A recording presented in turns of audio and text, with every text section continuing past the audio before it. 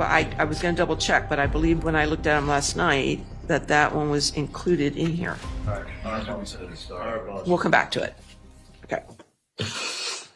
What's next? 2060 are the mortality tables. Judge, our objection was they gave us 60 pages. They didn't tell us which page they're putting in. Surely they're not planning on putting in over 60 pages of, maybe they are, but that was our objection. What pages do you want to use? We're happy to look at it. Which tables are you gonna seek to use? Oh, and the reason we put it all in was completeness. We didn't want them objecting. We didn't put the whole thing in. Judge, if you flip through these, you'll see they are separated out by male, female. I've seen mortality tables many times. I'm asking you which one or ones do you wish to use? Non-Hispanic, white. No, Judge, a page. Just, yeah. What page number? I can't believe that this is necessary for today. Yeah, If they right, want to that's give right. us their page numbers, we'll be happy to look at We'll it. carry it Judge. over tomorrow. We'll address Yeah. the page numbers. Thank you.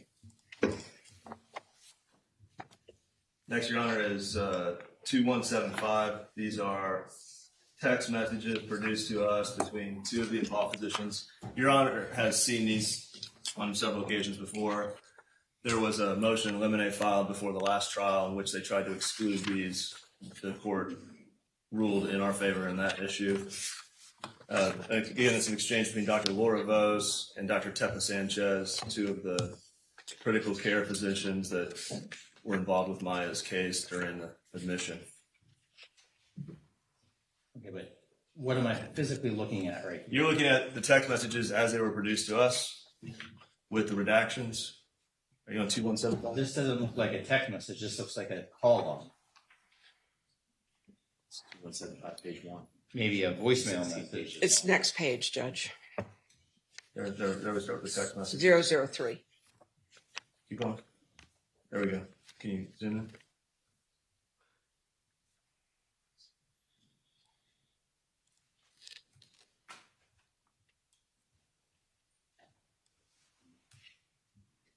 And so who's in the green again? We need to continue the next page. No, who's in the green and who's in the blue? Your Honor, I believe Dr. Tepa Sanchez is in the blue. We have a demonstrative aid that clarifies this issue. And Dr. Vos, who's the other? Those are the two in the conversation. Okay, and what page or pages of this document are you seeking to use? This page here, Your Honor, and then this So, page. so when you say this page, let's- 3, page 3. yes, Your Honor, and page 4. Okay. Anything else? I don't believe so. Unless they want for completeness, I mean, The documentation of exactly when and where is in with it. kind of metadata is contained on that additional pages.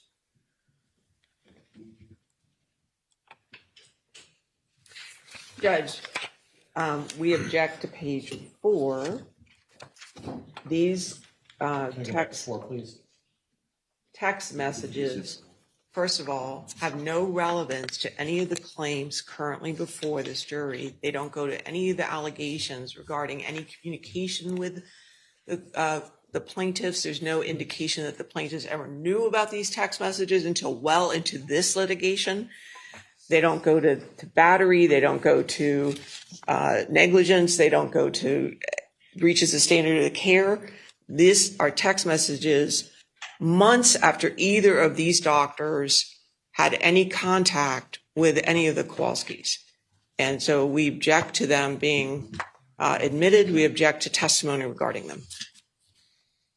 I mean, I, over the weekend, overruled the, Well, we were going to ask to revisit that with you, Judge, actually. okay, well, I'm going to let in pages 3 and 4. So I guess the question is, do you want the balance of the document or just pages? No, I think this I guess shows the pages time 2 and date of them on the right. The rest would be just a duplication of the same messages, Judge. So it's 2, 3, and 4, Mr. Whitney? 2, 3, and 4, Your Honor. Yes, thank you. Judge, we again, we object to relevance. I'm going to receive pages 2, 3, and 4 of Exhibit 2016. Judge, can we inquire? Oh, of the court- sorry. I apologize. 2175. Can we inquire of the court as to the relevance of these text messages done in January? We honestly don't understand the relevance to. Your Honor, Maya in that hospital was treated like property and dehumanized, and these confirm that. They refer to her rather than her name as Ketamine Girl and her treatment. They refer to the involvement of Sally Smith earlier on. Parent agency is an issue in this case. They refer to the attitude towards the mother and the intentional infliction of emotional distress. All of these things are materially relevant to this lawsuit. The methodology of grief counseling, it's also. Judge, we disagree that that's relevant to any of the issues in this case. I see that these text messages are highly relevant in this case, and I'm going to overrule the request not to admit the text messages. What's next? Your Honor, I'd like to skip down to the second page if we could. To the second page? Yes, of our exhibit list for today. And focus for a moment on 2529-055. If you could pull that up, please. This is a photograph of Maya Kowalski with a friend and fellow patient of Dr. Cantu's while in Mexico. She's been questioned about this witness in depositions, and we'd like to use it during Maya's testimony this morning and this afternoon. Well, what relevance does this other person have, and why are we invading that person's privacy? Well, she's gone, Judge. She passed. The witness passed. Well, that family's privacy. And she was an adult at the time, I believe. Was she over 18 at the time? So, Judge, the relevancy is this is another patient for the treatment. It was Maya's friend there, and the mothers were friends as well, and that's indicated there. You can see that this patient has CRPS of a pretty amazing degree, and we can show you in the next photo we're moving in. I'm sorry, yeah. Oh, with the leg. Okay, so there's a companion photo that is in evidence, Judge, and we just found this with Ms. Maya Kowalski yesterday. She didn't know she had this one, and This has been on the list. it has been on our list. We just forgot to move it in. Right. So there you go. And if you compare the two photographs, you'll see that that the friend here has significant CRPS as identified by the lesions on the leg, and Maya Kowalski can testify to the degree she has. And the important thing is, You already have photos at this time of Maya Kowalski's CRPS, so why are we putting in this other photo? What relevance does this other person have in this case? the relevance is that she has advanced CRPS and is still capable of smiling and appearing as though she's not in, quote, ultimate pain, despite the fact that she has this debilitating disease, as does Maya Kowalski. And it also goes to demonstrate the atmosphere and the care that was taken at the hospital during the ketamine infusions in Mexico. And so We're going to have to go into all of this. Judge, it's our understanding that this young lady died under Dr. Cantu's care, but beyond, so that will have to be discussed if this comes up. But beyond that, who's testifying that this young woman in the photo with Maya has CRPS? There's no doctor that's coming in. It's a remote issue. It's not relevant. There's already pictures, several, at least 3, I believe, at least 2 I know of, that of Maya while she's under Dr. Cantu's care of her smiling and in the wheelchair. So it's This photo, which is 2529-00, sorry, 055, is not appropriate. It's going to introduce other issues that are collateral to this lawsuit, and it would be cumulative with respect to photos of Maya Kowalski at the time that she was with Dr. Cantu in Mexico. What's next? 2583-007 and 008.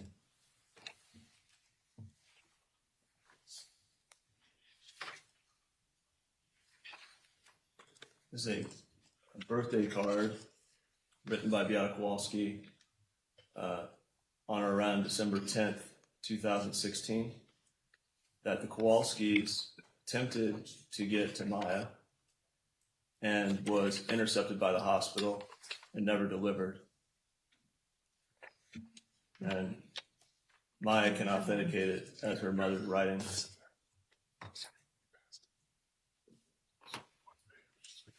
Ms. Corrales. I can't see the page 8. I'm sorry, Judge. 2583-007 and 008. Yeah. Judge, here it is. Sorry, I was looking for my copy of it. We object that it's hearsay. We object that there's no testimony that this was intercepted by the hospital. Where's the foundation for that? Those are our objections.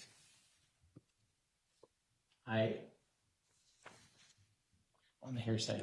It's not offered for the truth of the matter. It's offered for notice as to this existence of this birthday card. And most Judge, important, Judge, the fact is there are a number of these items that were intercepted by Ms. Beatty or someone else at the hospital, and we can demonstrate that. And Maya Kowalski can testify to learning later about these. And so this goes to the standard of care or lack of standard of care in terms of how they treated Maya Kowalski at the time. And we can show several different items that were sent to go to Maya Kowalski, were intercepted and never received. Now, we only have a few because we only retrieved a few, but the court will see as the testimony goes on that this is one of a series of things that goes towards their plan, intent, motive, and generally the care that Maya received there. Judge, first of all, this interception issue, was it by DCF? There's no testimony to substantiate, and I don't know how Maya would know who intercepted them if she didn't get them. And that's going to leave another implication with this jury that is not substantiated and, again, blur the lines between DCF and Johns Hopkins. It wasn't How is the plaintiff going to get the testimony that this card was actually transmitted to the hospital? Jack Kowalski will be on the stand this morning and can testify that he delivered this card to the hospital. We only have a copy because Beata took a photograph before it was delivered to the hospital. If they want to bring in someone to say that there's DCF personnel in the hospital intercepting birthday cards, so be it. But the hospital had possession of this card. Not only that, Judge, like I said, we can demonstrate that Ms. Beatty did this on other occasions. And so this would go towards that.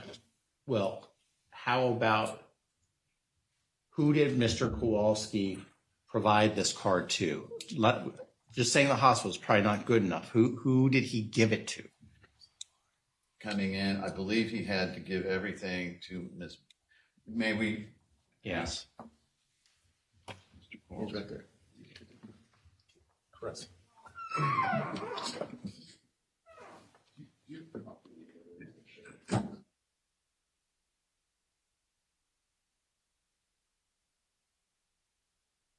we able to move on to the next one? Yes, Your Honor. 2597-015, is that the next one? Yes, Your Honor. Judge, you've already ruled on this. They previously attempted to get it in when they put in the package of photos. Number 15 was specifically denied. This is a different than the photos that were excluded. This is a photograph in the room, and Maya Kowalski will testify to these were the cameras in her various rooms. Judge, this is exactly the photo that they tried to admit the other day. It's part of 2597. You specifically did not admit number 15 along with the other photos of the cameras. It's the exact same argument they made. It looks very similar to something that I've seen and precluded. Well, Your Honor, then we'd ask you to reconsider because Maya will testify that these cameras existed in her various rooms that she was moved around in. So it's relevant to how she was observed in this hospital. And considering the fact that they have made a big deal about Maya Kowalski self-harm by scratching herself, and these lesions were not lesions, they were scratches. The issue becomes if you had a camera in there and you were so concerned about this child's health or that she was faking it or that, to use Sally Smith's words, this was all a charade, one would think it'd be relevant and material that they had the ability to observe her anytime they wanted in these rooms. And in fact, the court's aware they did so for a 48-hour stint. Is this the EEG room where she was secretly videotaped? No, Judge, this is her hospital room, and that's why it's important. They had the ability to observe Maya at all times, and the court will see as the testimony comes on. And again, this is a 90.105. I mean, if we don't demonstrate through the course of our case that they were saying that Maya did things that she never did, we should be able to ask them, well, you had, in fact, we're going to ask them, you had phone cameras rather. Where's the evidence? If this is such a big deal, why isn't it in the medical records? Why didn't you take any pictures? Why didn't you, obviously you were concerned there, put her in a room where you could watch her to make sure she didn't inflict self-harm? Apparently they did this, although I don't think it's for self-harm. So this is relevant material. It can be stricken if we don't lay the proper predicate as time goes on. But right now we need Maya Kowalski to identify this. We want to move it into evidence and then subject to under 90.105. This is the exact same argument they made when they tried to put this exact same photo in the other day. They want to leave an implication that we had film that we're not showing the jury. There's no evidence of that. This is highly prejudicial to the defense, and there's no evidence that there, in fact, was any video or any recording done. I'm going to stick with my original ruling. I'm going to preclude the admission of 2597-015. Now let's go back to 2583-007 and 008. Who did we give? Who'd you give the card, this birthday card to? The birthday card would have been to Kathy Beatty. And you're going to testify under oath. You Yes. handed it to Kathy Yes, Your Beatty? Honor. Well, Go ahead. yeah, okay. I mean, we have documentation evidence to the contrary. If he wants to take the stand on that, full disclosure, we have an email from Beata Kowalski emailing this card to Charlotte Laporte at DCF. But if Mr. Kowalski wants to take the stand and testify to the contrary, we're happy to How could, I mean, maybe it was a picture of the card, but the actual physical card. Right. Okay. Well, we have the email. The email chain regarding this card was from Beata Kowalski to Charlotte Laporte at DCF looking for clearance on the card. Yeah. Again, two forms of delivery as the court spotted. Yeah. Assuming I'm going to get under oath testimony that he handed this card to Miss Beatty, I wrote it down. okay, then I will admit 2583-007 and 008. What's next? Do you need Mr. Kowalski to leave at this point, Your Honor, or may you stay in? He's a party. He can stay if he wishes. If he wants to go outside, that's fine too. All right, Your Honor, we have just a few minutes, and we have 3 exhibits we need to discuss, if we can get to them, please. I'd like to begin with 2116. The court has seen these text messages. I'm sorry, I don't have that on my list. 2116? 2116 is these text messages between Dr. Sally Smith and Paula Dees. Where's the redacted? It's down under the carryover exhibit portion of this list. That wasn't on my, The reason that wasn't on the exhibit. exhibit list I got, Judge. It's been addressed previously. The last time the issue was with redactions, we wanted to show the court that the redactions have been made, show the defense the redactions have been made, and have it admitted now that the redactions have been made. Judge, I don't know why, if I could have a moment to look at them, and I don't know why this is essential for either of these witnesses since they're not party to any of these texts. They put Maya in a room and videotaped her for 48 hours. Have you previously given the redactions to Yes, Your Honor. when? Judge, I'm not saying they haven't, but my point is this. We're going to be objecting if they're trying to use these exhibits with either Jack Kowalski or Maya Kowalski. They're not party to these texts. They're not aware of these texts at the time they're happening. So I fail to see why they're relevant to any of today's proceedings. And I just didn't look at them again because I didn't have them on my list, to be honest. Maya's going to be testifying about what she was told or not told about why she's been put in a room for 48 hours. And these texts establish the chain of events leading Paula Dees and Sally Smith to decide to put her under video surveillance. Is Maya Kowalski going to testify that she saw any of these texts, were told about any of these texts? Not at the time. Then why are we using these texts with Maya Kowalski's testimony? It's our understanding if, as a party admission, and they are admitted, once in evidence, an exhibit may be used with any witness for any purpose relevant to the suit. Judge, they want to ask Maya Kowalski questions about things which she didn't know about just to put it in front of the jury is improper. To request that a witness simply, again, read a document that they're not part of. How many pages is this document? How what? How many pages is this document? 10 pages.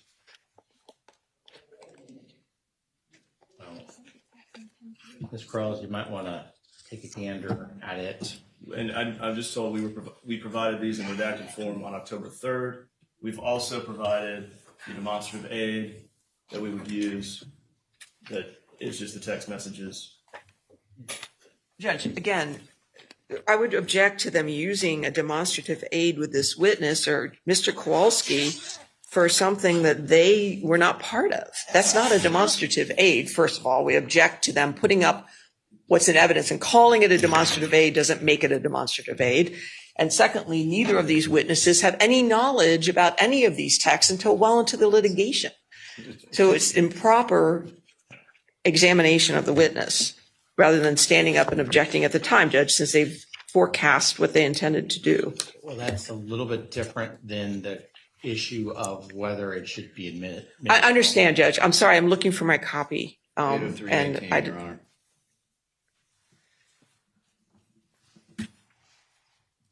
While Ms. Krause is trying to find that, can we go to the next one? Yes, Your Honor. 2661.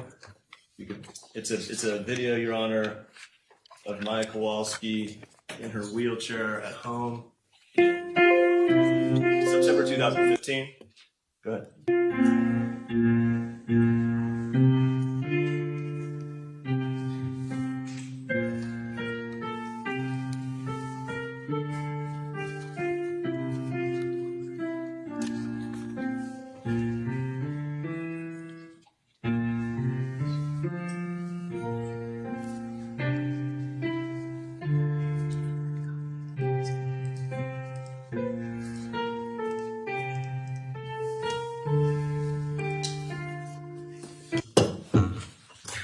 Your Honor, this shows her condition at the time. Maya Kowalski will testify. Obviously, she's in the wheelchair. She'll additionally testify to this being reflective of her physical condition because she's not using the pedals on the piano because of her dystonia.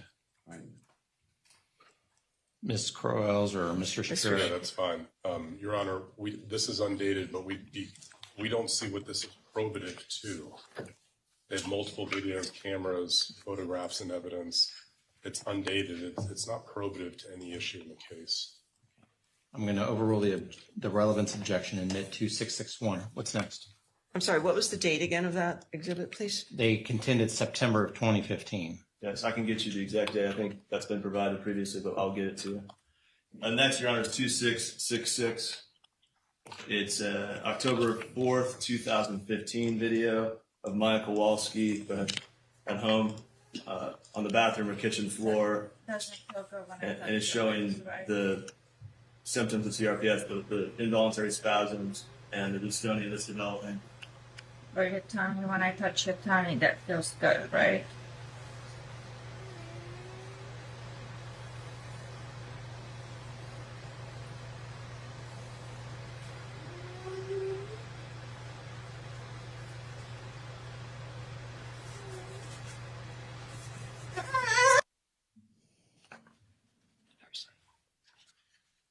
We object to the hearsay, Your Honor. And who's dating? And the date, we don't have an authentication on the date either. October 4th, 2015. Oh, who's?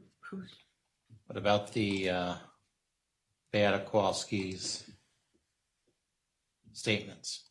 Not, and to the extent anybody can make them out, it's certainly not for the truth of the matter asserted in any way. This is simply through the course of this to find out the response. And then as the guardian, parent and guardian of Maya Kowalski, again, we believe that this is an 803 3, because she is the guardian at that time, determining what the physical condition of Maya Kowalski was at that time. And Maya Kowalski can testify to that and verify as necessary. Judge, to revisit the date, there's nothing on this video that says the date. So for them just saying a date doesn't make it evidentiary, the date. Is there going to be testimony as to the date? I think we've got metadata that shows what the date is, but I will double check that. And I don't think, if we don't have the metadata, and I'm sorry, Judge, there's a lot of exhibits, I know that we can identify it generally to this period of time, to it being the early mid-fall of 2015 with Ms. Kowalski. She definitely remembers that it was at that point, before she had gone to Mexico and after the point where she had been treated by Dr. Fitzpatrick.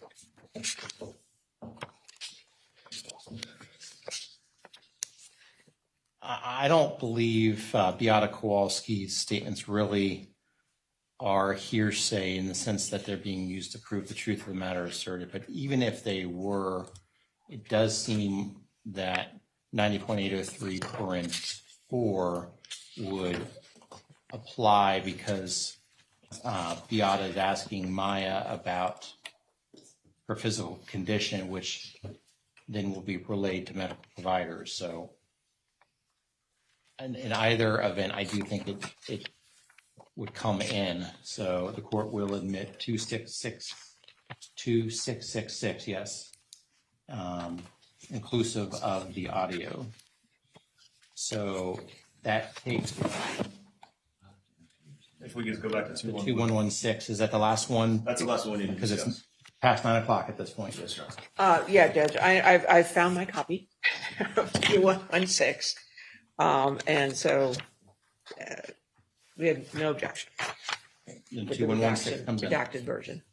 Oh, did you say you have no objection? or- Right, we would object to the use of this with either of the witnesses, Judge. I guess we'll have to do that timely, but when they do it. But again, they're not part and parcel to these communications, so So the why court- they would be allowed to testify as to them. The court receives 2116. Anything else before we bring in the jury? No, Your Honor. No, Your Honor. Okay, and our plan is Jack Kowalski first. How long is he going to be on the stand? I hope no more than 10 minutes. I only have a few questions, so to speak. That's a famous phrase in this courtroom now. Okay, let's bring in the jury.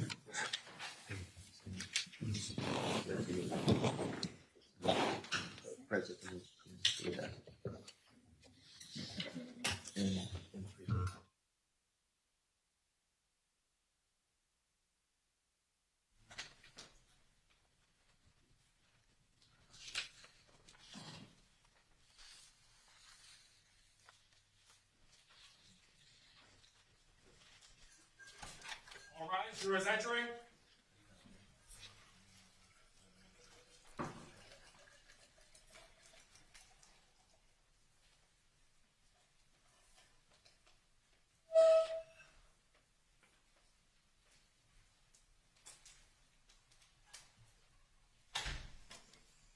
Okay, please be seated.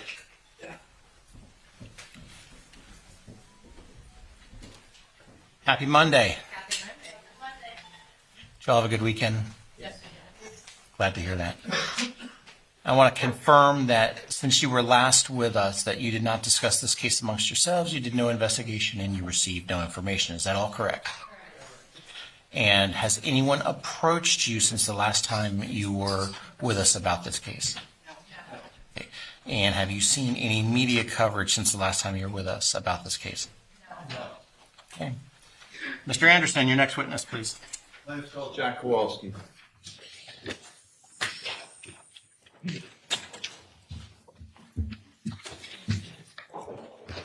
Do you solemnly swear or affirm the testimony you're about to give will be the truth, the whole truth, and nothing but the truth? I do.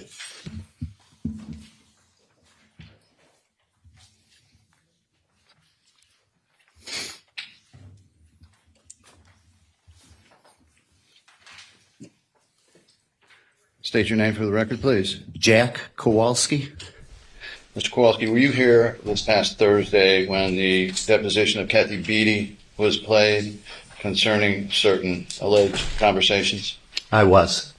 Can you tell the jury whether you ever gave Kathy Beatty permission in any way to touch your child, Absolutely not. undress your child, No. photograph your child, No. put Maya on her lap, No. hug your child, No. kiss your child, No. say anything to your child in any way having to do with sex No. Objection. or video? Objection. Move to strike that. No. Other than the transfer form in evidence to Nemours for Munchausen by proxy as the reason, did Johns Hopkins ever present you with any other attempts to transfer Maya out of there? I didn't understand it. Could you repeat that? Was the Nemours transfer form the only one you saw I had never seen a transfer form. from Nemours? I did not. You did not see it? No. And did you ever have any discussions with Kathy Beatty having anything to do with her, quote, providing Maya comfort? No. And at any point, Mr. Kowalski, was it ever brought to your attention that there was an ongoing plan to separate you and Mrs. Kowalski and Kyle Kowalski from Maya Kowalski through adoption or foster care? Objection, mischaracterization, foundation. I'm going to think that you need to rephrase. Sure. What, if anything, did Johns Hopkins, anyone there, ever tell you about in early November of 2016 a plan or goal of transferring Maya into foster care? I was not aware of that. Show, if we could, in evidence at 1001-3795.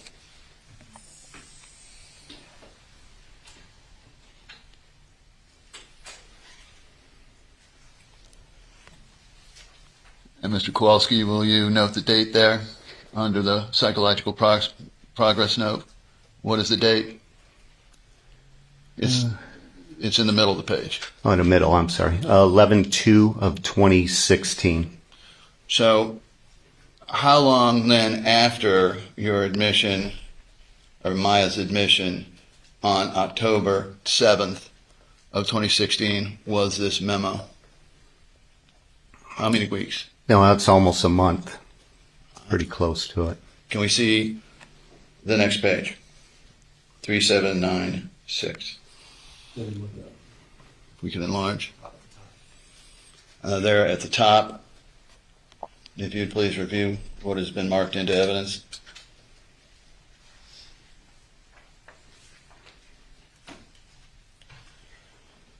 Now, did Dr. Katzenstein or anyone at Johns Hopkins inform you that within a month there was a plan to transfer your daughter into, quote, therapeutic foster care setting? Objection, mischaracterization, foundation. Were you ever made aware of what is stated in the interval history here? Same objection. Overruled. No, I was not. when various things, did you make notes on or during the time of Maya's stay there, in which you documented some of the things happening? I did. Do you remember every single one of them, or specifically? There's quite a bit of things, so it'd be kind of hard to. Would it refresh your recollection to see a note from that time? That'd be great. Your Honor, for the record, this is 2380. We're going to refresh his recollection. We're going to only show it to him and not the Right. jury. Okay, now it can be. Thank you. Yes, Your Honor. For the record, this is 2380-013. May I approach? Do you already have a copy of this? I do not have it with.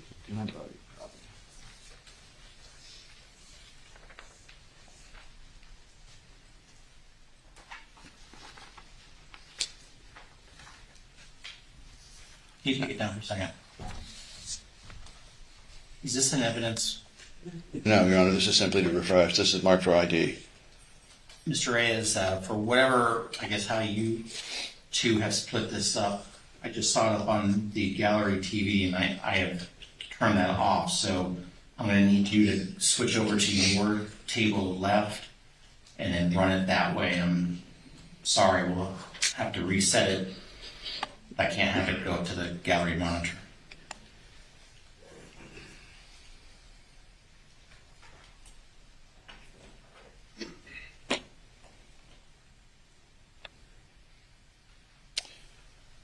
May I please record? Right, but it's going to take Mr. Reyes a moment to change out some cables.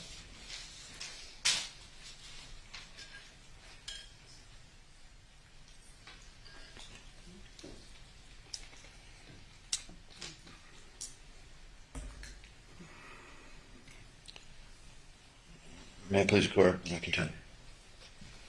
Mr. Kowalski, will you please review 2380-013? Yes. Does that refresh your recollection as to what notes you made and what you were told at the time about Maya Kowalski's treatment? Yes, sir. And what you observed? Yes. Maya Kowalski's treatment. What is the first point there that was of concern regarding Ms. Beatty's? I just took it down. If it's being used to refresh his recollection, I understand. so I just took it down. I understand, Your Honor. Okay. You can continue. What, if anything, did Ms. Beatty tell Maya about Beata, your wife, and mental treatment? Objection, Your Honor. Leading. Overruled. I remember one time I came in there and Maya asked me, she asked if Mom was in a mental hospital, and I asked her why would you come up with that, and she stated that the social worker Kathy Beatty told Maya that her mom's getting mental treatment. I was outraged. Was that true in any way, shape, or form? No, it was not. And what, if anything, did you learn as to Ms. Beatty's involvement with Maya about comforting her? There was more than one time.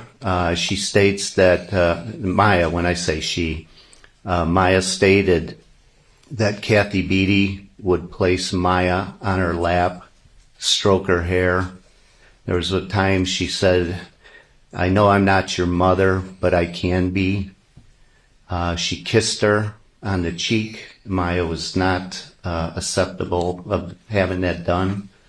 It was very disturbing to hear this. And what, if anything, did you learn about Kathy Beatty's behavior during supervised phone calls? Maya would state while speaking with her mom, that was a special time for both of them to get to talk to each other. Kathy Beatty be supervising it. She would have her phone on the bed. And while Mom and Maya were talking about different things, Kathy Beatty be rolling her eyes or making facial expressions. Very, very destructive, for Maya to pay attention to Mom. What, if anything, what emotions or fears did Maya have concerning retaliation from Miss Beatty in court proceedings, or because of court proceedings? Jack's speculation. Overruled. Maya stated she was extremely scared to mention a lot of things. She was worried that she would not be able to go to the courthouse or talk with the judge on the phone. So she was very worried to say certain things because she was worried about Kathy interfering with her chance to talk to the judge on the phone. What, if anything, did Miss Beatty and or the nurses attending your daughter tell her about her illness, as to whether it was physical or psychological? Object, both speculation and comment. What, if anything, did she relate the nurses were telling her about her symptoms and her illness? Most of them said that it was all in Maya's head, and I'm sure she'll testify to that. Now, upon being told this, did you relate this to your wife? Yes, I did. And what, if anything, was her reaction? The same as mine. Very, very upset. As you came home and told her about more and more of these things, describe for the jury how she was reacting. Well, like any mother would, to hear something like that going on and it's not true, she was outraged. And there's nothing she could do about it. Now, at or about the time it occurred, January 6, 2017, did you make notes concerning the preparation, if you will, of Maya for her court appearing that day? Yes, I did. Do you remember everything about that, or would you need? I remember a lot of what I wrote down. Yes. Do you need your recollection refreshed, or can you just tell them? I'll try to go from my memory. Go ahead. Tell them what you understood was done to your daughter immediately before going to the courthouse. Maya was finally coming to the courthouse for the first time. And was this important to her? To get extremely important. She was looking forward to this day. She was going to go to the courthouse and then also be evaluated by Dr. Duncan, and then I believe a doctor's evaluation from Dr. Hanna after that. Prior to leaving the hospital, the social worker, Kathy Beatty, stated that Maya needs to strip down and she has to take pictures of my daughter. Maya was not agreeable on that. She said, if you do not get the pictures, you are not going to court. Maya cried. Another nurse came in to assist the social worker, took the pictures of Maya. Do you recall, immediately before we started here, seeing a birthday card, and for the record, Judge, it is 2583-007 and 008, written by Beata Kowalski to Maya Kowalski? Yes, I remember that card. And can you tell the court and the jury how that was delivered? Who did you deliver it to? Well, first of all, I remember that card I have the memory of that card because I remember Beata.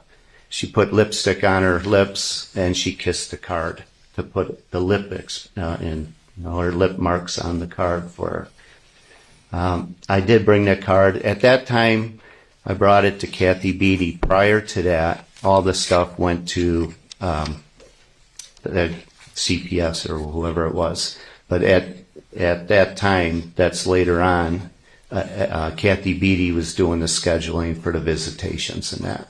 So who did you hand it to? Kathy Beatty. Did you learn later whether your daughter had actually ever received that card? She did not. May we publish or not? It's in evidence. Go ahead and publish.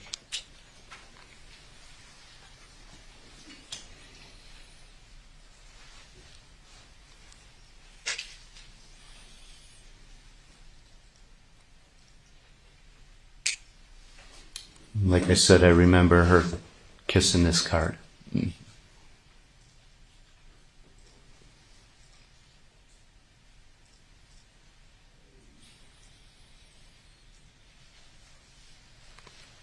All right. Now, if we could, let me ask you whether you ever learned from Dr. Vos, Dr. Tepa Sanchez, Kathy Beatty, or really from any other doctor or nurse there, whether they had given Maya an internal nickname. I heard of one. We'd like to publish 2175 in evidence, Your Honor. See, Yeah, just objection in terms of the time frame based on the proffer from earlier. understood. When did you first learn of it? After she was released. And we publish, I think it's 03 and 04.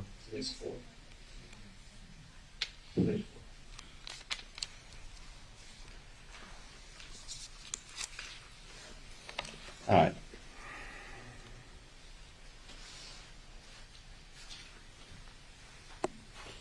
If you could review that for us, Mr. Cross.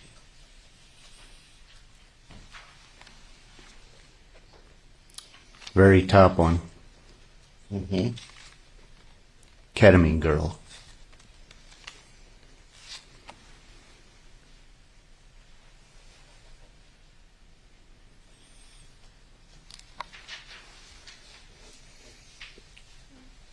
Did they ever confront you and tell you that they thought your wife taking herself out of the picture in some form would be the best thing for Maya? Object to the statement of remorse. Any doctor or nurse during this period of time at Johns Hopkins? Same objection. No, the only time Kathy Beatty one time asked me if I ever considered divorcing my wife. It was just a weird situation, and I said no.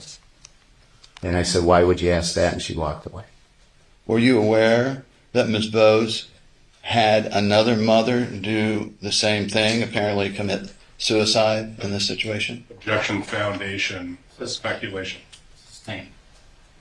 What, if anything, did you learn during this time that Ms. Bose had knowledge of a prior incident? Same objection. Do you know? I didn't know at that time, no.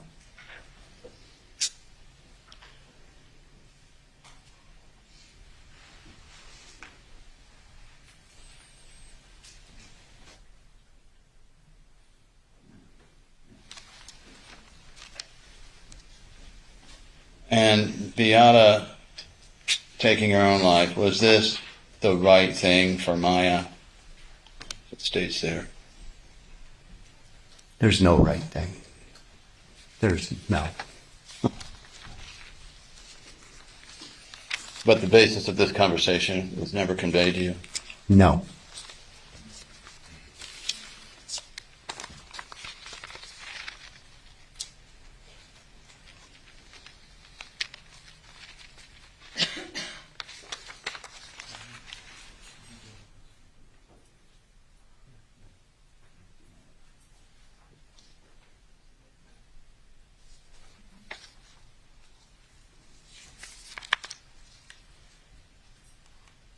Your witness.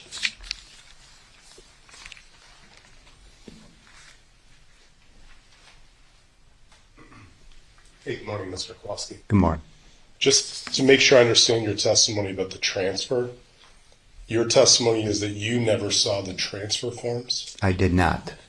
So the rejection of transfer was made by your wife? The rejection of the transfer was made after we read the codes and found out it was not for CRPS, it was for conversion disorder or Mauchausen. The jury will see the codes again, but if I understand your testimony, even though Nemours Children's Hospital recommended this transfer was in the best interest of Maya, and even though all Children's Hospital... Objection. The predicate stating fact. You get the question. Sustained. Okay. Even though the transfer was recommended in the best interest of Maya. It's, Cross-examination, Your Honor. yeah, that's fine, but Okay. Sustained. Okay. The rejection was made by Beata because she did not like the way it was framed about her, correct? With that code, yes, because that didn't happen. So she was not going to accept that code on there. She would admit guilt.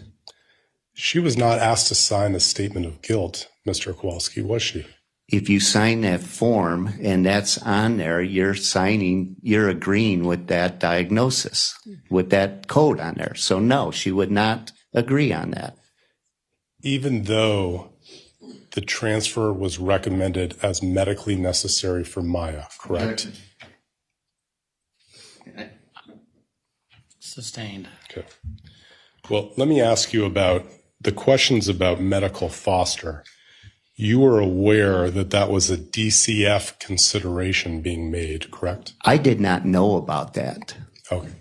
You were not aware that the question about whether whether medical foster was being made, you weren't made aware of that at the time. Mr. Anderson, you got to let the question be asked. I understand. Okay. And then just only legal basis.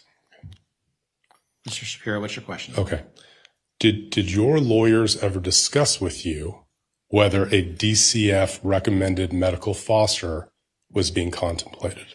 Objection calls for attorney-client privilege. Communications. Sustained. I'll re-ask it, Your Honor. You were never made aware during the course of Maya's treatment that there was a DCF consideration for medical foster. Is that right? Not that I was aware of until just recently. The talking a little bit more about Kathy Beatty, you testified earlier to this jury that you were upset that the caregivers at All Children's were being cold to your daughter. Do you remember that? Yes. And in this situation, you heard Miss Betty by video testify that she was trying to provide comfort to your daughter when she found out that DCF was not going to release her on Christmas. Is that right? Say that again. I'm sorry. You were here when Miss Betty testified by video. Yes. That the reason she was trying to comfort your daughter was because she found out that the court and DCF were not going to allow her to be released by Christmas. You heard that testimony, correct? That's what she said. Okay. She testified she was trying to provide comfort for your daughter after hearing that emotionally devastating news. True? She does not have the right to comfort a girl and kiss her on the cheek and stroke her hair. I'm sorry. You knew that Miss Betty also brought your child to the chapel to pray? Yes, I found out about that. Well, you certainly wanted your daughter to receive communion, true? Not by Kathy Beatty. Well, let me ask you about that. Is it fair to say that you never personally witnessed Miss Betty say anything inappropriate to Maya? No, I didn't.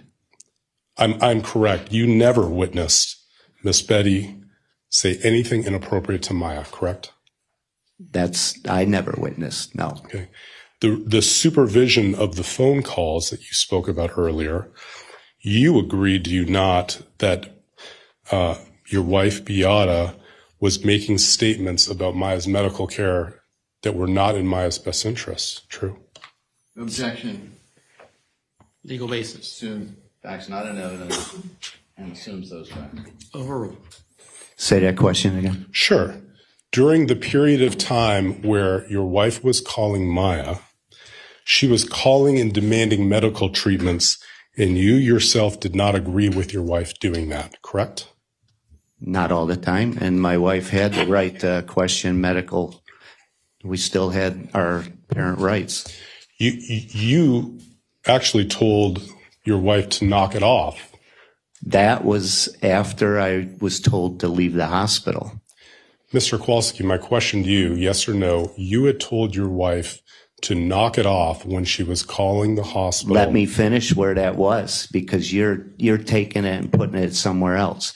That was the day that I had to walk out of your hospital, and I was told my daughter is not under my custody anymore. I drove all the way home from St. Pete. I caught myself doing 15 miles an hour driving on I-75. I was so upset.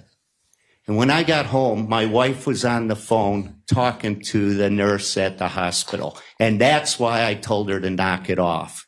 So that's where that was. So don't put it somewhere else. But you also told your wife to stop calling the hospital and demanding treatment even after that point, true?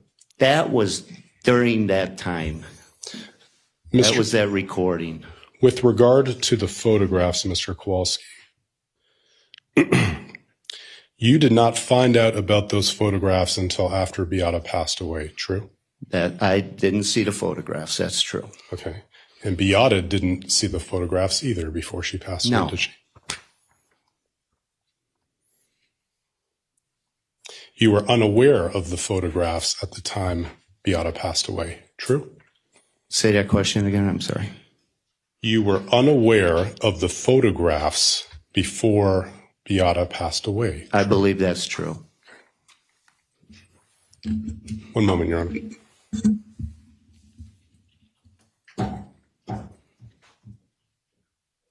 I appreciate your time, sir. Thank you. Hold on a second, Mr. Kowalski. Mr. Anderson. Mr. Kowalski, DCF never told you anything about any plans to transfer your daughter out of your care. No. Did you call the insurance company to confirm those codes, the ones that were on the Nemours form? Yes, I did. Was there a place on that form, although it's in evidence, to see where you had to sign it as a parent in order to effect the transfer? The transfer form, after I finally seen it, yes, there is a. And when you walked in, Miss Beatty wouldn't talk to you much at all about what she was doing or anything, would she? No. It kind of went dark when you were there. Yes.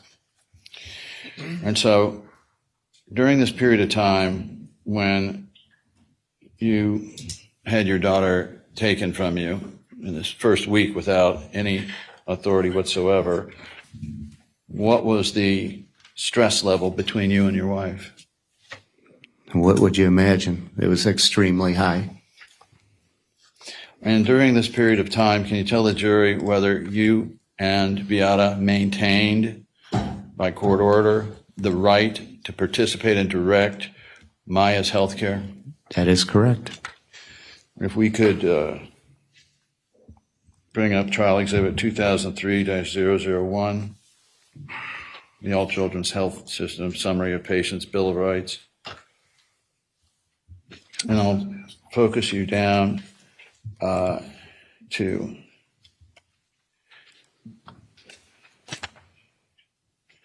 the sixth one. The patient has a right to be given By the health care provider? right?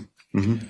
And the next one, did the hospital guarantee you had the right to refuse treatments? That is correct.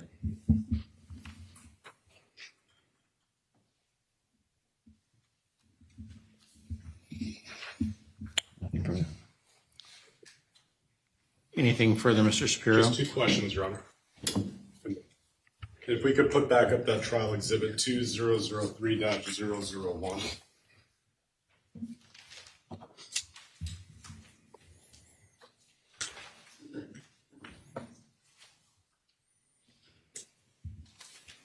Well, just in the interest of time, Mr. Kowalski, you saw it said, a patient has the right to refuse any treatment except otherwise provided by law, correct? Yes. And you were aware, because you had your own attorney as well, there were multiple orders from DCF governing what treatment your daughter could get, true? Say that question again. You were aware because you had lawyers appearing before you, before the DCF tribunal, that there were multiple orders governing patient care. True? Yeah, but we tried to leave there prior to all the legal. Well, we'll get back into that later, sir. But let me just ask you this about the transfer. Did you ever go to either All Children's or Nemours and say, I agree to the transfer, but I disagree with one of the codes? Did you ever do that? No. Thank you. Okay, members of the jury, do any of you have questions? Okay.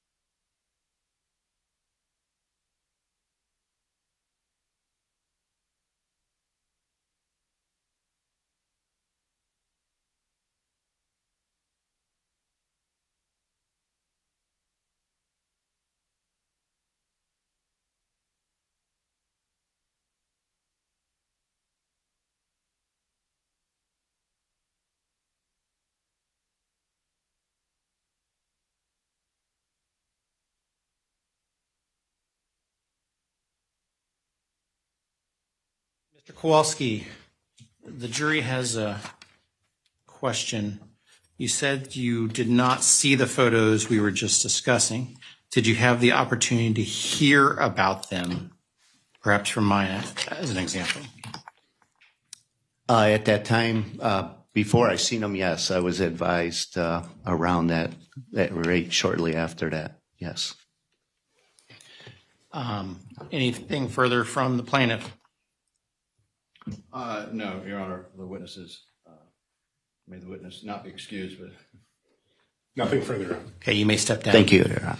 Okay, members of the jury, in a moment, we're going to take a break. I should have done this before Mr. Kowalski testified. There's 2 instructions I need to give you.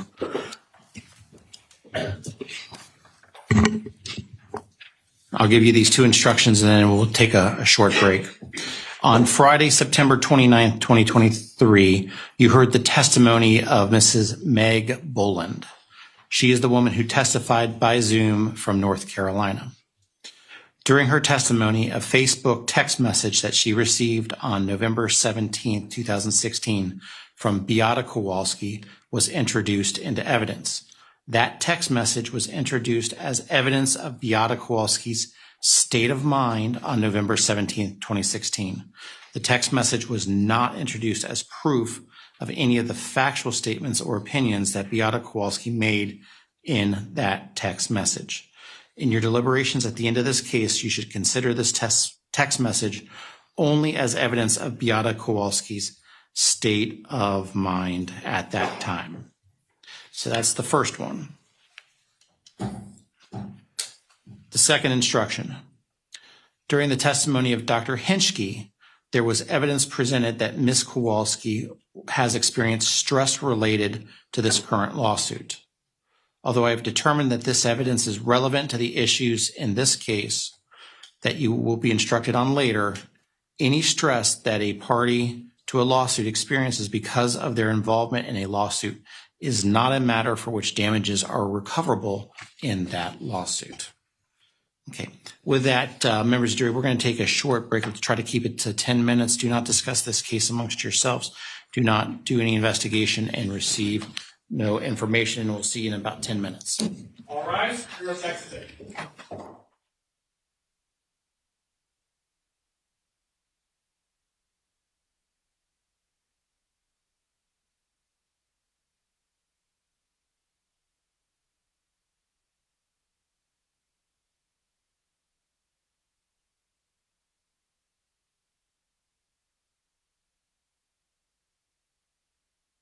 Be seated. Mr. Reyes, now that we're done with the refreshing recollection and I don't have to worry about the gallery, you can go back to how it was.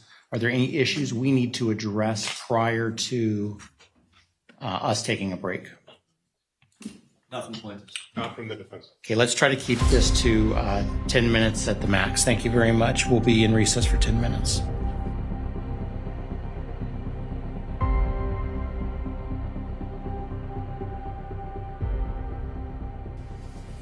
Okay, welcome back. Just for everyone here in the gallery, I know it's kind of tight in here. We are opening up an overflow courtroom in courtroom F as in Foxtrot. It's 2 doors down, 2 courtrooms down this hallway. If anyone wishes to have a little bit more space, feel free. We're turning on the feed there, so you'll be able to see and hear just like you're in here, but you'll have a little bit more arm space. Just to let you know that that will be an option if you wish. Your Honor, update on Dr. Newberger. He is very, very doubtful. We designated his deposition. There are 3 volumes. The last one is video, which we would want to show after, of course, edit. The first 2 were not videotaped, they're just regular depots. And so we would like to, in our trial plan, play him tomorrow at some point. The defense, we called and asked if they could expedite their designations, but we wanted to just check with the court and advise you, because we know how busy you are, how much stuff you've got going on, and get a feel for whether it would be a possibility of playing him at some point tomorrow or the next day. Well, first off, will the defense have an opportunity to do what they need to do? Well, Judge, I've been through 1 volume. We got that message at some point over the weekend. I had other things I had to deal with. I've been through 1 volume. I haven't been through the other 2 volumes, so I doubt that the court's going to be able to rule on them in order to be edited and played tomorrow, Judge. And we have large objections we need to deal with. We can put off till Wednesday, and so the defense knows, although there are a number of designations in the first volume, the second volume has almost none. Okay, Well, to the extent that there are designations, by the time we leave today, whatever designations and objections that exist, if I can have them, as well as the full-size transcript. That always helps when I get the depot transcript. Yeah, Judge, understood. I'm not sure what exactly happened over the weekend. It was sort of a mishmash, but I won't be able to finish that until tonight, Judge. I understand, but if it's 3 volumes and you've already completed 1. I haven't typed it. It's not like complete. Okay, well, if you have it. I do not. Okay. I was just going to try to start my work, but I mean, if it's not, then it's not.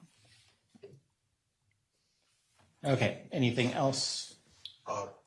Just if we could clarify the schedule, we understood that Ms. Kowalski and Mr. Kowalski are going to be testifying today. We have 2 witnesses that are in the audience that have been apparently attending part of the proceedings this morning. What witnesses do we have? That would be Dr. Corcoran and I believe Dr. Brewerton. 2 named designated experts, of course, granted us the exception to sequestration. So Dr. Tim Brewerton, who's the expert psychiatrist, and then Joe Corcoran, who's the expert in hospital administration, and hearing this testimony would obviously be advantageous in forming their opinions. Anything else? But I guess my point was, that was one point. The other point is, we understood they were coming tomorrow. We're not trying to squeeze these in today, something like that. No, that's not my intention. I mean, if we ran short today, we'd either play a depot or I guess we could start one of them, but I really don't think we'll have much time today left after Maya Kowalski's testimony direct across. Okay. For your planning purposes, tomorrow, Tuesday, October 10th, We will have to take our lunch break over the noon hour. So we will have, no matter where we are, we'll have a hard stop at 11:55 if we haven't taken a break. So just understand that I'll have a hard break at 11:55. And then on Wednesday, the 11th, we'll have to take a lunch break at 11:30. So we'll have a hard stop at 11:25. We'll talk about Thursday later. Any idea what the length will be? They're just meetings that, like, I've got a meeting with the chief judge, so probably 30 or 45 minutes, but we'll just take our lunch early. Right. That's fine. Yeah. Anything else before we bring the jury in?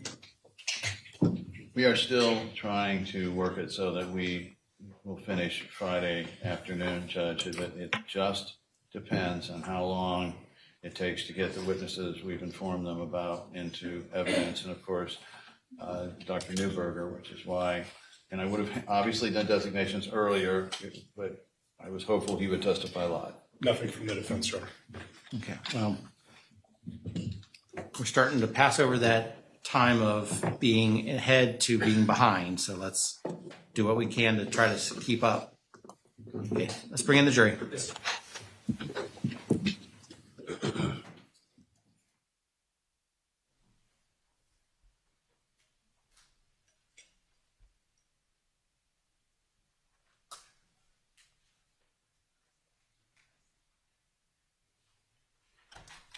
Rise, your sex entering.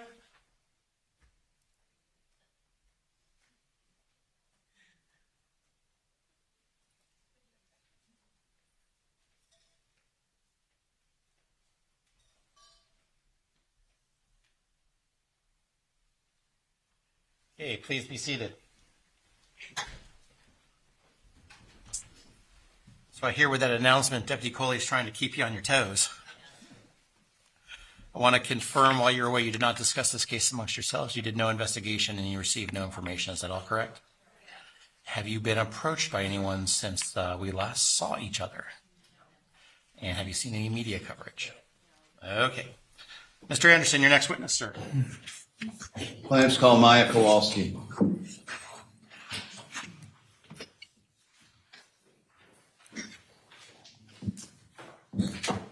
You stand here and face the court and resign.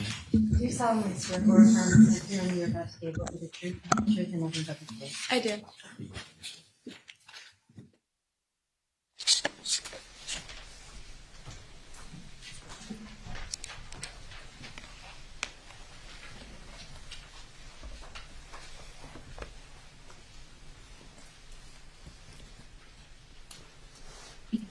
Please state your name for the record. Maya Kowalski. You have a very soft voice, so you'll need to get that microphone up there close so everybody can hear you. And where do you live? I live in Venice, Florida, in a subdivision called Stonewalk. And how old are you? I am 17 years old. Where were you born? I was born in Elmhurst, Illinois. Outside of Chicago? Yes. What kind of neighborhood? It's a really small neighborhood. There was barely any houses. There was houses on both sides of the street, but only a single street. And how were things growing up in your family? And we'll publish 2528-45 for this. Then you can continue. I mean, we'll just... Okay. So here I'm pictured with my dad's deputy chief fire helmet. You could tell I'm feeling pretty cool there. Growing up, Elmhurst was amazing. I loved it there, and it was like a quiet little place. And did you get to spend some time with your dad and mom? Both of them, yes. They both worked? Yes, they did, but they always made time for their children. Did your dad ever take you to any fires? He actually did take me to a few, but eventually he started dropping me off at my neighbor's house. The grandma was Polish, so Kyle and I could communicate with her pretty well. Okay. And so during your time there in Elmhurst, did your mother or your dad introduce you to different hobbies and sports? Yes, I was a ballerina at one point. I was a gymnast and then a figure skater. And then Kyle, he played soccer, he did piano. I also did piano. And then Kyle tried out gymnastics for a little bit. Okay, let's show 2528-102.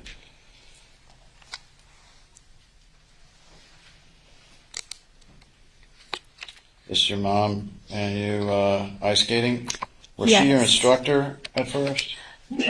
At this point, no. My mom didn't teach me figure skating. She actually started after me. Here, we're in the Wizard of Oz production. I was a munchkin, and then my mom was a cowgirl. Okay. And did you? Let's go to 2528-115. How old were you when you were introduced to gymnastics? I started gymnastics in Illinois. There was actually an incident on the playground. I approached a few girls and they were practicing their floor routine, and I asked if I could try, and they told me, no, you're too small, you'll never make it. So I went home, I told my mom, sign me up. She did, and I was actually really good at the sport from the beginning. And you continued that through when you moved to Florida eventually? Yes. All right. And so were you able to spend some leisure time with just your mom? And we'll look at 2528-124. And by the way, so your mom didn't introduce you to gymnastics. You had the idea? Yes, I did. Same with piano, and then ballet, all of them. They were all my ideas. And your mom supported you in those? Always. And that story you told, has that been indicative of your life when people tell you you can't do something? Oh yeah, I'm going to prove you wrong. All right. So this is you and your mom now. Where is this? Is this once you reached Florida? Yes, so this is actually Casperson Beach. It's the shark tooth capital of the world. There's a cute little restaurant there called Sharky's, and near it is this little pier, and after dinner we would walk on the pier and watch the sunset. Mm-hmm. Was that something you and your mom did regularly or tried to do? Yeah, we did it quite often actually, all of us as a family. How was the transition from the suburbs of Chicago down here to the Venice area for you? For me, it wasn't too bad. I did have my mom's family there and friends, but I was hopeful that I'd make new friends in Florida, and the idea of having a pool was really cool. So, I mean, that helped. Mm-hmm. That was the inviting thing, the bait? Yeah. All right. When you moved to Florida, and really during this period of time before the CRPS, can you tell the jury about your health generally? Generally, it was really good. I mean, I did have asthma. I was diagnosed in Illinois, but it didn't bother me so much. And just childhood illnesses for the most part? Yeah, I did break my arm at one point. So tell us about that. Yeah, so in our subdivision, the road, it went up on a hill. So I rode up the hill, and then I did like a little U-turn, and I was going down, but there was a car behind me. I saw it, I freaked out, and I crashed into this curb, and then I fell into a ditch directly onto my arm, and I broke it. After that happened, I didn't cry. I stood up, picked up my bike, dragged it out of the ditch, hopped right back on it, drove home, and I told my dad that my arm hurt, and he didn't think anything was wrong because I wasn't crying or acting, all dramatic. He told me to go lay down. I did. We didn't think much of it. A few days went by, and I was holding it in a weird position, and my dad's like, you should probably go get that checked out. So we went to the doctors. They ordered an x-ray. We went home. We got the call from the doctor that it was fractured, and only then did I cry because I realized I wasn't going to be able to do any of the activities that I enjoyed. So how many days did you have a broken arm without complaining to your mom or dad? 3. How was your pain tolerance generally? I've always had a really high pain tolerance. So how old were you when you moved to Florida? I was in 3rd grade, the beginning of 3rd grade, so I would say 8. And how was that? How was the transition? It was good. Yeah, I liked all the new animals. The lizards were really cool. I actually used to catch them and pinch them on my ears so they looked like earrings. And then Kyle and I, we loved going outside. We had like a little alligator in the back, and we named him Dzień dobry, which means hello. We did that for my mom. And so I want to talk for a second now. Your mom, first generation Polish. Yes. Right? And how early did she start you learning Polish? Well, we grew up learning the language. We heard it from our family and whatnot. But she enrolled us in Polish school in Illinois. In Florida, we didn't continue with that. We just did Rosetta Stone because there was no Polish schools in Florida. But Kyle and I hated Polish school in Illinois, but we did it for her. Pardon me for asking, but what does one do in Polish school? So the teacher exclusively speaks in Polish, which is kind of hard because then you don't really know what English words match up with the Polish words. We learned the alphabet, the numbers, and then different materials relating to reading and whatnot. Would your mom speak Polish to you at home? Yes. How often? I would say every day. I mean, I heard Polish from her, and I actually asked her to speak to me in Polish so I could get a good understanding of the language. And you had relatives that spoke just about only Polish? Yes, most of my mom's family only speaks Polish because they grew up in Chicago, which is one of the biggest ethnic areas for Polish people, so there's not really a big need to learn English. Did you actually go to Poland at some point? I did, yes. I went there for a month. When? About how old? Let me put it this way. Was this before or after you moved to Florida? It was before I moved to Florida. Tell us what you did there. We visited about every city you could think of, all the cool cities. We saw like street artists doing cool things. We went to different shops. I actually bought a Polish doll there, which I was really proud of. We visited family, my mom's old house, and then my great-grandma, actually, I visited her. Well, was your mom proud of her, of being Polish ancestry? I would say so, yeah. She was very proud to be Polish. Did you know about her story? Did she ever tell you how she ended up over in the United States? I know that she moved over when she was a teenager, and she had to learn the English language. It was difficult at first, and a lot of people told her she's not going to make it into the profession that she wanted to be, but she proved them wrong. Now, was this during, when, best of your knowledge, when she moved, strike that, did she grow up under communist Poland or free Poland? I believe it was communist. She tell you stories about that? Not too many. Kyle and I were really young, so... And is that still important to you, your Polish heritage? Yes. All right. And so I want to ask you about the neighborhood itself. Did you have friends there? Friends on or near your age? Yes. Several of them? Yes. And did you get along with them? I mean, Yeah, we got along, all of us did. where'd you go to school? Well, for elementary school, I went to Taylor Ranch Elementary School. Mm-hmm. And how was that? I really liked it. The teachers were amazing, and it was very different than Illinois. What was the difference? Well, something cool about the schools, which is kind of normal for Florida, but very foreign to people who live in Illinois, is that the hallways are actually outdoors. So you walk outside to get to your classes, so it's nice just to see some daylight. You can't really do that in Illinois. No. Not if you want to keep your toes.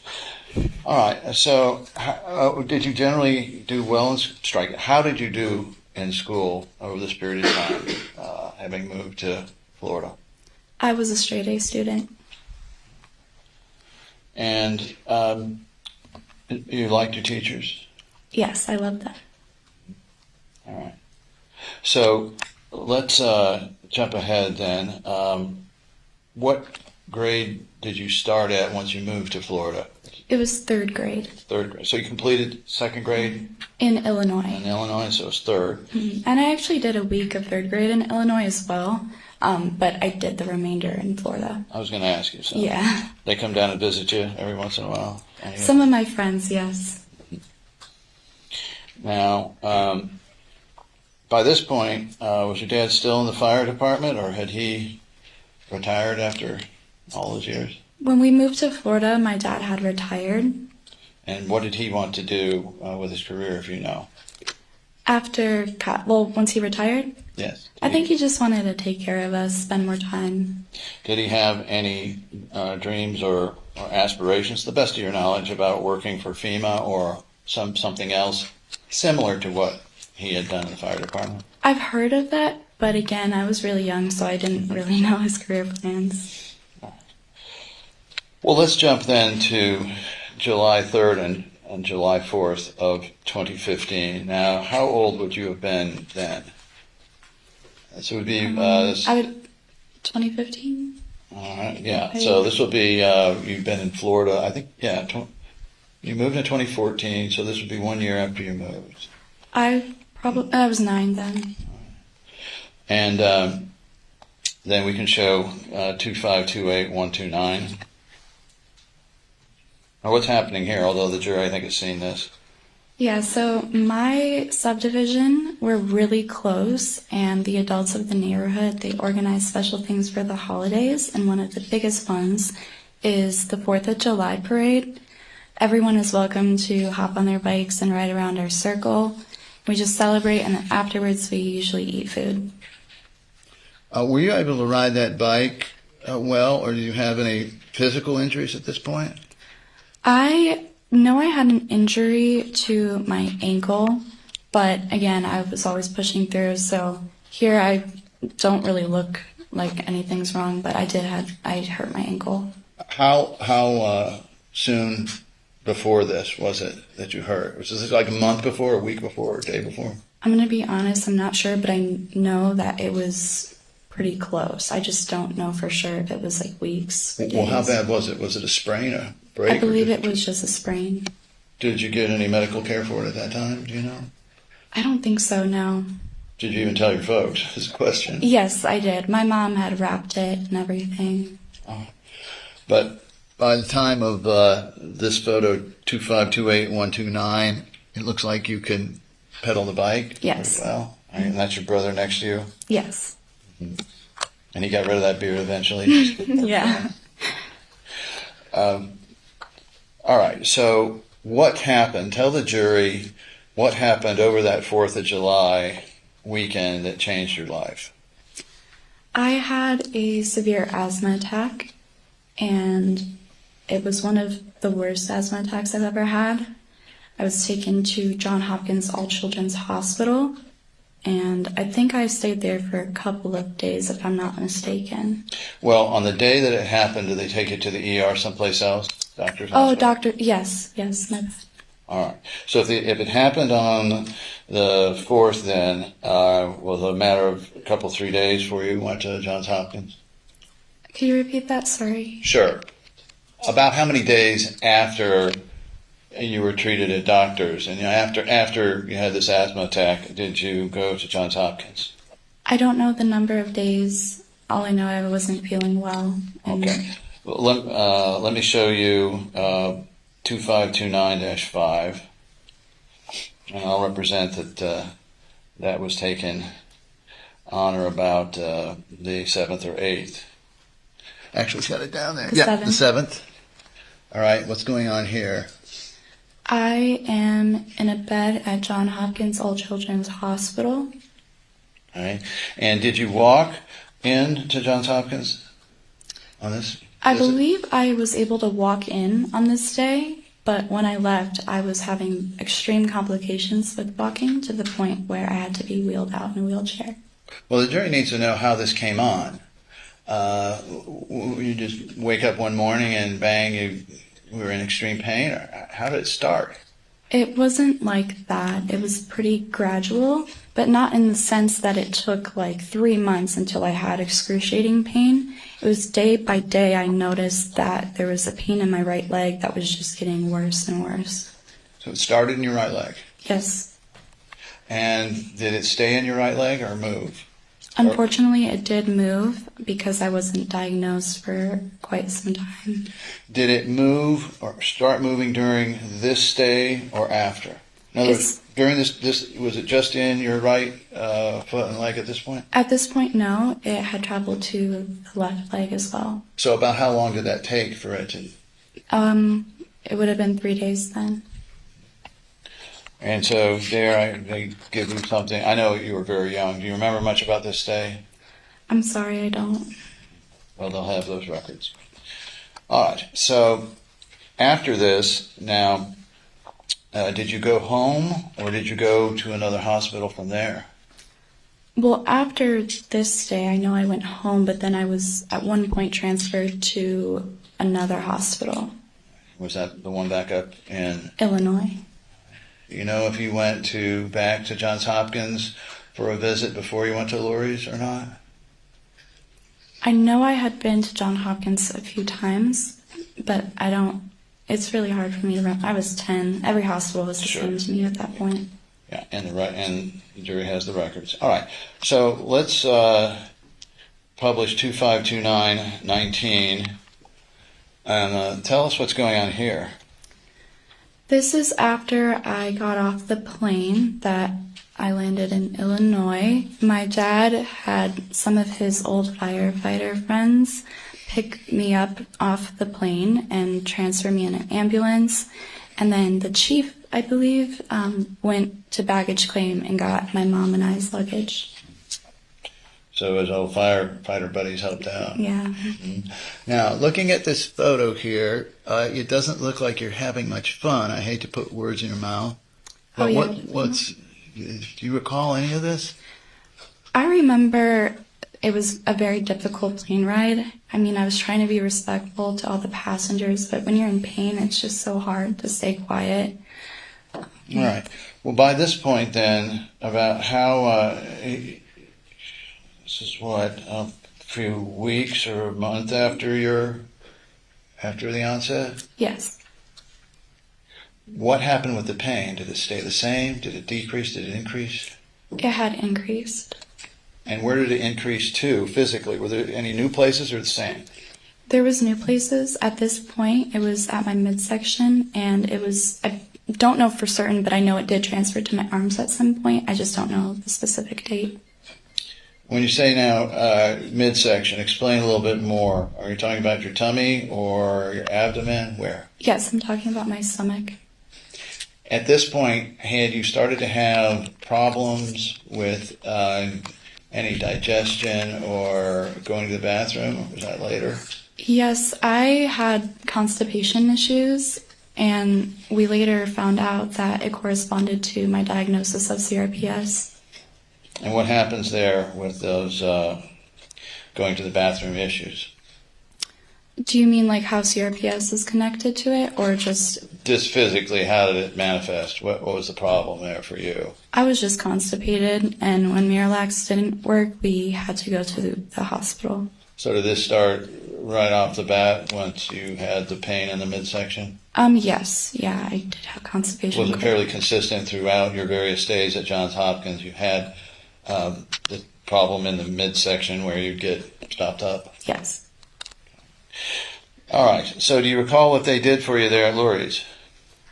I know that they suggested an intensive physical therapy program, but they also missed the diagnosis of CRPS. All right. So they didn't, at this point, did you know what was really causing your pain? No one knew. And what was the effect on your mom and dad not knowing?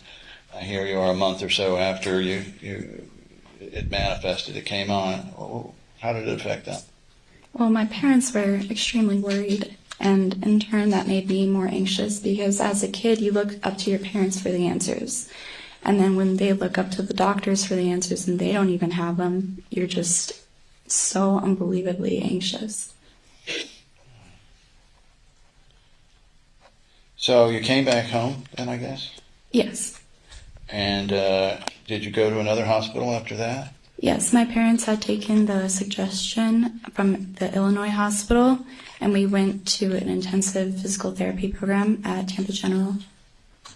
About how long was it from Lurie's, the hospital in Chicago, to when you went up to Tampa General? I'm sorry, I don't know the dates. The same summer period, or? Oh, yeah, it was the same. And how was your pain doing at this point? My pain was still pretty bad. Had anybody approached you at this point at Lurie's and said anything about this just being all in your head, or was that, did you know anything about that, or was this just something you found out later? I found that out later. And was it in your head? No. Okay. So let's talk about and publish 2529-23.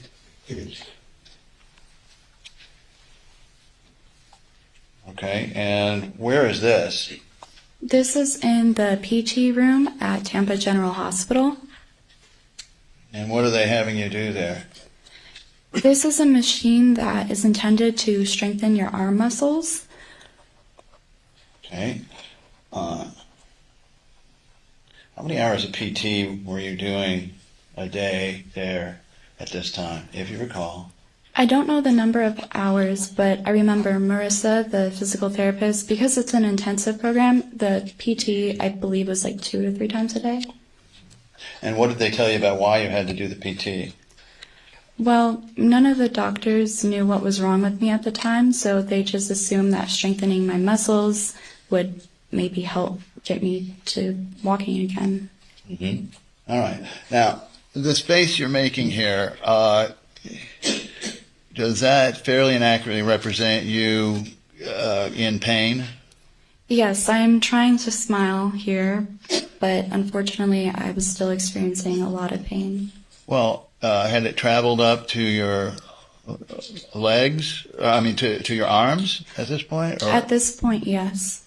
had you manifested any other symptoms? Now, looking back, not that you knew at the time, during this stay, if you know. I can't say for certain, but I believe I started seeing some lesions, and I was very sensitive to touch.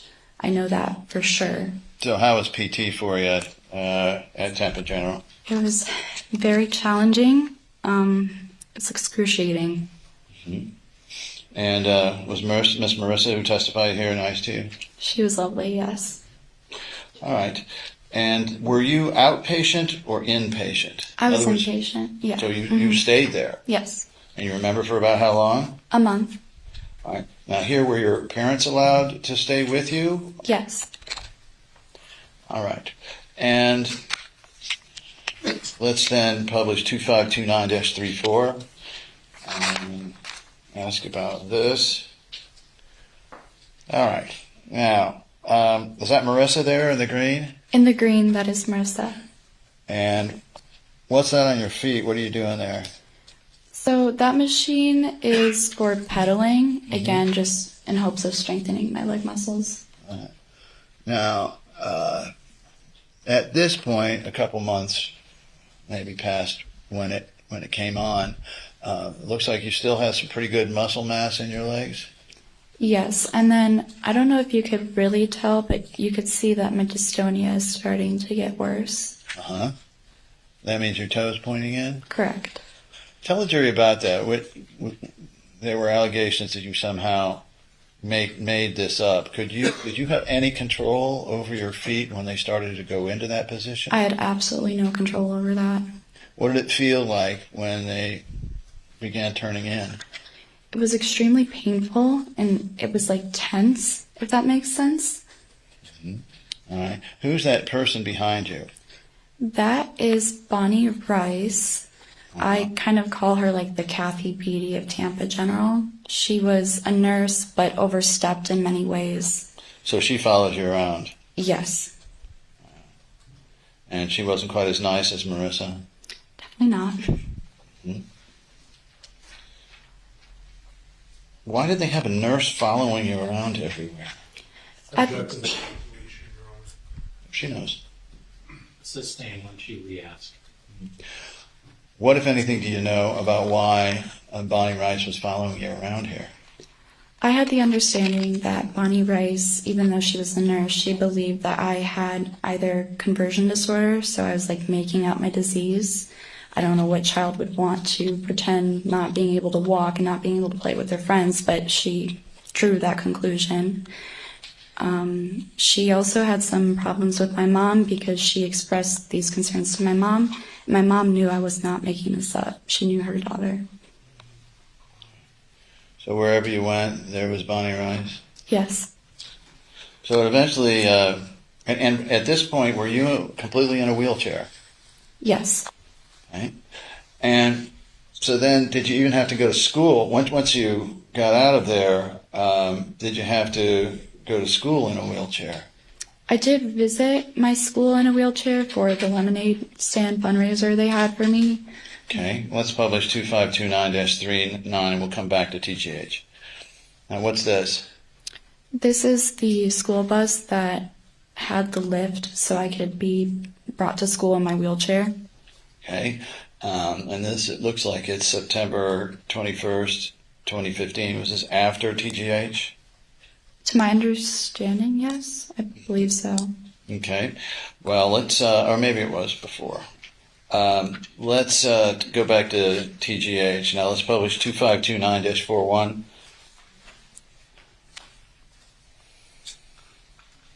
Now what's that? That is a CRPS lesion. Right. And tell the jury how do you identify that? Well, at the time, I still didn't know I had CRPS. Nobody did. So I started getting these open sores on my body, and I was very concerned because it's something I've never had before. And they're very painful, especially when you touch them. Mm-hmm.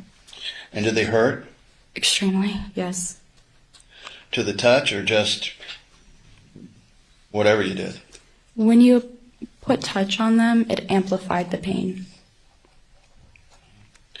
And so let's look at 2661. Now this is a video, and I'm going to ask you after this, what's significant about, first, was this after TGH? I don't know what they, oh. All right.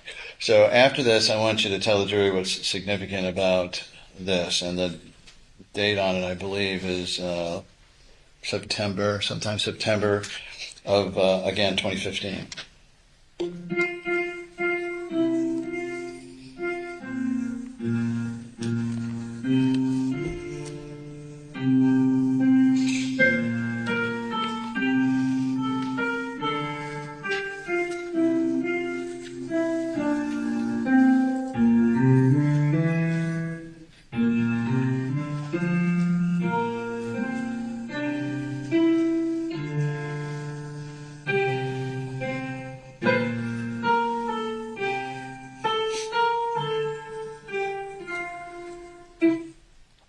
I only counted one note off. Now, to those that, I guess, play piano or not, what was happening with your legs? Okay, so to people, you probably don't notice this if you're not a pianist, but there is a distinct sound when the pedals are being pressed. At this point, I was not able to press the pedals even though the song called for it. So I had severe dystonia, and that limited me from being able to do that. Were you, obviously you're able to play piano, were you able to do any of the activities that you had before? Or? Other than piano, I was not, because all of them required me to stand and walk and jump. Okay. Now, here we are in September of 2015, and you're in a wheelchair. What other signs, what if any other signs of or symptoms of CRPS did you note at this time? At this time, I was twitching. I had the allodynia, dystonia, lesions. There was the temperature changes in my limbs that we started to notice. Tell the jury about the temperature changes. Why is this any different than just, being chilly or it being too hot or too cold, turn up the air conditioning or down the air conditioning? Because it happens at random times and it's not influenced by external temperature. It's all internally happening. And then another thing that was weird that started happening is I would sweat in different areas, but not all over my body. What areas, if you recall? The back of my neck, and then lower back. I don't remember all of them, but those are the two that I specifically remember. And were these dependent on whether you were cold or the exterior temperatures at all? No, they were not dependent on the external environment. Well, what else? Anything with the ears or eyes? I did have tinnitus, which is just ringing in the ears, which I've never had before. And then with my eyesight, at this point, it was okay. All right. And, okay, so your eyes are all right. So, through this period of time, did you get to see Dr. Wassenauer? Yes, I did. And he couldn't figure out what was wrong yet either? No. All right. So then did there come a time when somebody did know what was wrong with you? Yes. All right. If we could publish a video of 2666, and then you'll tell us if about this in a moment. But doesn't feel good when I touch your legs, right?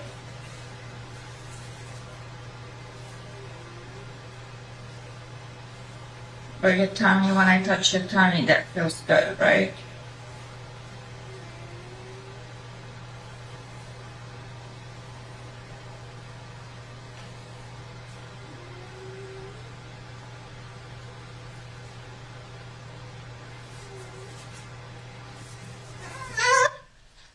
All right. Now, were you in distress there? Yes. Was that the kind of reaction you would get sometimes when people would touch your legs? Yes, it's just from the allodynia.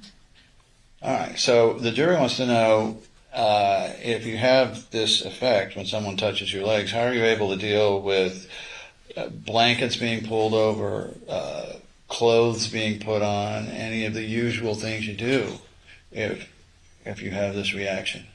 A common misconception with CRPS is that all of the symptoms from the beginning to whenever you have it, they're constant, and then they stay that way.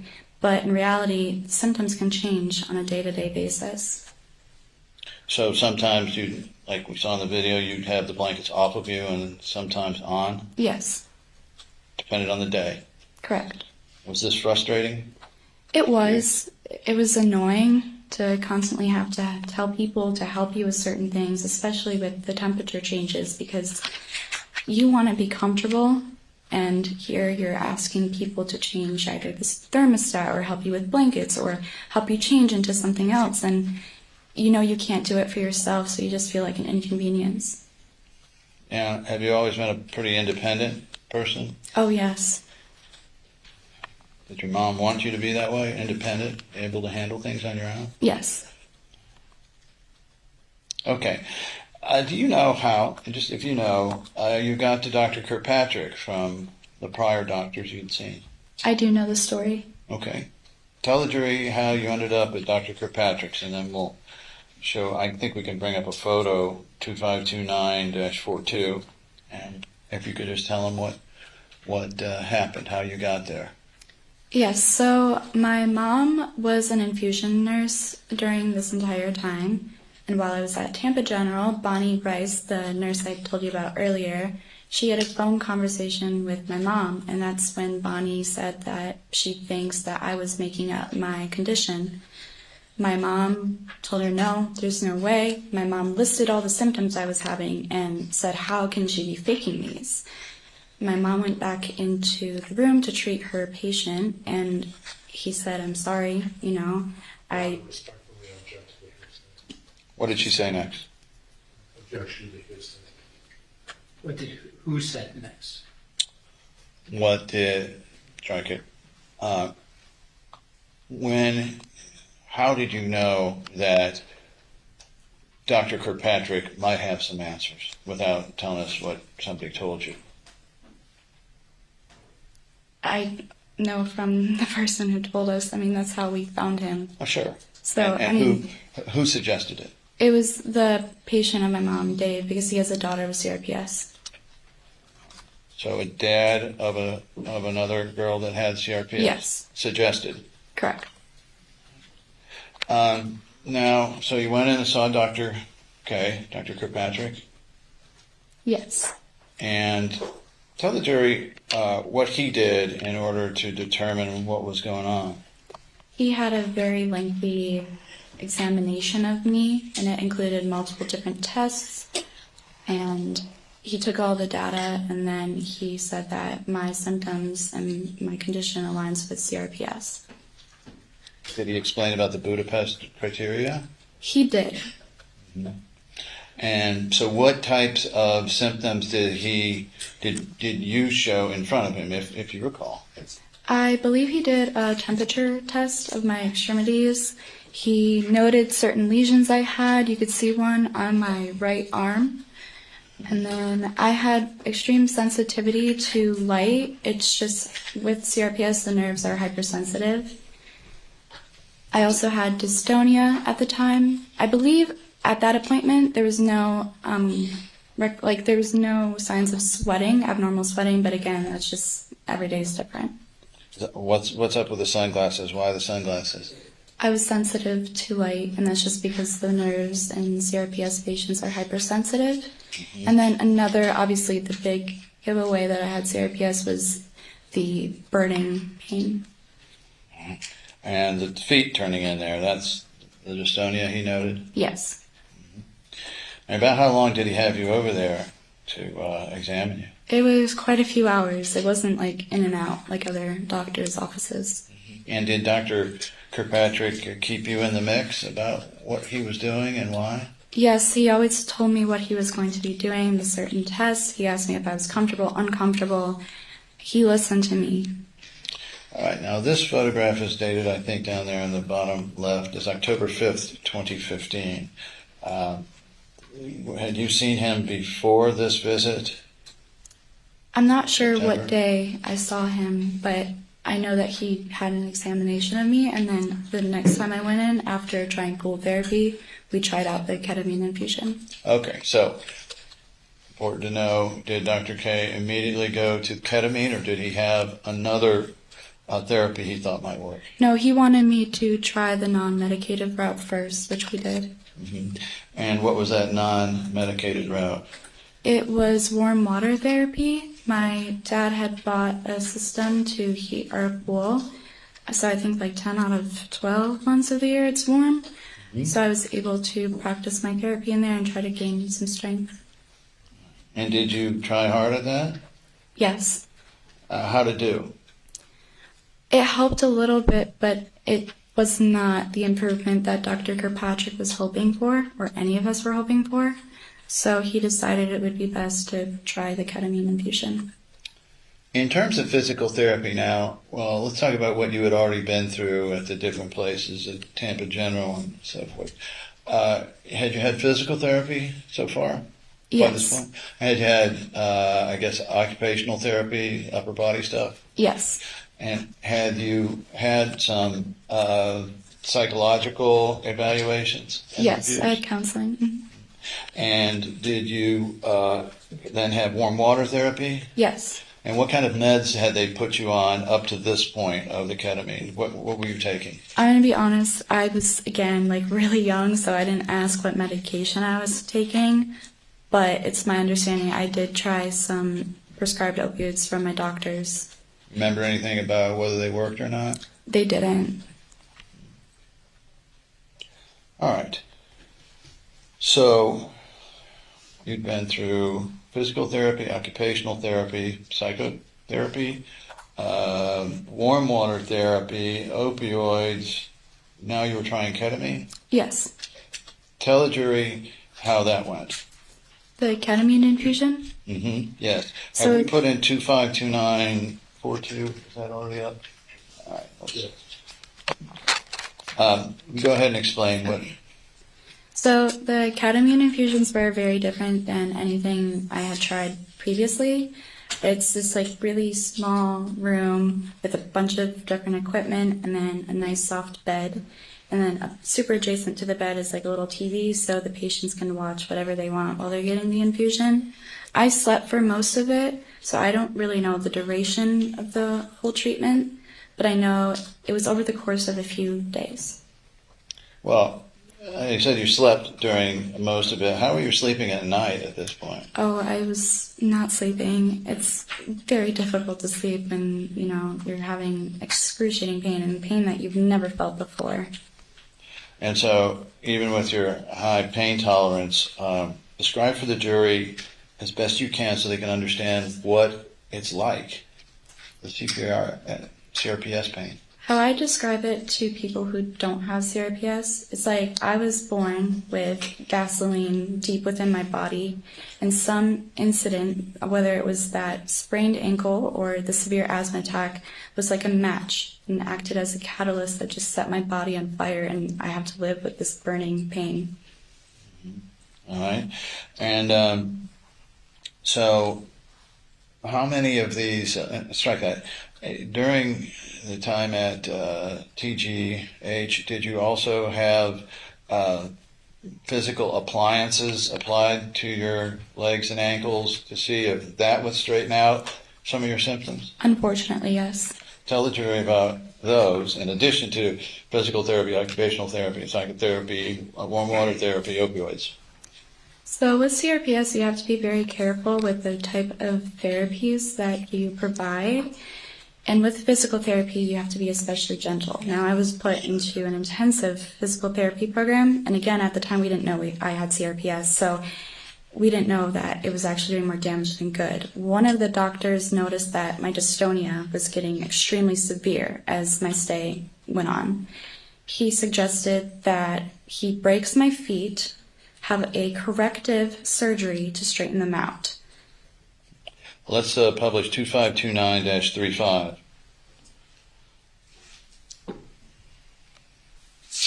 And that was Dr. Kornberg. I remember his name. All right. So are those the corrective boots you wore? Yes, so this was like part one of his plan. He wanted to see if the boots would straighten my feet out, and if it didn't, he was going to resort immediately to surgery.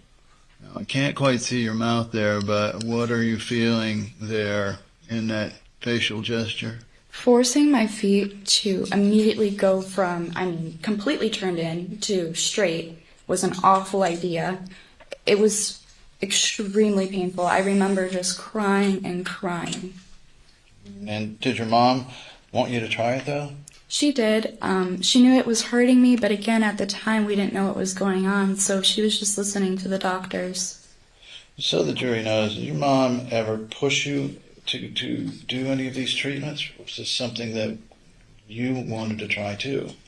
I also wanted to try it because I had my trust invested in the doctors. I thought they knew what they were doing. Through this entire period of time, were you ever pushed by your parents to continue a therapy that wasn't beneficial, or strike that? Were you ever pressured to do any types of therapies or things that maybe you already knew didn't work?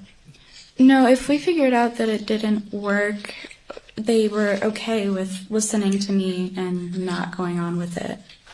Okay. So how many of the ketamine therapies do you recall having for this with Dr. K?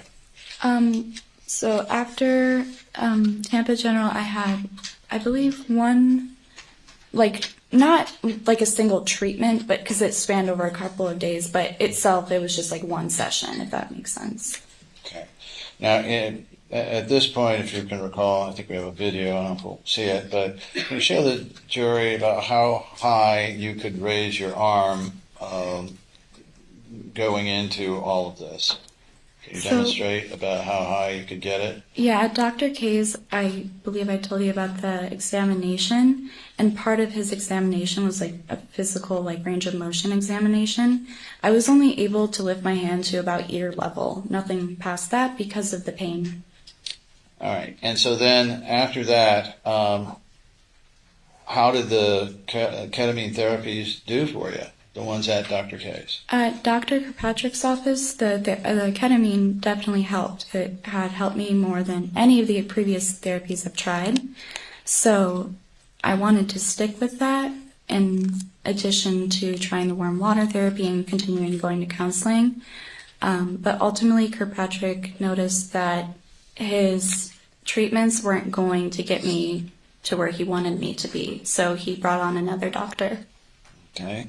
And were you continuing the warm water therapies when you were doing the ketamine? Yes. How did the ketamine affect your ability to do physical therapy? Well, obviously I couldn't do it immediately after. It's a new drug and I did have some side effects. I was a little bit confused coming out of it, but the confusion doesn't last long. By the end of the day, I was talking in my normal self. But could you do more warm water physical therapy using the ketamine as without it? Yes. And why was that? It's just because it alleviates my pain. For the first time, something is actually helping lower that burning pain. So I wanted to try even harder in physical therapy. How did it feel finally having a diagnosis that made sense? Obviously, the diagnosis itself isn't great, but it's nice knowing what it is so you can develop a course of action to try to tackle it. Did your mom, best of what you remember, start researching what CRPS was? Yes. So my mom, she was an infusion nurse, and she's pretty familiar in the medical field. So naturally, she wanted to learn all about it herself.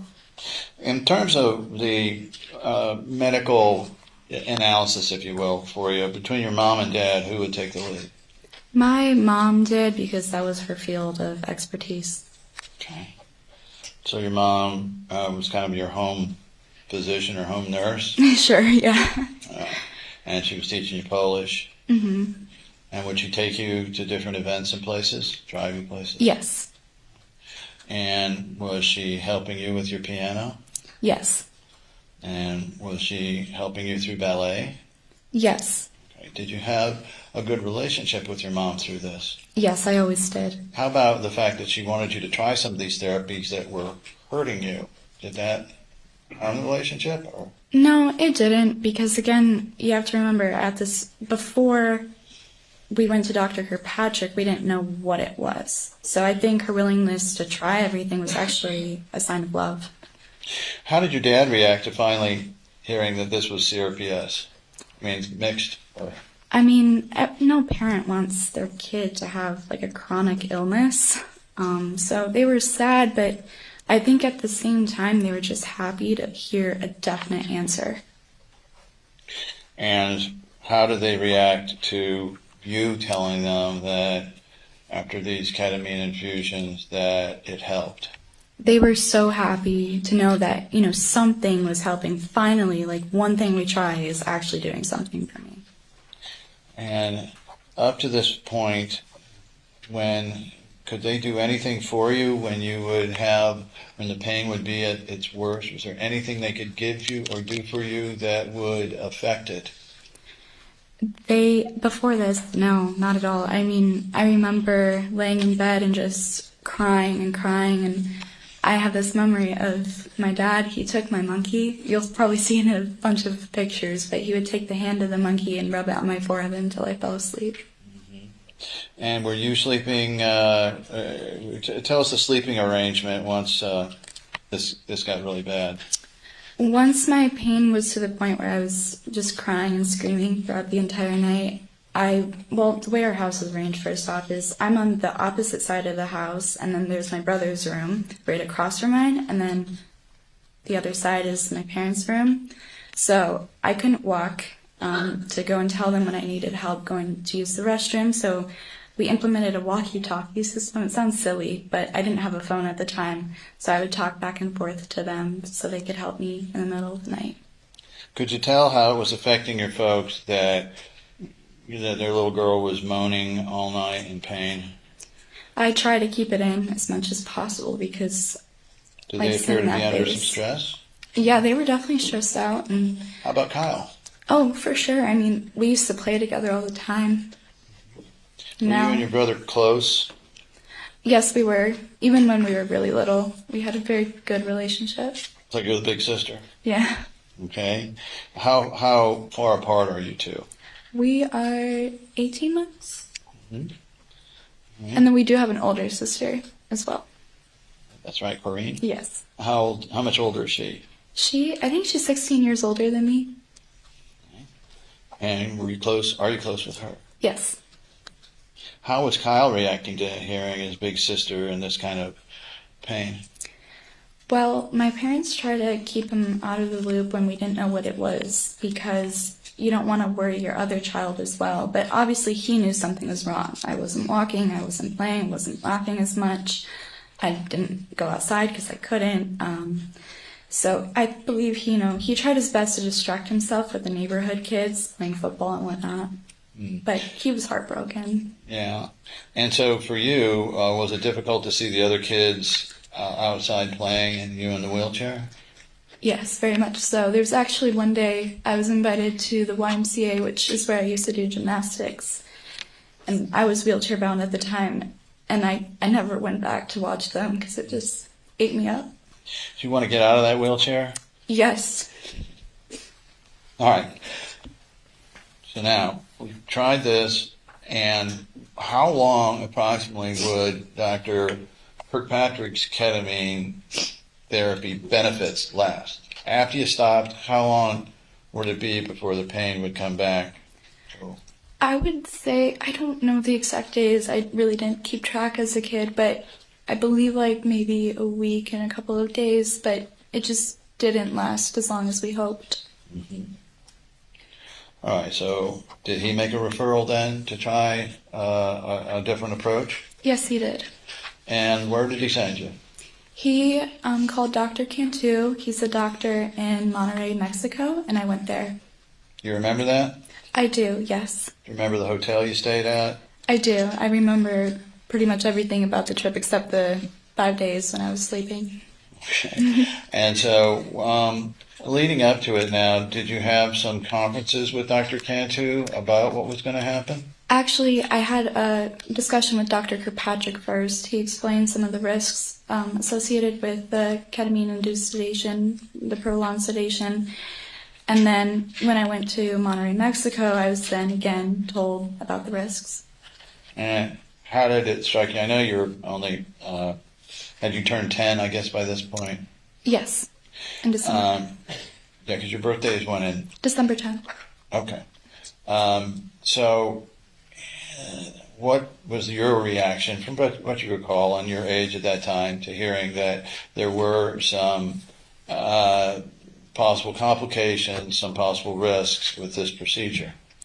Well, I was presented with the worst case scenario, which was a 50% chance of death. Even though that's not completely true, they always give you the worst case scenario just in case something bad happens. Had you heard that with other medications and things? Yeah, I mean, every medication has like a ton of side effects.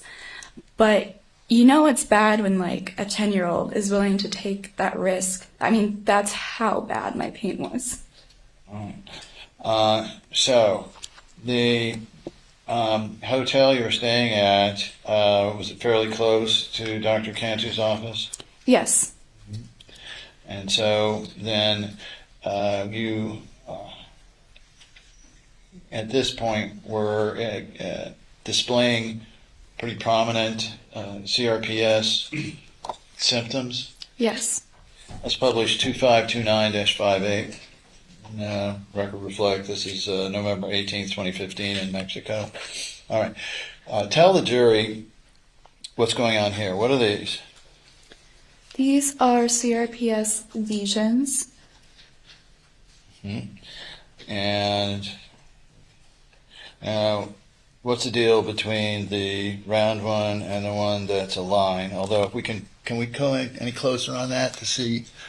So, to the naked eye, it kind of looks like a scratch, but in reality, with CRPS, sometimes these lesions do present like that, but they're actually connected.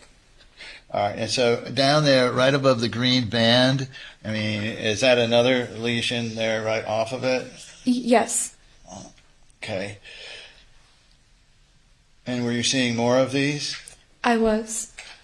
And what was your worry? Had you, I realize you were only 10, had you read up on CRPS? I personally did not read up on it, but I knew other people who had it. Tell us how you knew other people who had it. So there's actually this, well, she used to live in Mexico. She had CRPS really bad.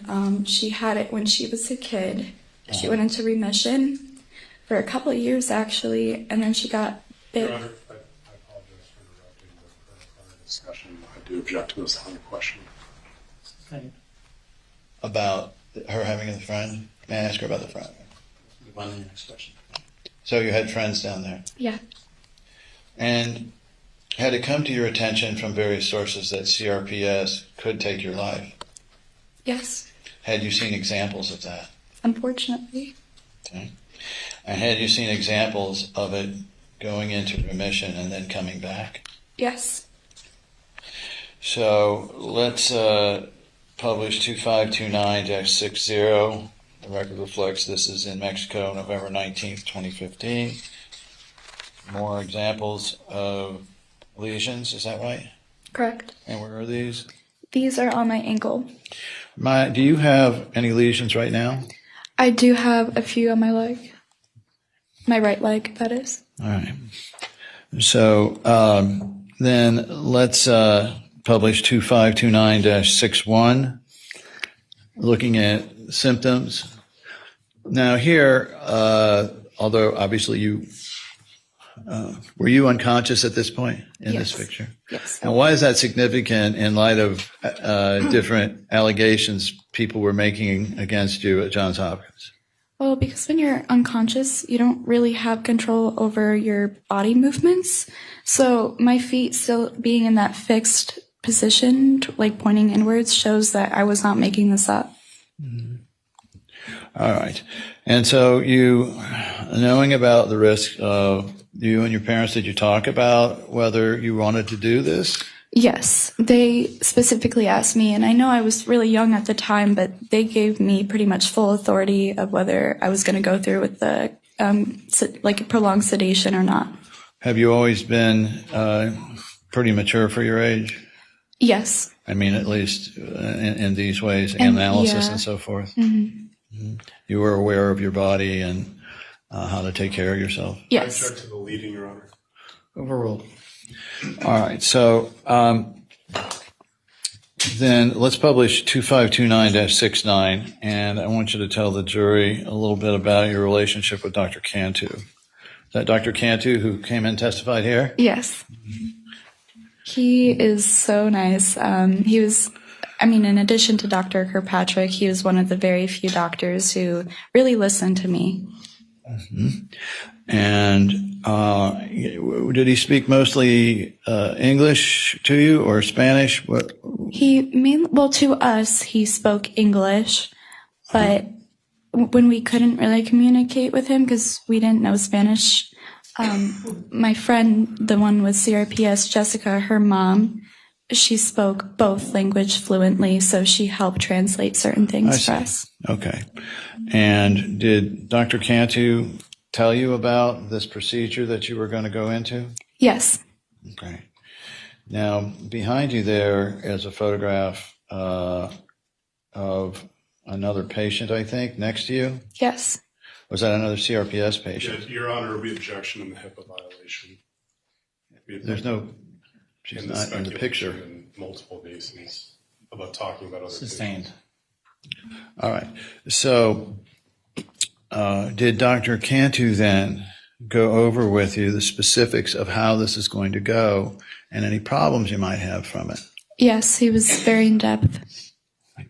And so you underwent the procedure. I want you to tell the jury what the procedure was like.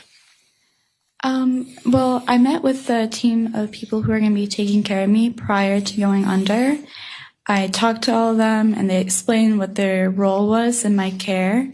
So I trusted them and I understood what they were going to be doing. I was told about the potential side effects, what it might be like when I'm coming out of it. I was explained the risks. I got a full in-depth picture view of what was going to happen. Now, was your mom aware of other CRPS, either studies or real people, where CRPS had gone into remission and then come back to cause their death? Object to the Yes. speculation, Your Honor. Overruled. Yes. All right. So You, how long does the procedure last? This first procedure? I believe it was 7 or 5 days. I think it was 5 or 7. I think it was like 5 days of the actual medication of ketamine, but then there was 2 days for me to like slowly come out of it. Mm-hmm. And coming out of it, how were you doing? I mean, it was a little scary. I had the tube taken out of my throat and I was coughing. I was a little confused about what was happening, but that all went away. How long did it take for those symptoms or side effects, if you will, to subside? I believe it was a day until I felt completely myself, but by the evening I was somewhat okay. And when you say somewhat okay, you've just been through this procedure. How did you feel, Maya? Oh, like as part of me, like physically, I was feeling incredible. I actually asked Dr. Cantu, I'm like, hey, could I try walking? And he told me I couldn't do that because I could potentially, go back to where I was. He said, just baby steps. So you felt good enough to think you could get out of that wheelchair? I wanted to try. Okay. All right. And this procedure was under general anesthesia, is that right? Correct. So you were out. Yes. So you don't remember anything? I don't remember anything at all. Now, did Dr. Cantu recommend that you have a booster soon thereafter? Yes. And what did you understand why the booster was necessary? I know that he had performed this procedure many other times, and it's pretty standard practice for a patient to return and get the booster just to help. Okay. And that procedure, now, was that back completely under, intubated and completely under, or was that like the time you had it at Dr. Kirkpatrick's? No, it was very similar to Dr. Kirkpatrick's. So you were not unconscious in any way? No. And about how long did those procedures take? Those were also a couple of hours. I remember taking a little nap, but again, it's just because of the sleeping problem.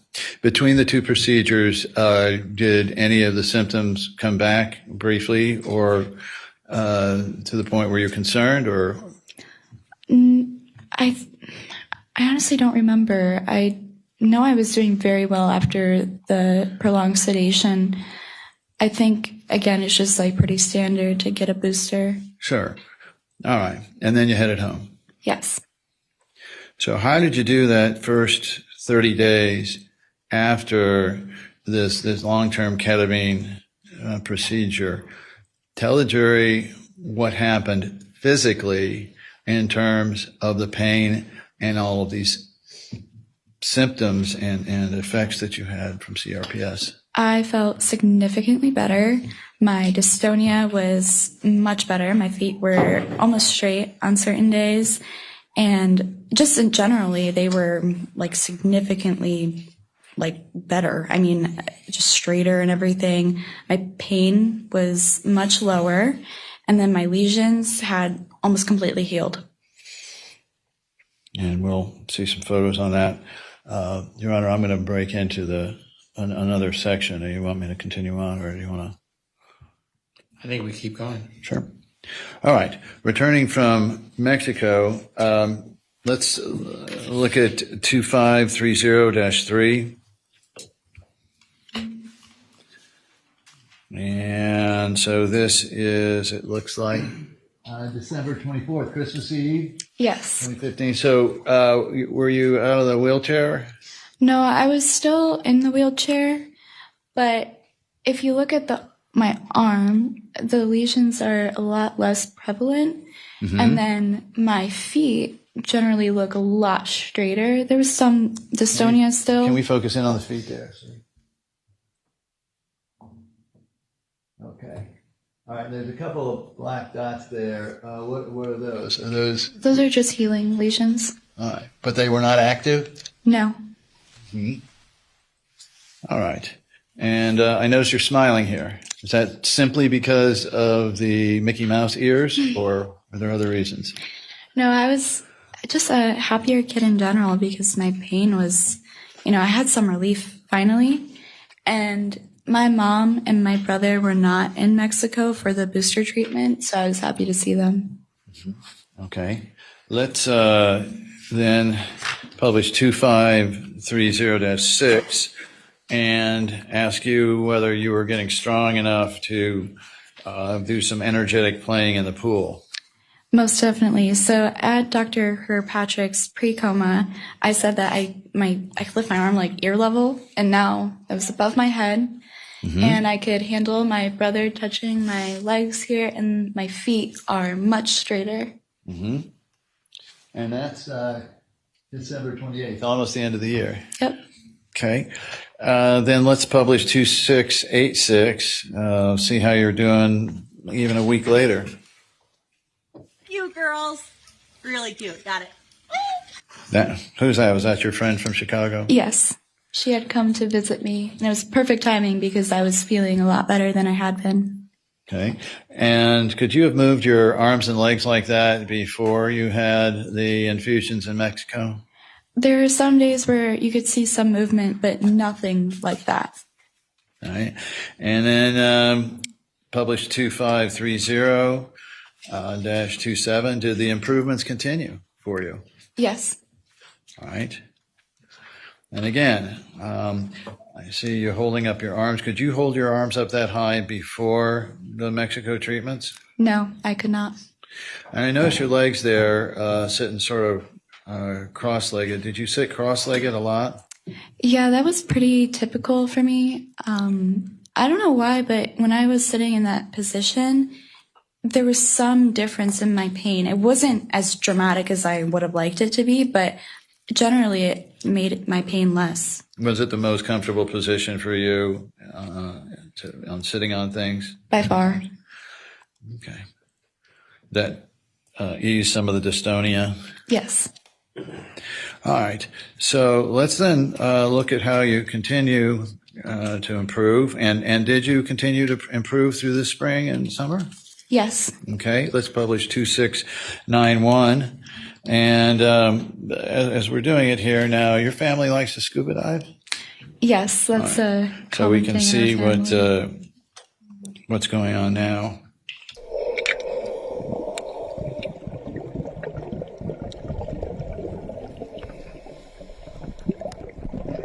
And what's that on your wrist?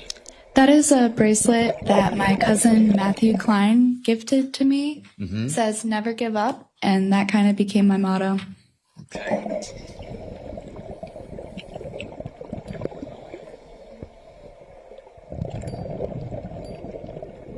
Okay. All right, and the date on that, the record reflect is April 30th, 2016.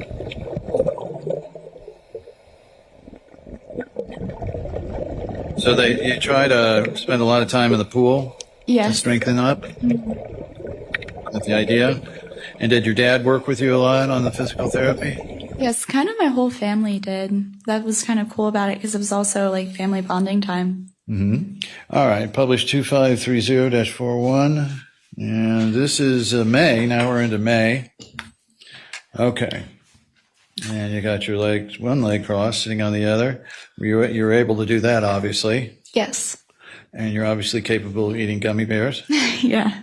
All right. And did your brother feel better now seeing you able to do some things with him?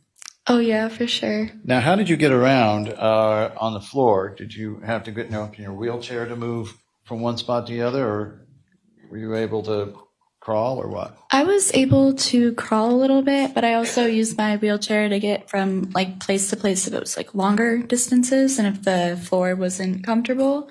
Mm-hmm. Another significant thing was I was actually able to push my own wheelchair, so I had some independence in my movements. Mm-hmm. And was that a happy-making thing for you? Oh yeah, I was extremely happy. Gave you a little more freedom? Mhm. Mm-hmm.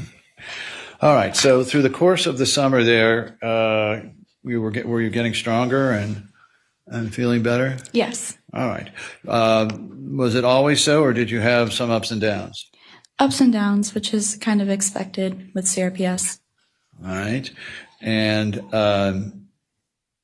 so let's see. I would like to publish. Who back then was your favorite singer? I loved Meghan Trainor. Okay. And let's talk about how you were doing in July of 2016. If we'll play the clip, just 3600 to 47, It's a brief clip from, and you can tell us what you're doing here in a moment.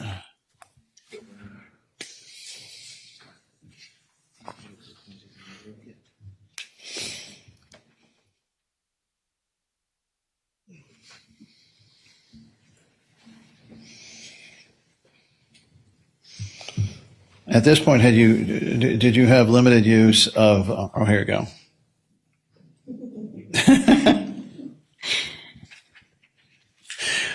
My apologies, counsel. What's the date of this, please? This is July 28th, 2016. Yes, July 28th. No, let's see. The clip is 26:59 on July 28th, 2016. Moving pretty good there, Maya. Yes. Okay, but still not out of the wheelchair. No. Were you hoping to get out of that wheelchair? Yes, I was on the track to be getting out. All right. And so when you had some periods where the pain would come back, was it as strong or was it less than what you'd expected, what you had experienced before the Mexico infusions? It was less than what I experienced previous to the prolonged sedation in Mexico. All right. But did you continue the ketamine program through the summer? I did because it's what worked for me. Okay. And so you would go back for sets when you needed them, and there were a lot of them at some points and none at others? Right. It just depended on my condition. Okay. Did you try with your folks, did you try other types of treatments?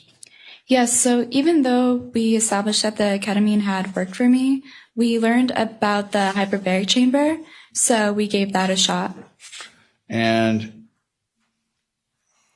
how is that supposed to work? If you know, if you don't know, it's okay, but I really don't understand the whole thing, but I did try it. But you were in a high oxygen environment for a while. Is that that's all I know. I don't really know everything else. You know why you wanted your folks and you wanted to try something different than the ketamine infusions? Well, they were always open to new therapies. They weren't just exclusively going to use ketamine. So when they heard about some success with the hyperbaric oxygen treatment, they gave it a go. And did they want you to try things that did not involve a medication? Yes. And so what about IVIG, the immune system stimulant? Did you try that? I did try that, yes. Briefly. And did that do any good? I don't have much recollection of it being like substantial, but I know that it did help me because I was willing to do it again. Okay. Now, Maya, you were, as the record reflects, okay, let's see. Yeah.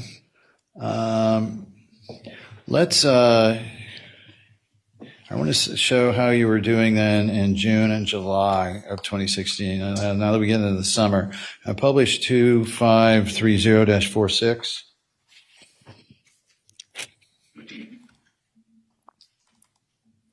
Yeah, so here you could see my feet flat on the ground, which was a huge step for me. I was very proud of myself. I'm holding myself up with my upper body strength, and my dystonia is not present in this picture. I was really close to walking. Okay. And were you looking forward to walking? Yes, yes. Let's publish 2530-50. Was it important for you to be working your upper body here? Yeah, so my goal was to strengthen my upper body enough to the point where I could hold myself up with a walker if my legs gave out at certain times, so I was still safe and would prevent injury. Even though it was painful, I pushed myself. Okay. Now, continuing then through the summer, were you looking forward to getting out of that wheelchair? Yes. Tell the jury by August of 2016, did you believe you were going to be able to get out of that wheelchair? By the fall, I truly believed it, and I wanted to go back to school, walking. Now, did there come a time when you, all right, let's play 2659.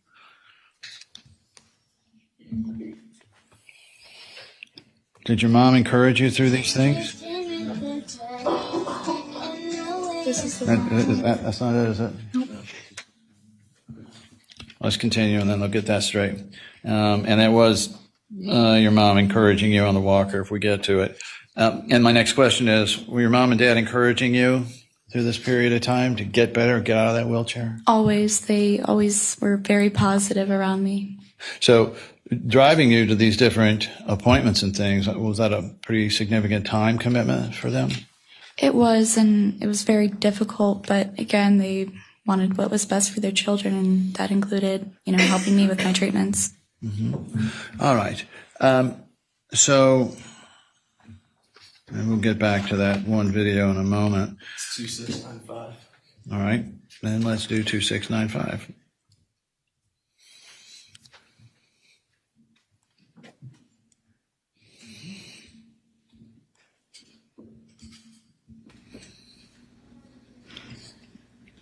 That's better. I love you.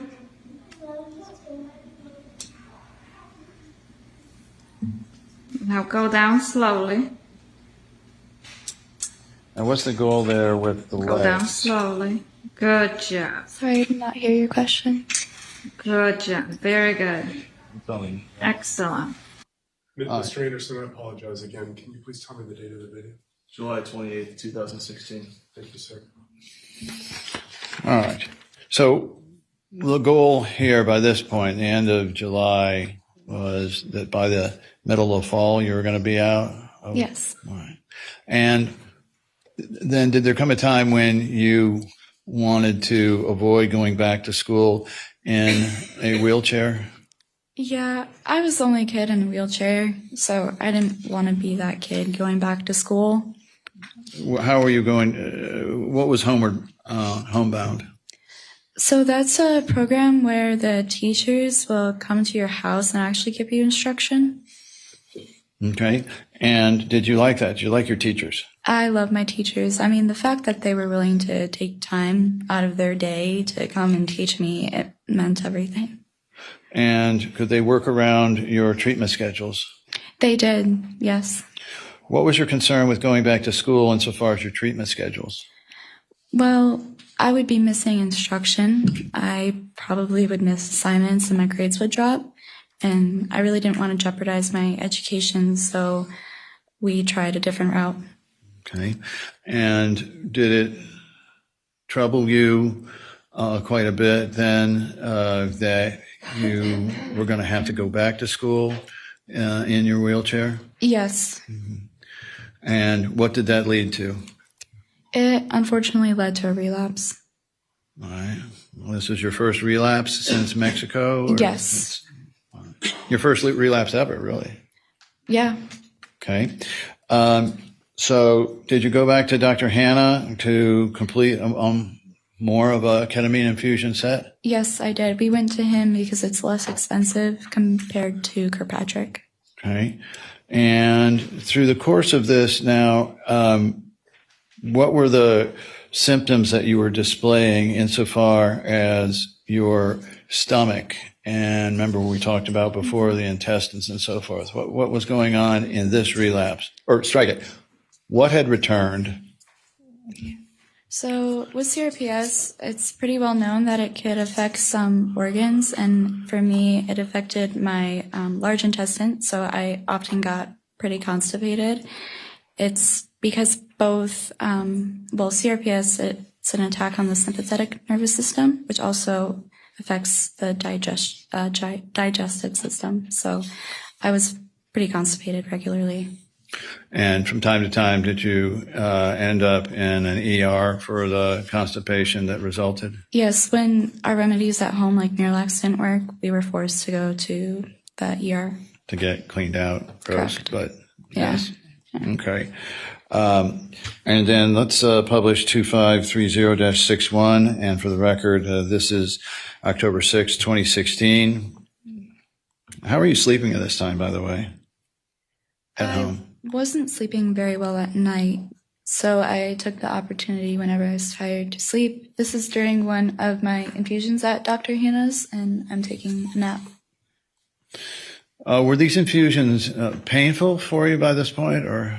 No, the infusions themselves were not painful. Okay. All right, then. Mr. Anderson, can I see the attorneys for a moment?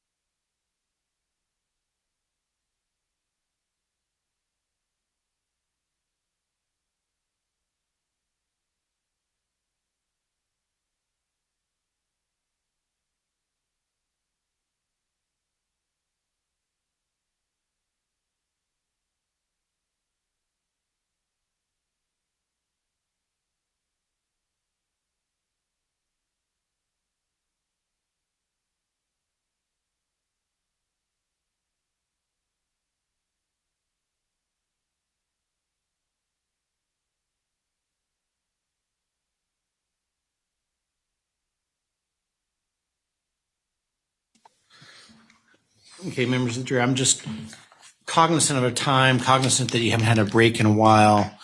I know we're a little early for lunch, but instead of taking a break short and then go to lunch, why don't we just take an early lunch before we get into the next subject of the direct examination? So let's call it, if I could have the jury ready to go back at 12:45. 12:45. Okay, do not discuss this case amongst yourselves. Do not do any investigation and receive no information. And I'll see you back after lunch.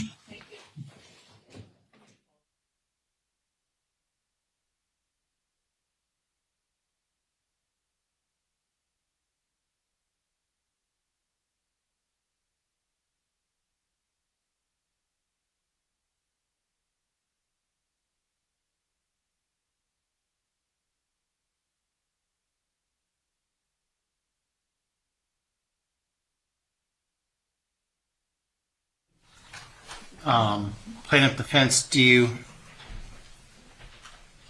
think we're going to need some time after we come back from lunch, but before the jury? I'm just trying to decide what time we need to come back.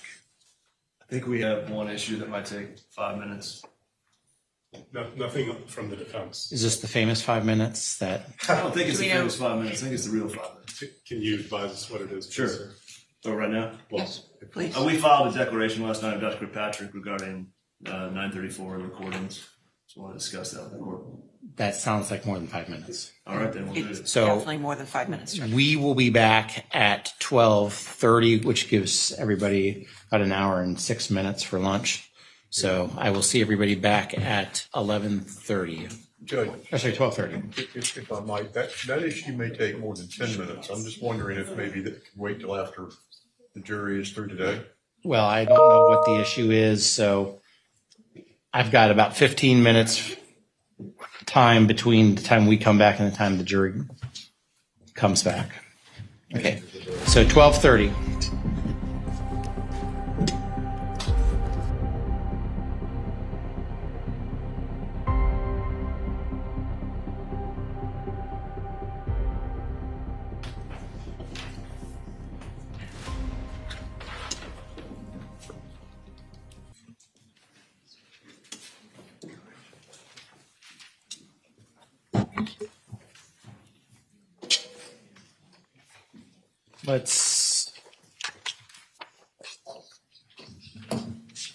What were the issues, Mr. Whitney, that needed to get addressed? Judge, we had one, I guess I can put my bag on there. Dr. Kirkpatrick and the recordings. We have filed, and I'm not sure it's got a DIN number yet, it was filed at 9:33 p.m. Was yesterday, and it's notifying declaration of Dr. Anthony Kirkpatrick, and he lists, I believe, then the, not exactly, but he tells us what the categories of the recordings he approves or that he gives consent to. And he gives consent to everything that he records. And he gives consent to anything that he recorded and Beata or someone else recorded, as long as it's contemporaneous. He objects to anything that was recorded without any recordings made. Can you give me context as to what we're talking about? Sure, Judge. There's some recordings of Dr. Kirkpatrick, oral recordings, and there are video recordings. By Beata Kowalski? The video recordings are all Kirkpatrick, and Kirkpatrick also has some audio recordings. Beata Kowalski has audio recordings.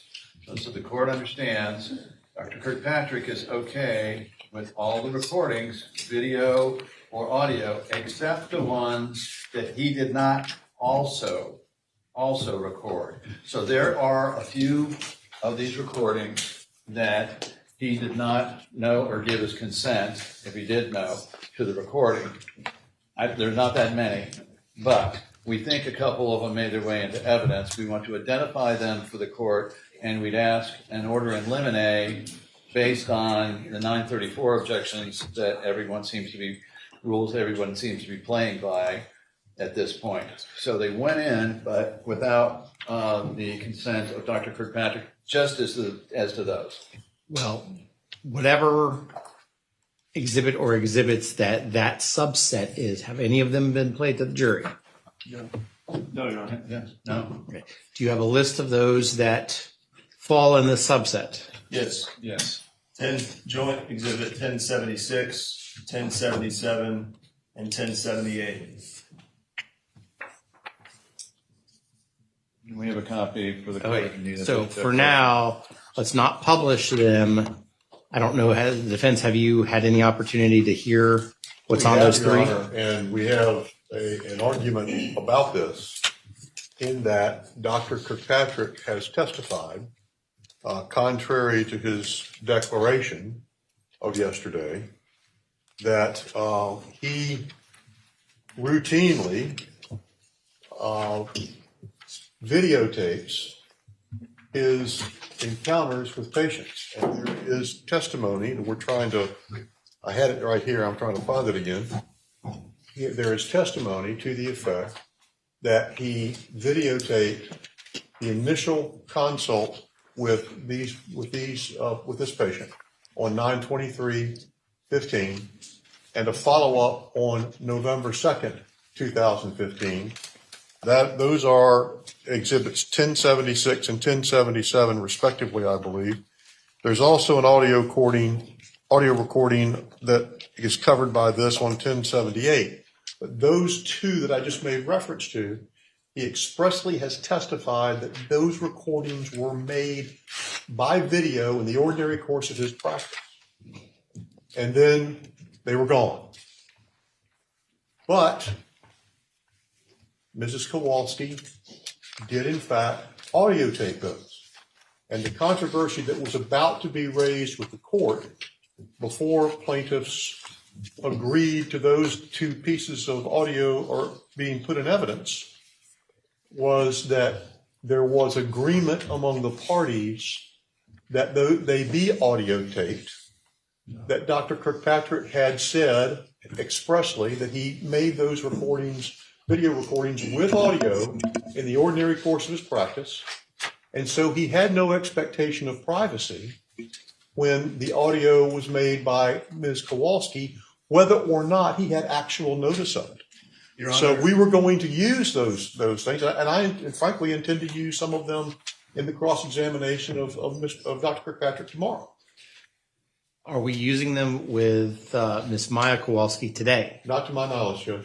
Your Honor, we'd ask the court to take notice that they're not giving you any testimony. They're not producing any testimony on this because they're misconstruing his testimony as to these dates. He's been clear for at least the past 2 years that there are no video recordings on those dates. None exist. Okay, so I beg to differ. at the end of the day, if there's not a clean issue of consent, I'm going to need to resolve that. So I will need to either see the competing affidavits or accept testimony on the issue. But the reality is, if there is no consent that's clear, or that it's in a situation where there's not a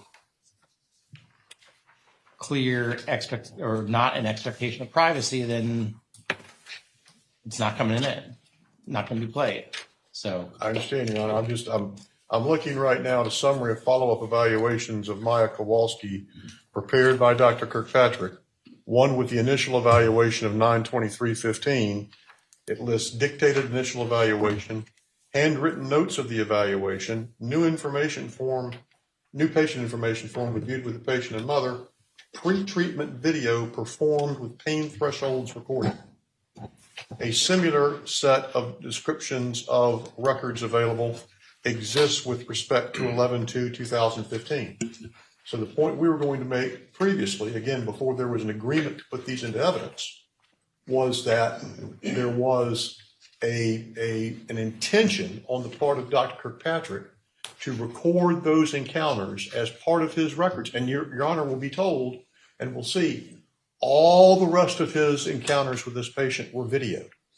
perhaps, but I think So it sounds like well, I they need just- evidence on They this. just disappeared. At one point, this allegation that there was agreement on these coming into evidence, just to remind the court, there were 151 joint exhibits. And in the days leading up to jury selection, the defense withdrew agreement on about 80 of those and then added a couple. These were among the last ones that they added. It was an oversight on our part, but there was never agreement to have these.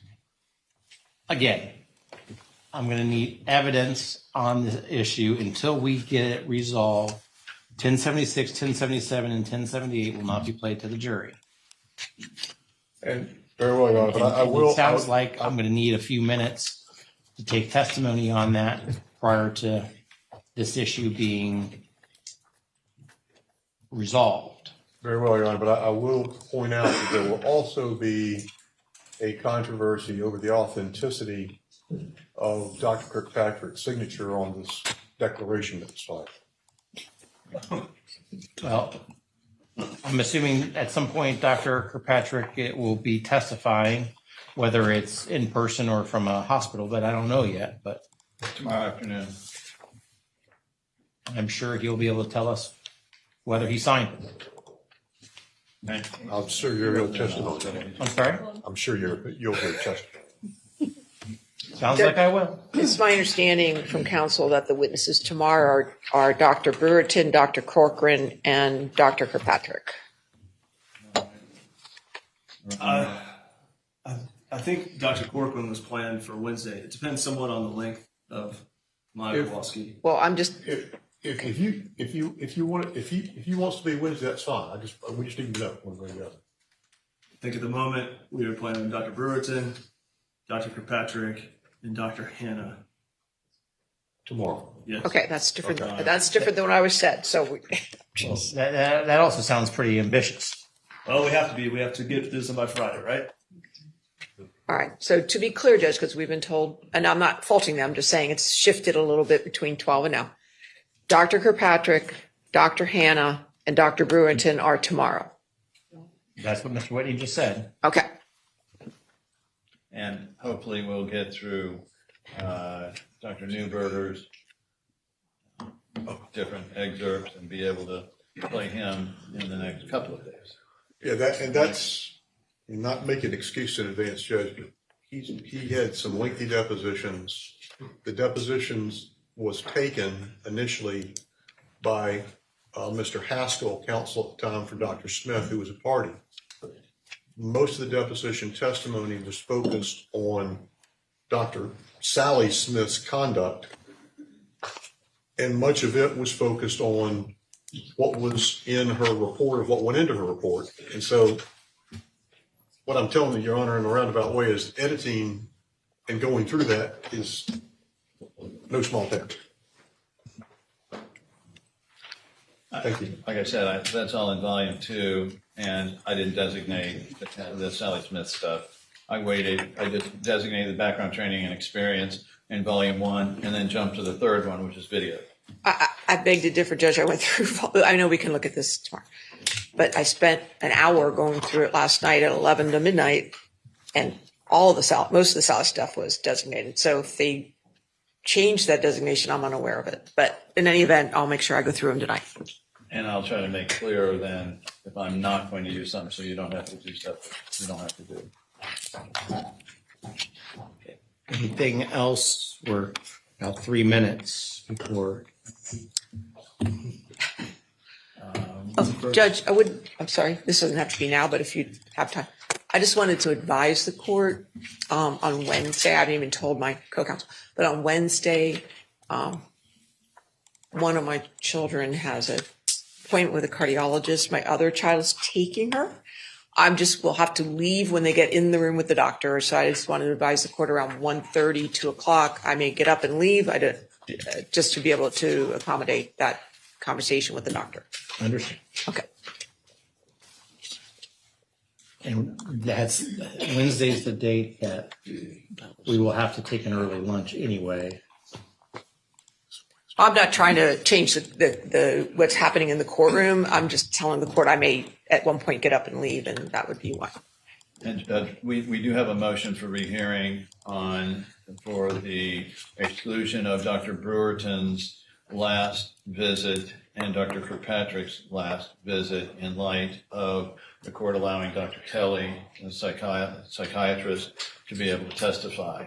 And so at some point we wanted to argue that. It's a Binger argument, and we're hopeful that the court will reconsider that because, again, there's a video that shows some symptoms. This is the issue of going to the doctors after the discovery deadline and then not bringing that to the court's attention earlier. Yes, Your Honor, but to be clear, we didn't know particularly that they were doing that, and we found out, we reported it within 5 days, which was the court's order. The only issue then was not going back after that and retroactively asking the court, but the defense filed a motion fairly quickly, so it was going to come up before the court anyway. So it wasn't, let's put it this way, it wasn't the plaintiffs planning out to do some sort of out of discovery period discovery. It was merely a follow-up. And the court previously, in fact, noted that there were some problems with having the witnesses come up there and be asked, well, you saw her, last time you saw her was 3 years ago or 2 years ago, however, what are they supposed to do? So we'd ask the court to at least consider allowing those in light of the fact that the court did allow them to bring in Dr. Kelly, and he is more than capable of commenting on anything going on with those. We have received a communication from Dr. Kelly that places in question his availability to testify. We're in the process of reviewing that further, but just so counsel's aware of it, that may be a moot point. Hey. Well, perhaps it was going to be rebuttal anyway. Could be, Judge. It could be. Anything else before we bring in the jury? Not from the plaintiff's point of view. Not from the defense. And how long, and this is, I'm not holding it to you, but how long do you think the balance of your direct is? Oh, this is tough. Anything I say is going to be wrong. An hour and a half? Wrong. 2 hours? Do I have 2.5? It's So obviously the two, length Your of the Honor. questioning, the length of the answers, an hour and a half to 2 hours. Okay. I'm going to try, if you have not rested up at the 2 hour mark, so at 2:45 we'll take a break. Okay. If I see the jurors start to get restless or the court reporter, then we might take a break earlier, but my hope is to just have one break this afternoon. And so I'm trying to push everybody to go as long as we can this afternoon. I look forward to those breaks too, as far as standing up there for. Well, I think you're on your feet for 2 hours. Okay, let's bring in the jury. Yes, sir.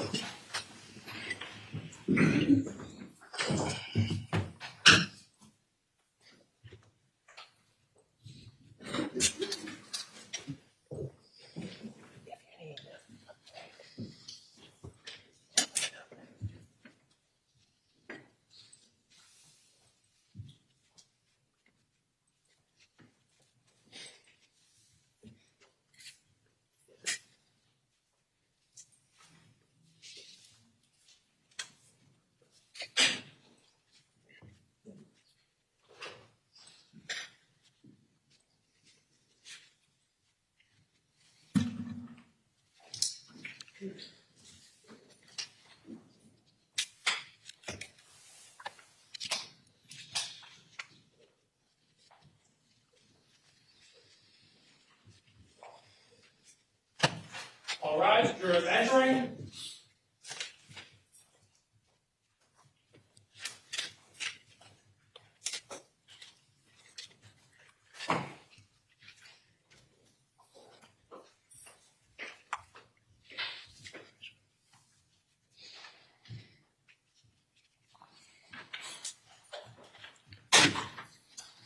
Okay, please be seated, everybody.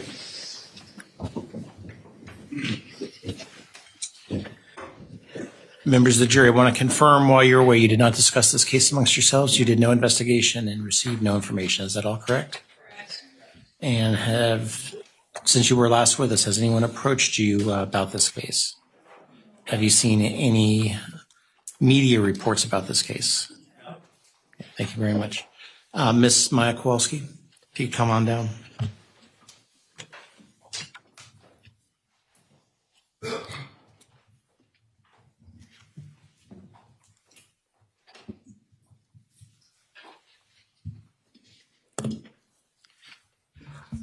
And Ms. Kowalski, you understand you're still under oath? Thank you. May it please the court. You may inquire. When we left, we were right up to the point of the infamous October 7th admission. I want you to tell the jury at this point in the midst of your relapse, your first relapse, what symptoms you had. I had the same burning pain, but this time it was more amplified than it was when I was getting the infusions. And I had lesions coming back. I had discoloration and change in temperatures. And my dystonia was more prevalent. Sorry, I forgot. And you were obviously in a wheelchair? Still in a wheelchair. Okay. Now, before October 7th, had you had this problem in the gut with being able to pass food through because of the CRPS? That was a problem that was more with my CRPS, yes, constipation. Mm-hmm. Okay. And had you been to Johns Hopkins the week before, October 1st, to visit? Yes. And what was that for? Was it for the same thing, the stomach issues, yes. Of lower stomach issues? Okay. And at this point, you were what, 10 years old? I was 10. So let's talk a little bit about that visit. So, do you remember the why of going there that day, that morning? October 7th? The 7th. Okay. Yes, so I was in excruciating pain, and this time my stomach was also, it was awful. I was complaining, my knees were up to my chest, I was crying, so my dad took me in. All right. So it was your father, not Yes. your mother, that took you in? And then the week prior, my dad also took me in. Mm-hmm. Tell me something. When you would go back to Johns Hopkins or any of the doctors there, were they immediately aware of the history, or did your dad or mom have to explain it every time, your history? Speculation, Your Honor. Overall. Actually, yeah, my parents always had to re-explain my history of CRPS. from what you saw, was this frustrating for your family, to your mom and dad, to have to explain the same thing every time you come in? Most definitely. All right. So, so you come in and your dad gives the summary of, or describes your history. What do you recall after that? I remember just being in the ER, but I wasn't in the ER for too long. I remember I was transferred to the PICU. All right. And up to that point, while you're in the ER and up to the certain event, were you in pain? Were you calm? Were you active? What was your outward manifest? I was actively in pain, yes. All right. Were you thrashing or acting out in any way at that point? At that point, no. So they took you up to the PICU, and tell the jury what happened then. When I was transferred to the PICU, I remember my mom came in at some point. The nurses and doctors wanted to put a tube down my nose. And with CRPS, a blood pressure cuff, that hurts. So imagine, like a tube being shoved down your nose into your stomach. And obviously that would have caused so much pain. And I knew my body. I knew I was not going to be able to tolerate that. That is the only time I asked for sedation. I didn't just randomly yell out, "I need sedation," like depicted in the medical records. I only asked for sedation when they wanted to do that procedure.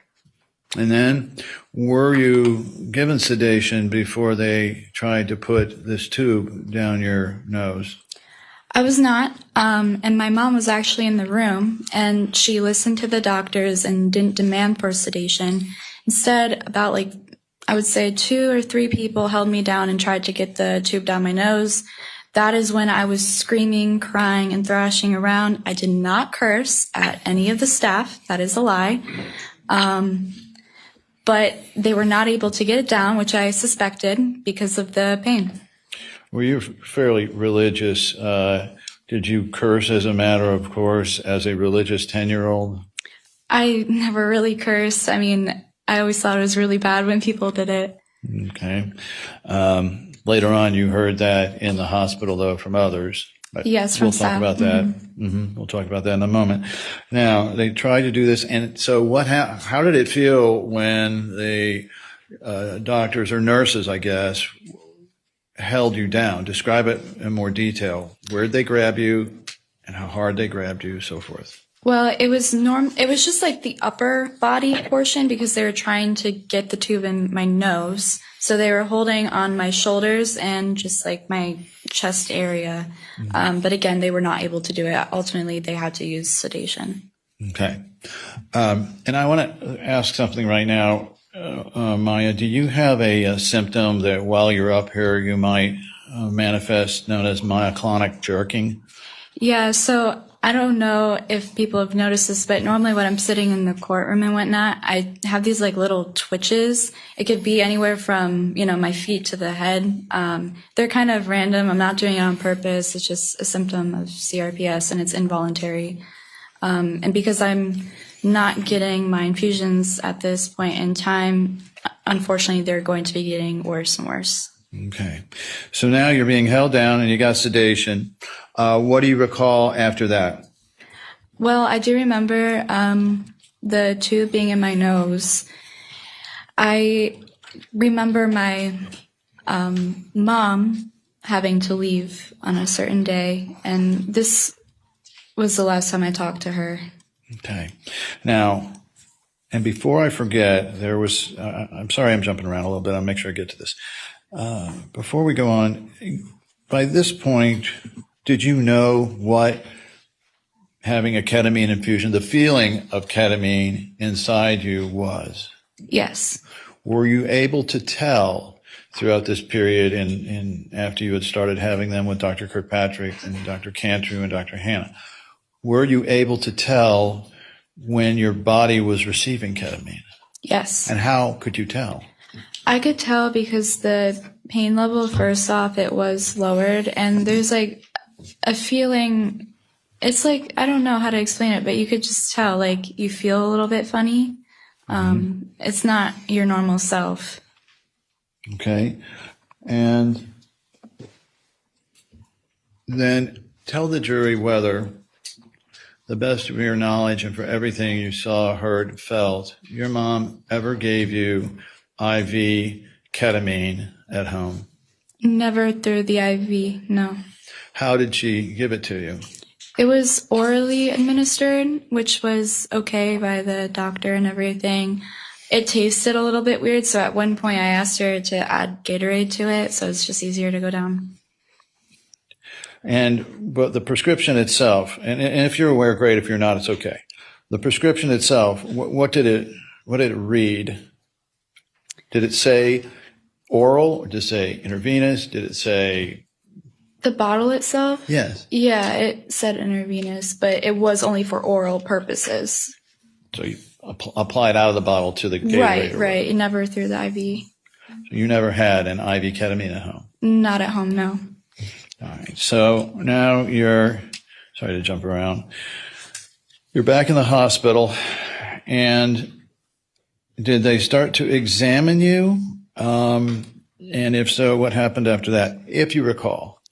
Or do you recall much after you were sedated would be a better question. No, but I do remember being in the PICU. All right. And was there anything else that you recall? Was it just one nurse coming in and out, or were there more people there? In the PICU, you mean? Yes. Yeah, I remember, well, because I couldn't walk or anything, I had to have help using the bathroom.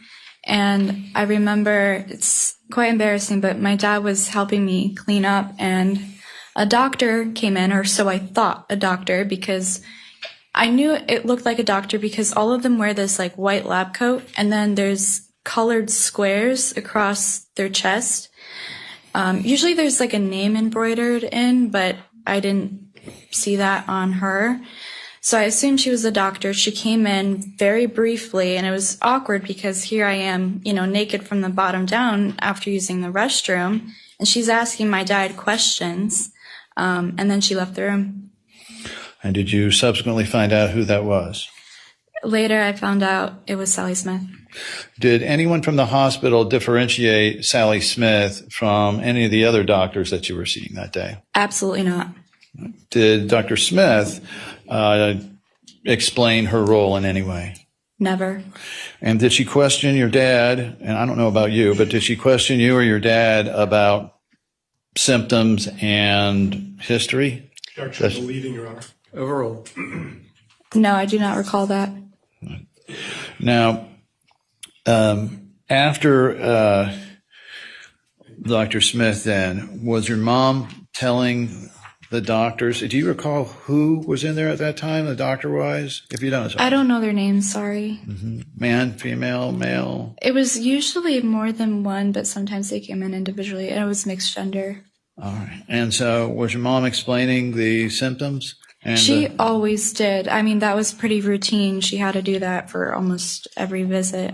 Was your mom worried from what you could tell, or excited? How would you describe her? Well, she was definitely worried about her kid, and we had just moved to Florida, and I don't know if you know, but there was a hurricane during this time, so I think everyone was kind of on edge.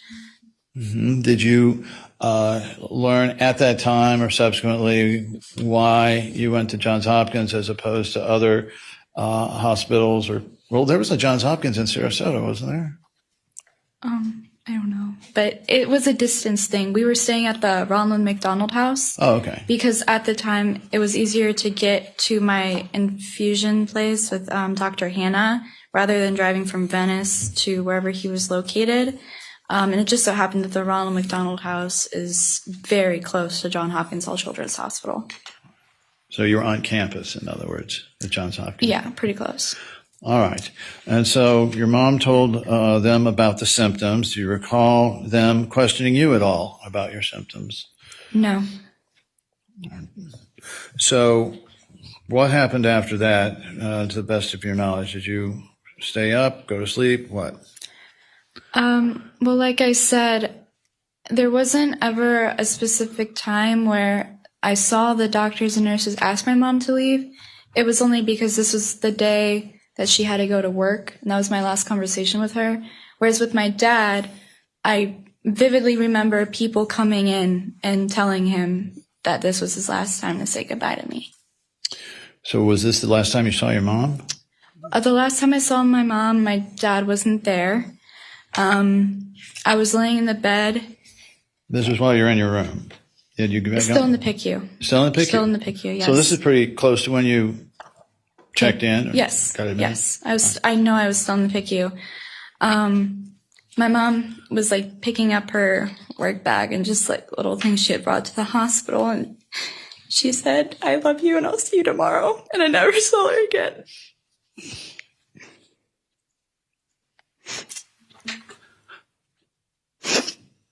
Need some water?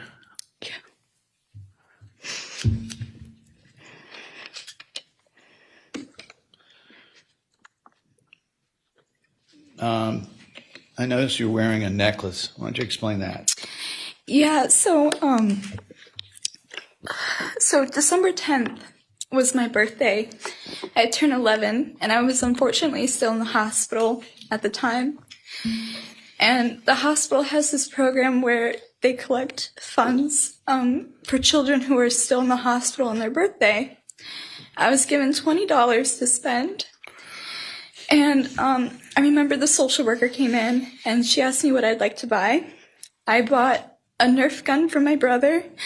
I bought my mom a necklace, and then I bought my dad his favorite bag of mints because I didn't have a lot of money left over. But then my Aunt Wendy bought him this little glass Christmas tree, and we just said it was for me. But I bought my mom this very specific necklace that says "I love you to the moon and back." It's just like she always said that to me. And then I found out later that she wore it every single day. And when she was found in the garage, she was still wearing it. And I have it on my neck right now. Have some water. Sorry. We'll get through it.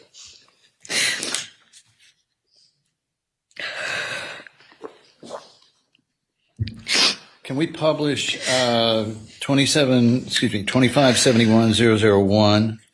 We're going to switch for a second there, Maya, and ask you about obvious symptoms at the time of your admission. Now, the record reflects it.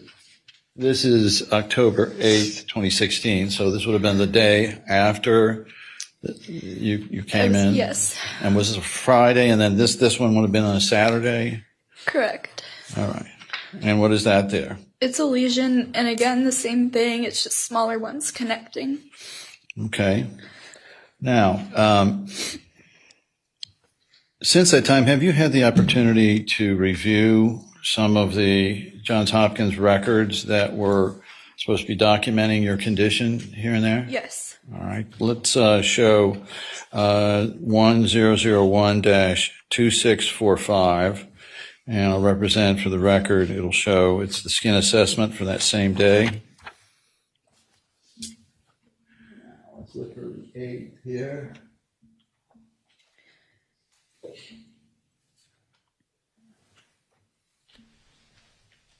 All right, so that's got one circular red scab and one circular pink. Yes. But nothing else about the other lesions on your body? Correct. Did you have one on your back or not? I had one on my back, but I also had them in other areas, which they failed to document. All right.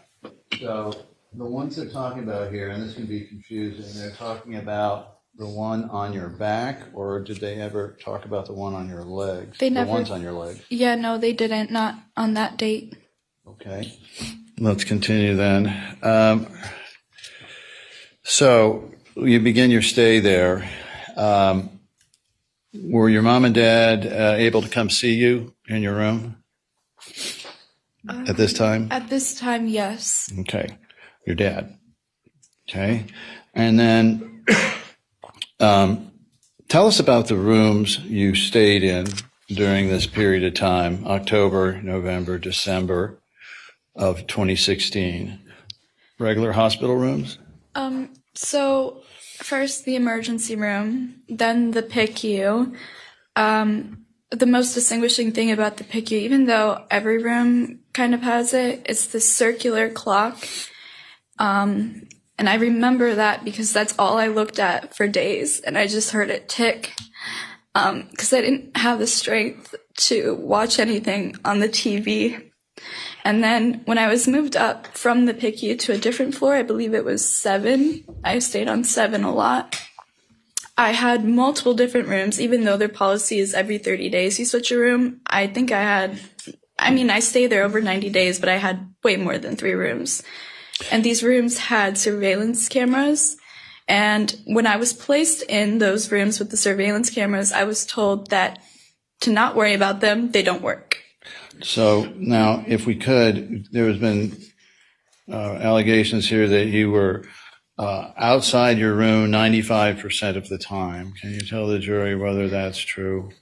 That's not true at all. Most of the time I was in my room. There were times where I went to PT, which I was outside my room, and there was a few occasions where I went to the rec room. But for, I would say, the majority of my time, I was kept in my room. And did the rooms have the kids that were there, their names on the door or next to the door? So at one point, I started to get wheeled out into the hallways and whatnot, and that's when I was going to PT or the rec room. Uh-huh. And I noticed something really weird was that all the other rooms on the floor, they had name tags. It would say the patient's name and just the last initial. Whereas with mine, I just had a sheet of paper in there with color-coded stickers. I asked the nurses what the color corresponded to and what that meant and why I didn't have a name, and they would not tell me. I asked multiple nurses, and all of them said, I can't tell you. During this period of time, do you recall an instance where your mom was trying to get in touch with you and the nurse said something different than just simply putting it through to you? Which instance? Was there a time during this period, this first week or so, when your mom called for you and you did not receive the call but overheard what was said?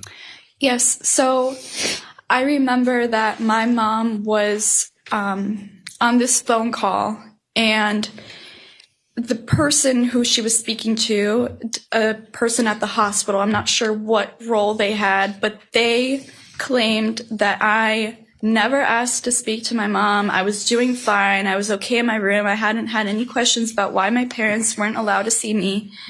And that infuriated me so much because all I did for days on end was demand to speak to my parents. That's all I wanted to do. And I most certainly wasn't just sitting in my room. I was crying. So now, were there other kids on the floor? I mean, were there, yes. Somebody to talk to, somebody you could, for lack of a better term, play with? Well, it's a children's hospital, so there's plenty of kids all around. I went to the rec room. So for people who don't know what that is, it's just like a playroom. You could do activities. There's volunteers there. So I remember going down there, nurse wheeled me down. Uh-huh. And I was just working on some art project. I don't remember what, but this really sweet social girl, she came over to me and she just started talking to me. How old would you think? She looked around my age, I would say, or maybe a little bit, actually younger. Sorry, my bad. Younger for certain. And her mom noticed that she came over to me a lot and was talking to me. Come to find out, we were on the same floor. I was on 7. And I saw her out in the hallway one day, and I asked the nurse to wheel me out. So the nurse wheeled me out. She brought me to the area. So there's like this, on the floor, there's this huge window where you could see outside of the hospital. So you could see like the street and all the cars passing by. And there's a little chair that faces this window. So people who just wanted like a change of scenery could go over there. So her mom was there with Natalie, the friend that I had made. And I was wheeled over there and I talked to them. Another nurse observed this interaction and quickly told somebody. Next thing I know, Kathy Beatty is in my room saying I'm not to ever speak to a patient again. And that day, Natalie had given me this little present because her mom noticed my parents were never with me. I think they just wanted to comfort me, and I have it in my bag today. Did they ever give you any reason why you, as a 10-year-old, couldn't just talk to the kid next door, for lack of a better term? I have no reason. I mean, they didn't give me any reason, and it was heartbreaking because, you know, they had my door open a lot and the blinds were open so I could see other people conversing and interacting, and here I am all alone. Mm-hmm. Now, were they at this time paying a lot of attention to your symptoms, discussing your symptoms with you? Even though I told them about my symptoms and I pointed them out, it didn't matter. They kind of just ignored them. Before we go further, I think what I want to do, if we can pull up 2003-001, the All Children's Health System, a summary of Florida patients' Bill of Rights and Responsibilities, if we could. So, Maya, were you aware of any of this at the time, or did you become aware of these later? I was not made aware of them within the hospital. I wish I would have known them. All right. So you had a right, I'll just paraphrase, to courtesy and respect. Is that right? Correct. And individual dignity and protection of your privacy. Is Correct. That right? A prompt and reasonable response to questions and requests for you. Tell me about the bathroom. I just object to the leading on these lines of questions. Overruled. Tell me about trying to go to the bathroom during this period. What did you have to do to get to the bathroom? So with the whole bathroom situation, obviously I was not able to walk and I couldn't push my wheelchair at this time. So the nurses helped me, which was totally cool. But it's when the showering happened where it was really weird. So I had to have the door open and they would have to watch me because they were afraid that I would cut myself. I wasn't allowed to have a razor. Later, I was able to have a razor to shave my legs, but I just never felt good about myself. And it says here a patient has the right to know who's providing services and who's responsible for your care. Was it ever explained to you who was the person, other than Kathy Beatty, most responsible for your care? No. And so it says that you have a right to know what rules and regulations apply to your conduct. Did anybody discuss that with you ever? No. Were you ever shown any of these rules and regulations or rights? No. All right. Did you receive any information from the Johns Hopkins nurses or the doctors when they visited you about what diagnosis and what their plan was for you? So they never told me straight up. They never said, we think you have conversion disorder. They never said, we think your mom has Munchausen by proxy.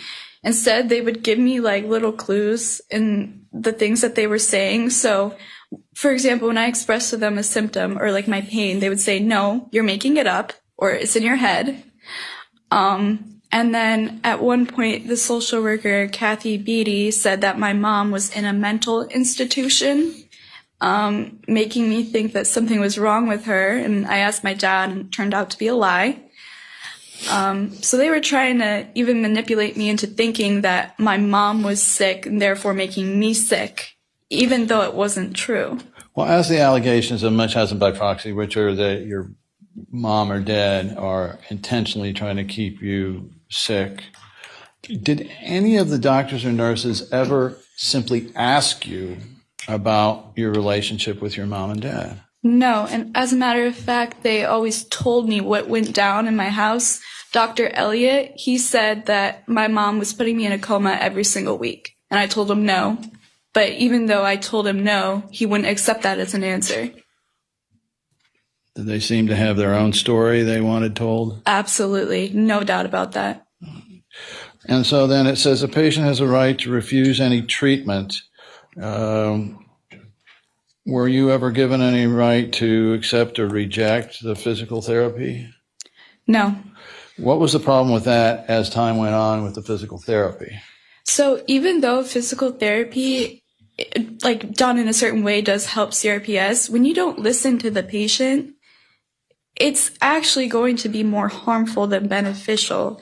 So my condition just went downhill. I mean, when I got back home after being released, it was nasty. Well, I got to ask you now. There's been some testimony about withdrawal.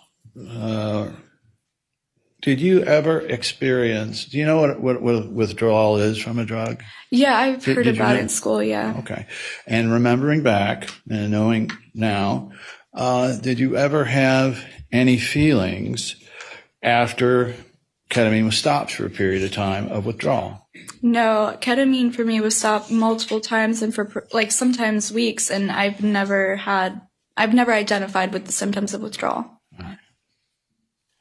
So no sniffling and anxiety and runny nose and severe headaches and all that. None of that. So did they ever come to you and tell you that they thought you needed to stay there because you needed to be weaned off of ketamine? They have never told me that. Right. It goes down there and it says, about two-thirds of the way down, patient has a right to impartial access to medical treatment or accommodations regardless of race, sex, gender, identity, sexual orientation, national origin, religion, creed, handicap. You see that? Yes. All right. So tell the jury now first as to being Polish. What does the term mamusha mean? If I'm pronouncing that correctly? Yes, you are. And I'd like to approach on this. I object. I'd like to approach on this. Okay.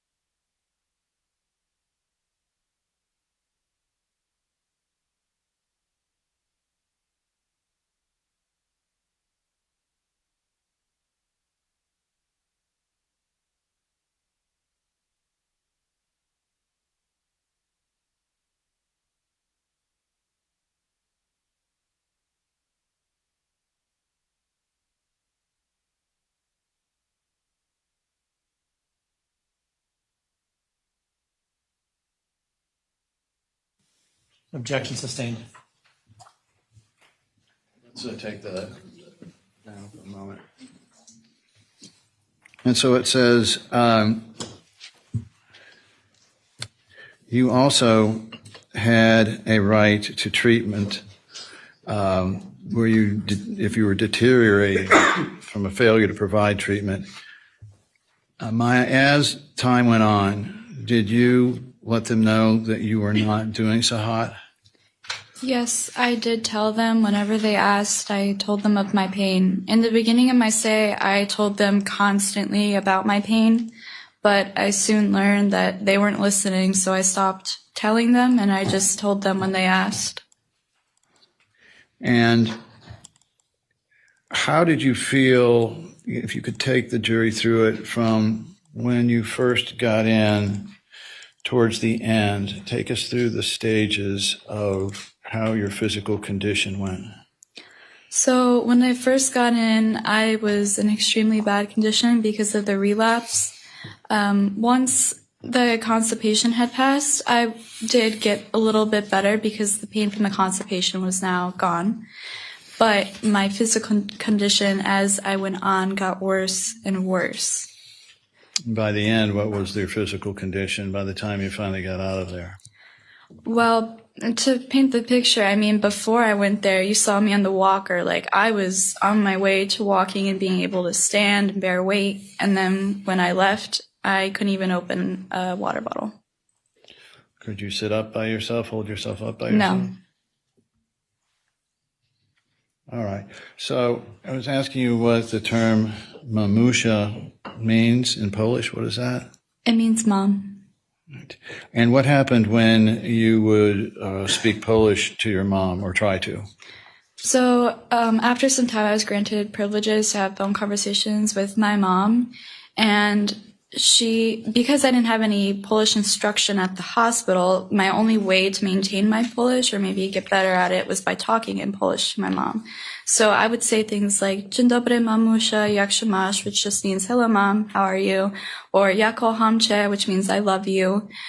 And every time I spoke in that language, I was told to stop. I have to speak in English.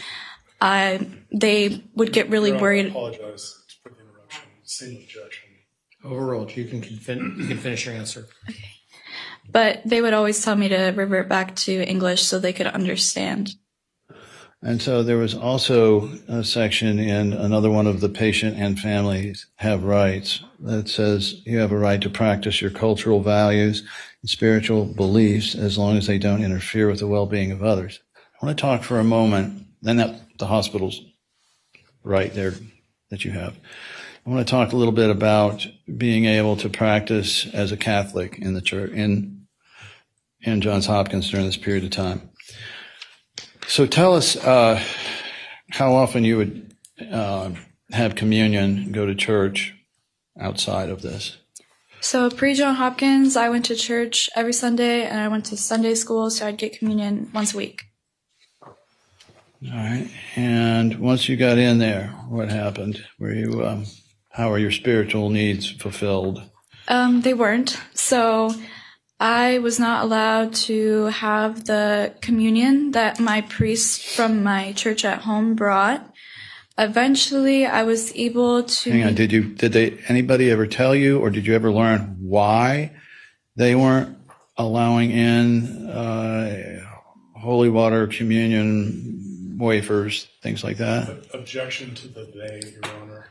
The hospital people who were managing you, the nurses, Kathy Beatty, so forth, the people you were communicating with regularly. Yes. Did you ever learn from them or otherwise, if so, we'll explain, why they were keeping communion wafers and holy water and the like away from you? I know the reason, and it was because they believed my mom was tampering with the wafer or the holy water and putting ketamine in it.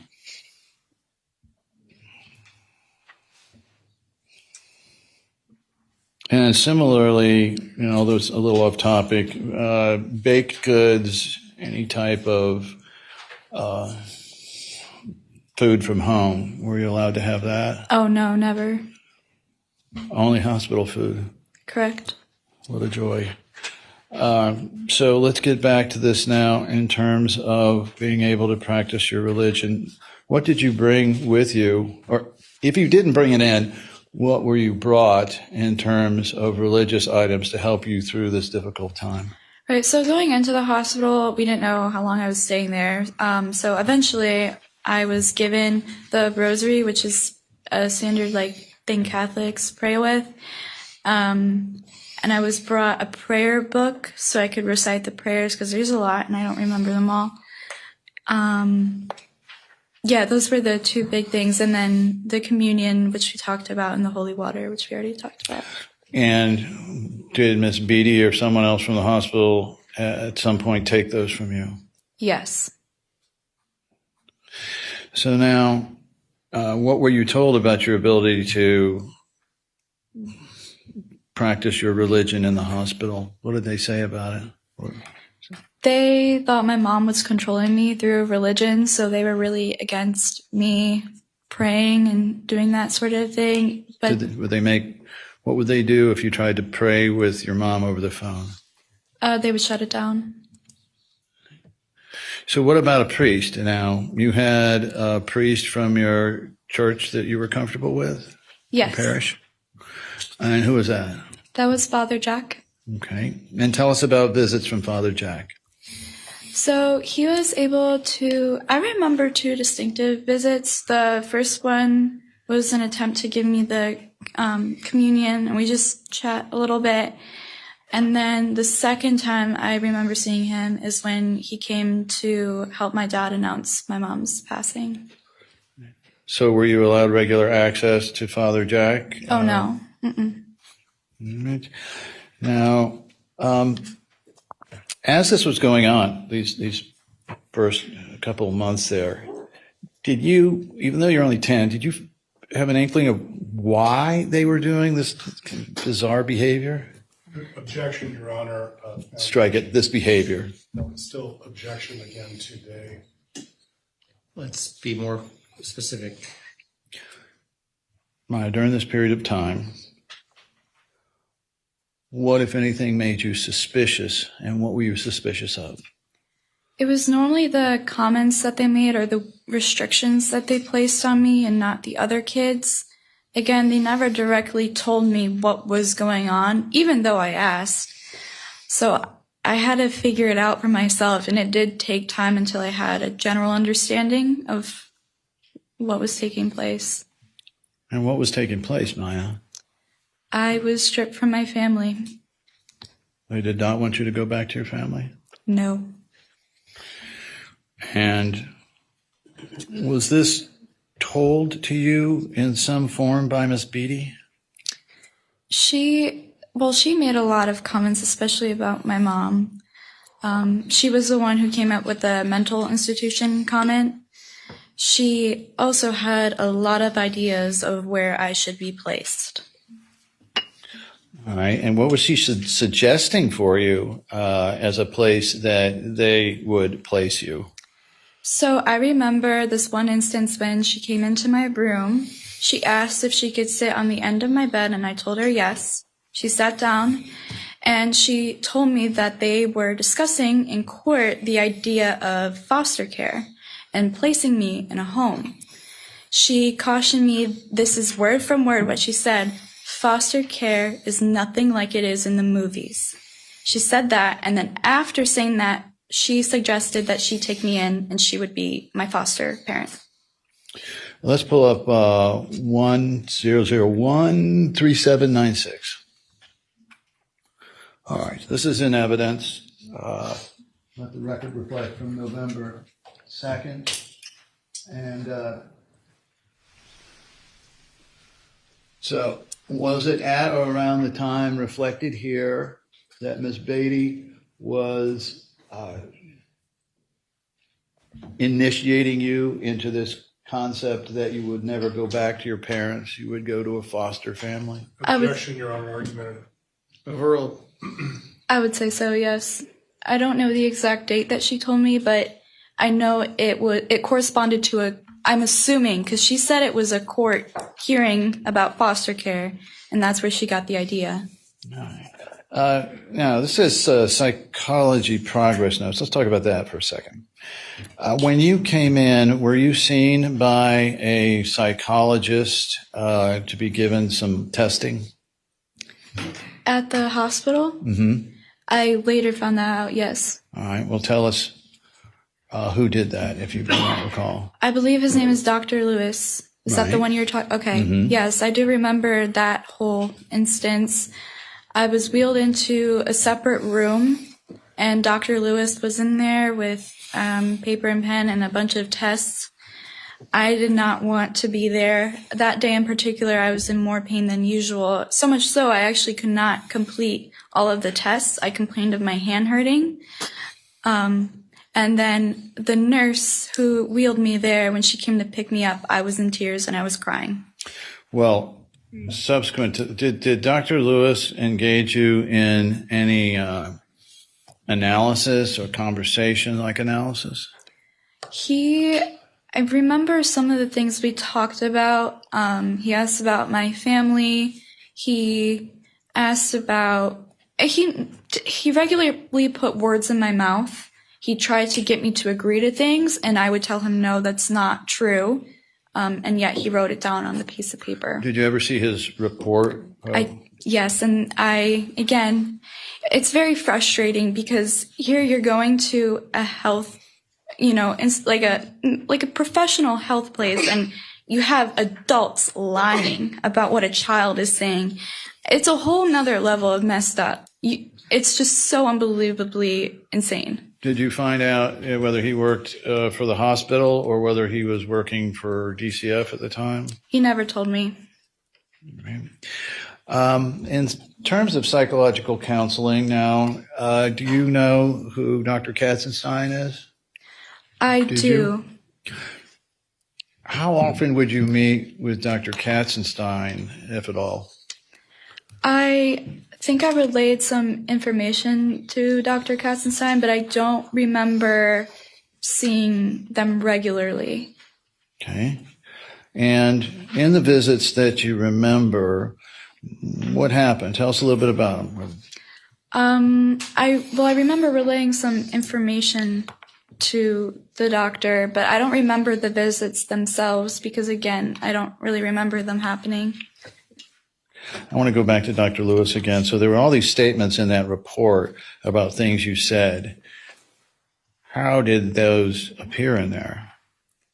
He was the one suggesting that narrative, trying to get me to agree. And even though I did not agree, he still wrote it down as if I did. Did this add to your suspicion of what was going on here? It did, because I've been to hospitals before and nothing like that had ever happened. Okay. Can you tell us whether you had constant psychotherapy or whether it was limited or next to none? It was next to none. I don't remember that happening regularly. There was a lot of PT, though. Okay. Now, do you remember a time when you were put into a room and told you could not leave for some reason? Are you referring to the 48 hours? Yes. Yes, I was told about that. Tell the jury what happened then. So I was told it was for like a EKG, and I don't know what that is, so I just said, okay. I know now what an EKG is, and what happened in the room was nothing like an EKG. They left me there for 48 hours under surveillance, which they did not tell me about. They had a commode in there, and they just put it far enough away from the bed so I would have to physically stand up and use the bathroom. I called the nurses whenever I had to use the bathroom because obviously I'm not able to walk. And when they refused to help me go to the bathroom, I would defecate on myself. So let's show 2703-B, a clip from the covert surveillance.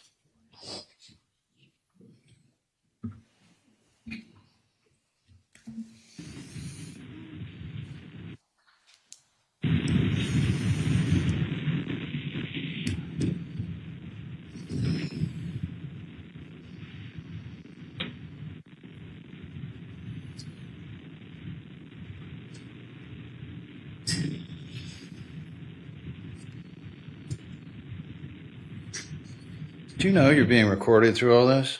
No, they never told me. Continue. Is that it? Is that the end of it? Okay. Now, so you had to have help. Yes. And was there any way to reach that commode to relieve yourself without help? No. Not in my condition. And what would the nurses do when they came in and you had messed your bed? They would be pretty angry. I had this one nurse, I would call her whenever I had to use the bathroom, and I'm understanding that you have other patients. I get that. She would come into the room, and I'm not even joking, she would yell, 10 more minutes, and then she would storm off. But again, my door's open, the blinds are open. I could see her conversing with the nurses. They have these like little council like areas, and I could see her talking. She was not busy. So I genuinely believe that they just wanted to push me to the limit of like, oh, I'm about to pee myself, I have to get up and stand. But that never happened. Instead, I just peed on myself. And you were not allowed to leave this room for 2 to 48 hours? No. And you would have left if you could? I wish I could have. So they kept you in there against your will? Correct. All right, let's take a look at 21-116, a series of text messages at around this time regarding this particular visit. And if we could move to the Judge, again, we object the foundation and through this witness, these are not her text messages. Overruled. You may proceed. No, this next page. I'll get you highlight it. Get to the part and highlight it with the description. All right, there you go. There you go. Can we? Yes, it's 005. We're on right now. So this is with Dr. Dees and Dr. Sally Smith. Now, it says here something about pushing several feet in your wheelchair. Does CRPS involve paralysis? No, it does not. There are some patients with pain so severe that they might not be able to move their limb, but that wasn't the case for me. I was still able to move my limbs. Obviously, I had my days, but I've never had paralysis. That's not associated with CRPS at all. But that's what they were concentrating on, was whether you could move around or not? Right. So even though I explained to them that the symptoms vary, that's just the nature of CRPS. For some reason, they couldn't understand that. All right. So I think there's another one here from Dr. Smith replying to this. Yeah, one second.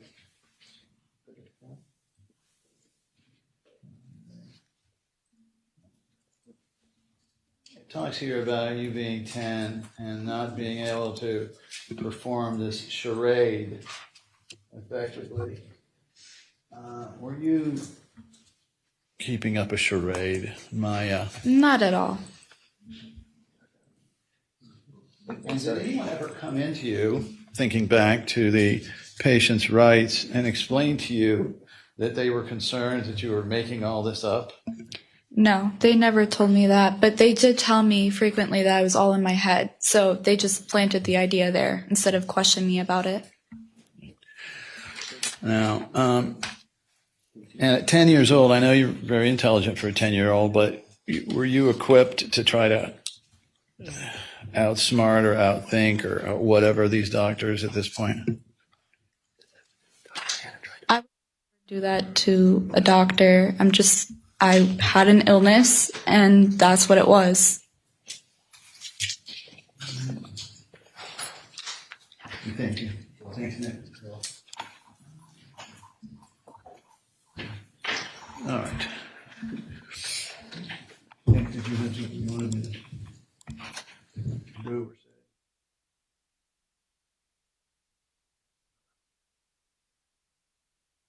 Right.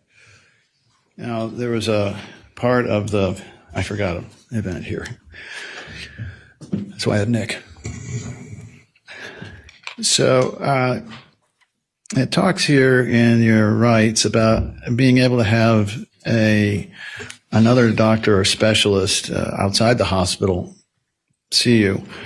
Was there an attempt, to the best of your knowledge, to have Dr. Hannah come see you? In December? At any time? I don't remember that. I know eventually down the line, I was able to see him, but I was not made aware of any attempt for him to come to the hospital. Okay, so this was outside the hospital when you finally saw him. Correct. So during your time in the hospital, was any doctor outside of Johns Hopkins allowed to come in and examine you? No. Okay, now,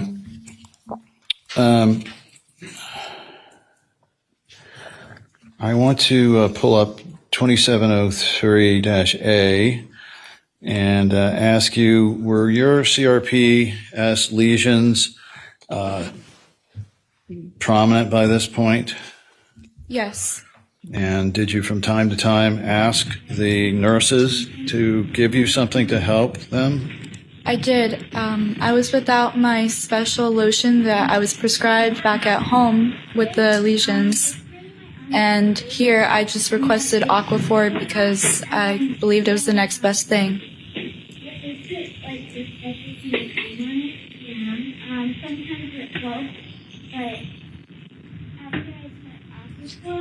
Yeah, here I'm showing where all my lesions are. How, if you know, let's get finished with it here. Keep going.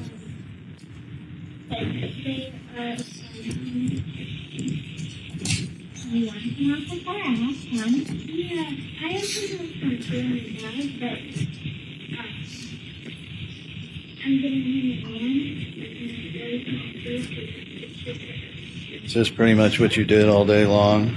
Sit in that Yes. bed? Yeah. That's why all my belongings are on it. So you applied your own salve to them. Did it help? No. Did you tell them it was painful? I was explaining that to her, yes. So what was the hospital doing to help you deal with painful lesions? Well, they gave me Aquaphor, but again, it doesn't really do much for them.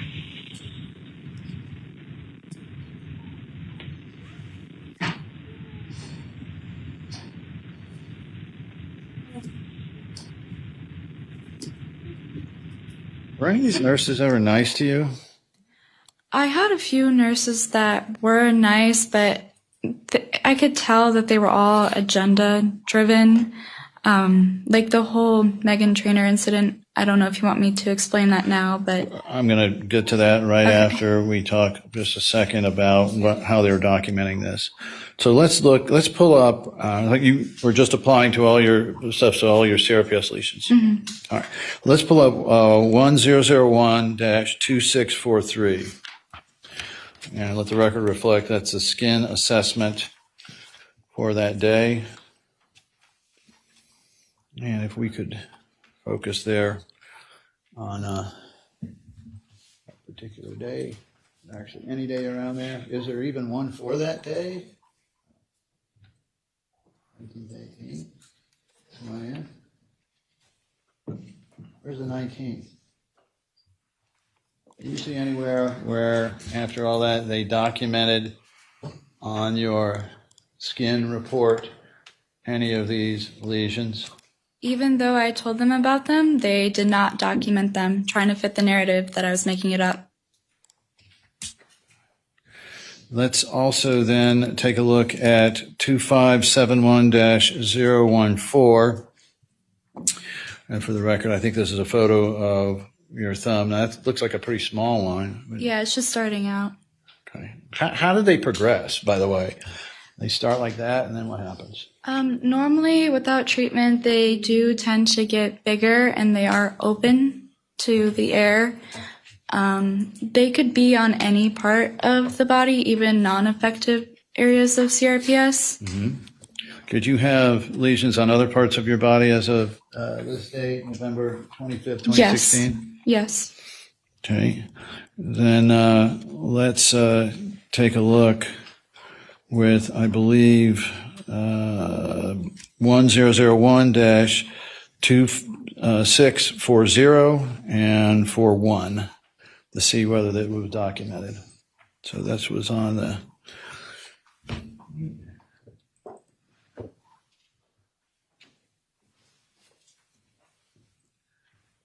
Do you see anywhere where they are documenting any of your lesions on this?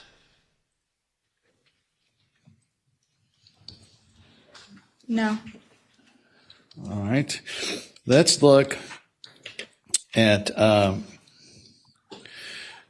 2571-008 and see what that one says. That's not it. That's I not think evidence. is it 2571-3013? Yes. All right. 2571-013. All right. What's going on here, Maya? Well, first off, you could see the discoloration of my skin, which is a symptom of CRPS. And then you have some small lesions starting out, but they're getting bigger. All right. Now, And you could still see the dystonia. Sorry, I just wanted to point that out. All right. So let's then compare that to the skin assessment for that day if you've got it. I think it's 1001-2640 and yeah, I think so. Yes. Is that it? There's a lot of paper.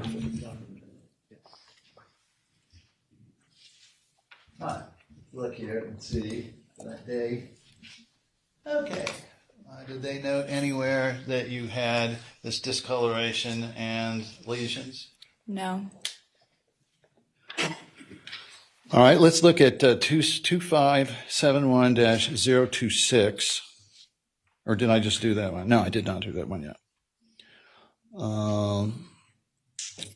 Bring that up. And for the record, this is December 22nd, 2016. If we could focus in on your forehead. Did you get them on your forehead too?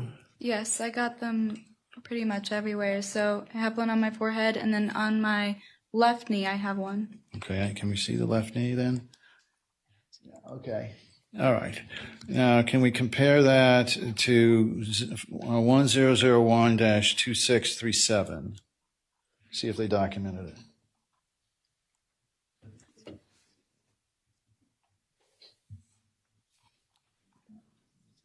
December 22nd. Okay. You see anywhere where they're documenting the fact that you're continuing to have lesions? No. All right. And then 2571-030. No, I'm sorry. Is that, we just did that one. Sorry. 2571-040. Is that the same lesion now getting worse? Yes. All right. And do we have the skin report for that day? No, go to 2571-042.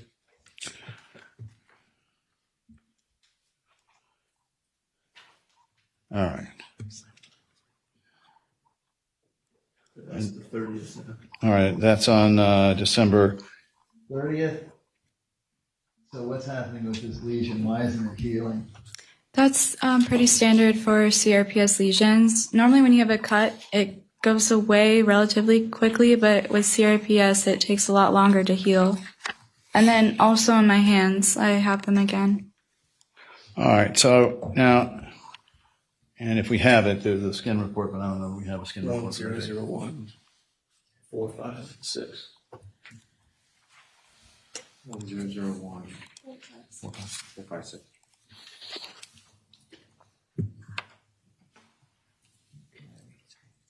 Bottom of the page. Yeah. Let's see.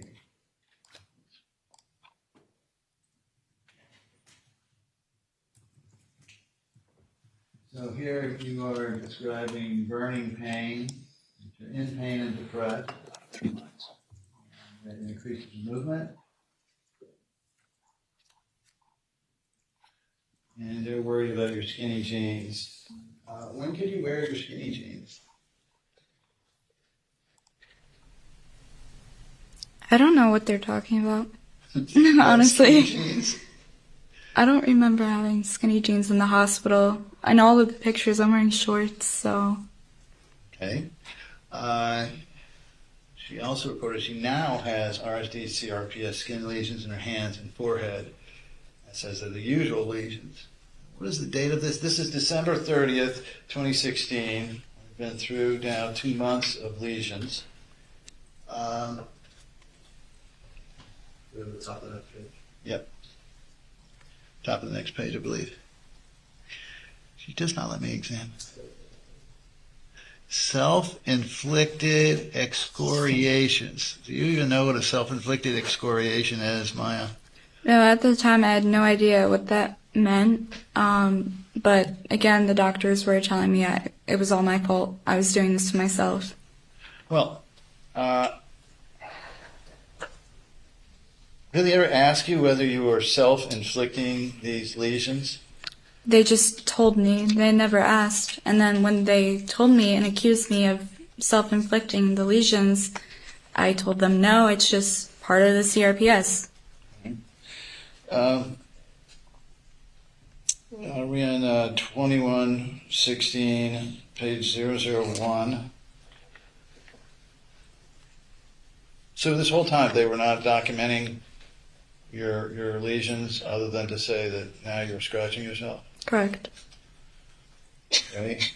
Here's a series of, I believe, texts, messages back and forth. And if we could focus on one. Were they suspicious of your mom and dad at this time? Yes, so there was this whole ordeal with Kathy assuming that I was emailing my mom. So my teacher, Jackie Dieter, she came over to the hospital and I was given a laptop for school purposes exclusively.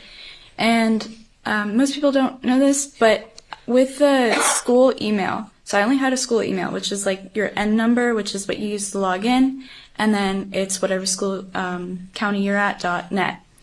So I could only send emails to people within the school district. That meant teachers and students. That is it. I could not receive any external emails. As a matter of fact, the whole system itself blocks external emails, and you cannot send external, like, emails to people outside of the system.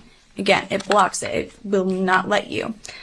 So there was this nurse who was in my room when I was on my computer trying to do homework in school, and she noticed that I was on the email portion of the platform.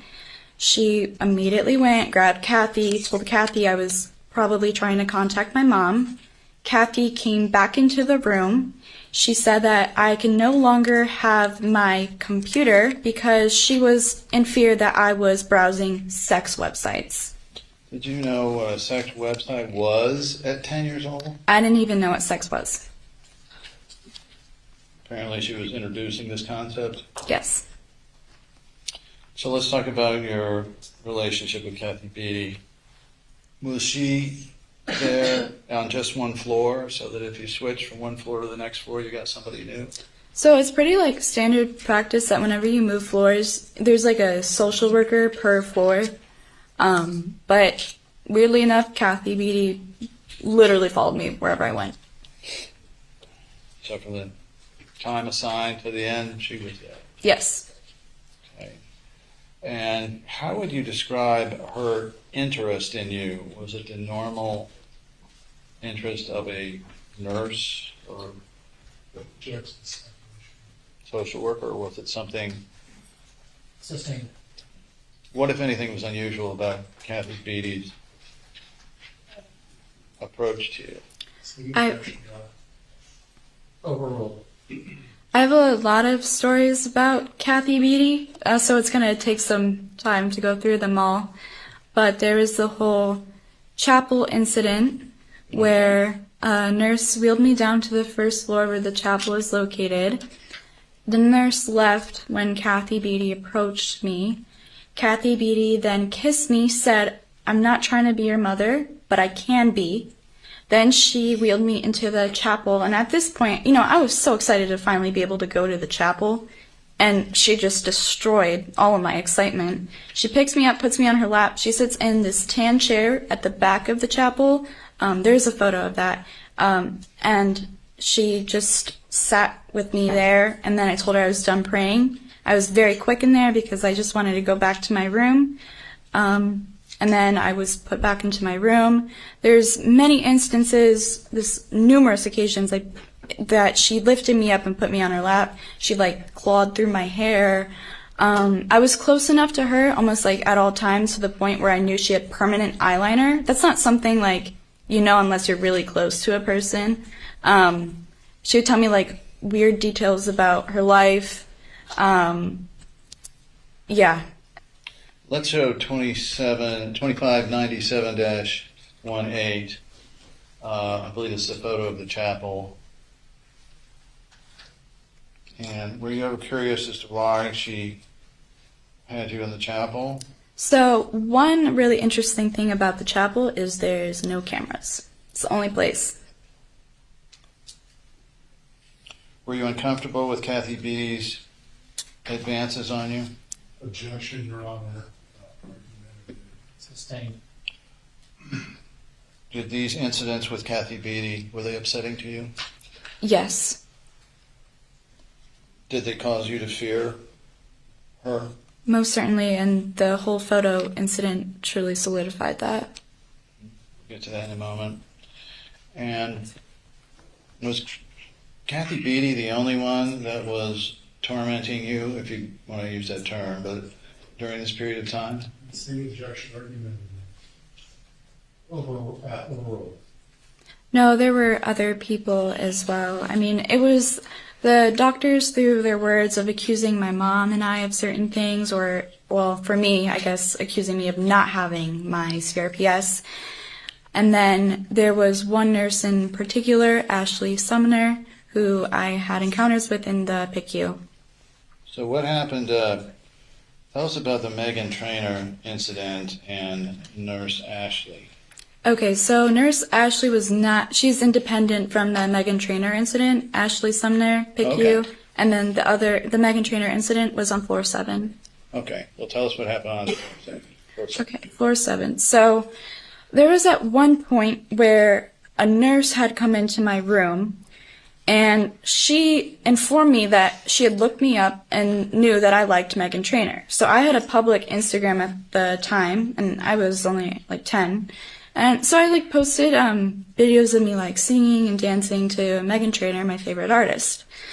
So I was a little I don't know, it put me off that why would a health professional look up their patient on the internet and proceed to look them up on social media. But I kind of dismissed it until later in the day.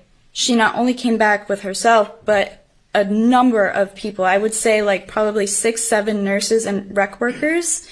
They all stood in a line. The one in the middle was next, in front of my bed, and she was holding a phone camera.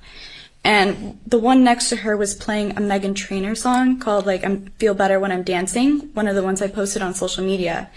They were trying to get me to dance and sing and move my extremities in ways that would hurt me. And when I did not move in the way that they wanted me to, or move as vigorously as they wanted me to, they stormed out of my room. Were they dancing, trying to dance around you? Yes, they were also trying to get me to do certain movements, but I was in severe pain, so I was barely moving. I smiled a little bit, I did my best, but ultimately they never ended up showing the video to the court because it didn't fit their narrative.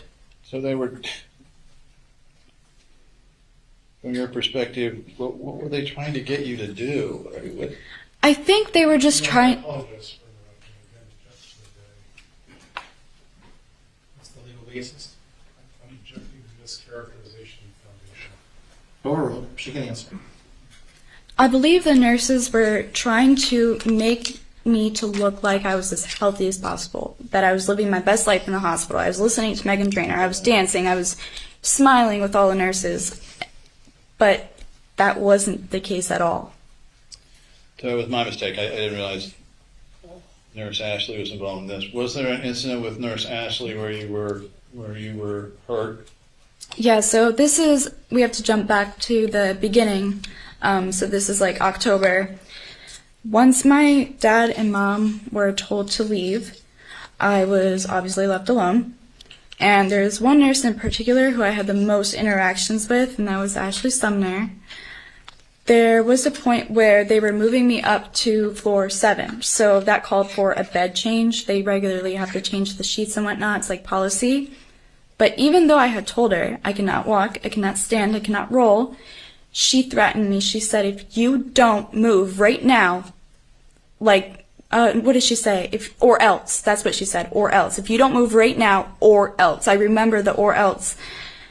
And I just started crying because I'm so scared. Like, my parents aren't here. I have nobody that I trust. And this random lady is threatening me. And I can't even perform the movements that she wants me to.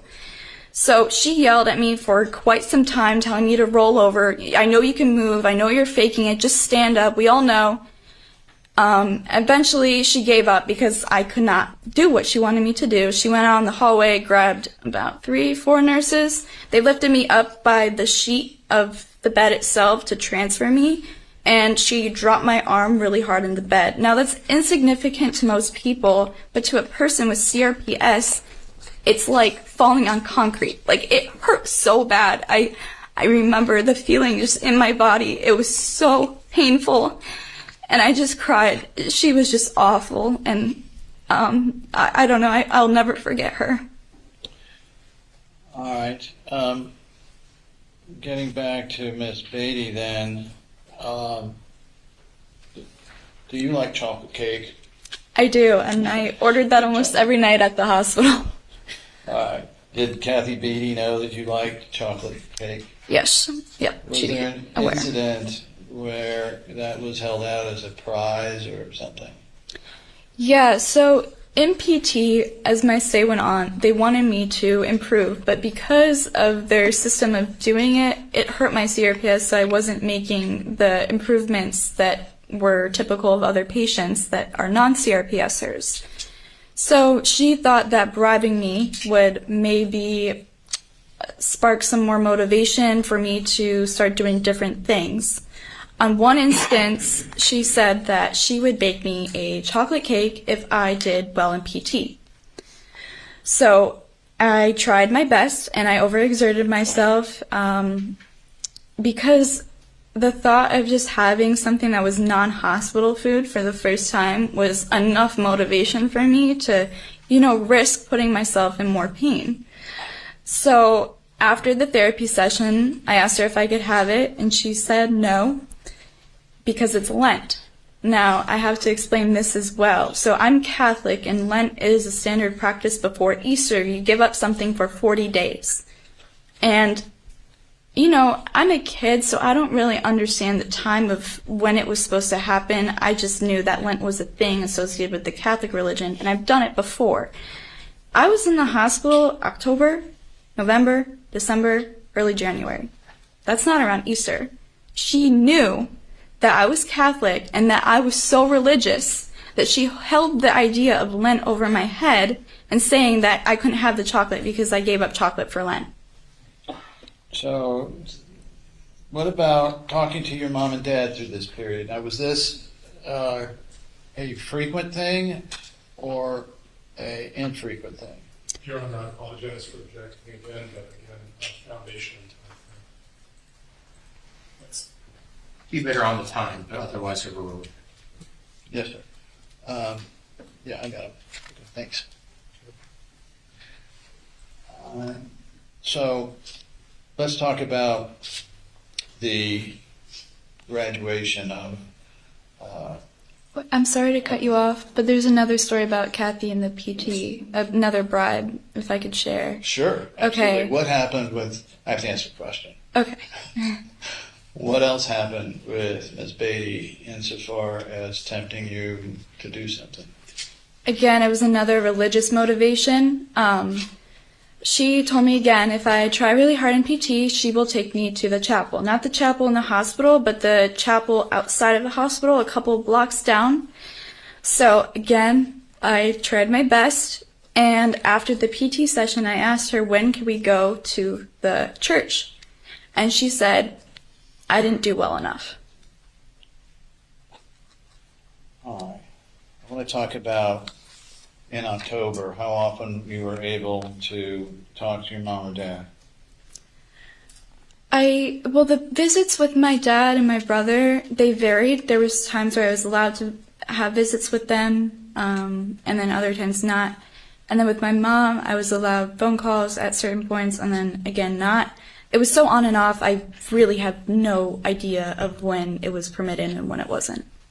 And when you did have the opportunity to speak with your mom, were there any problems with those calls that made it difficult for you to communicate, or your mom to communicate? There was always a problem. Like what? Well, it was always the person who was overseeing the calls, Kathy Beatty, again. She would sit on the edge of my bed, listen in on all the phone calls, and she would limit our conversation to very basic and insignificant things. So I'm going to publish then 3 clips in evidence. For the record, they're 2608A, B, and C.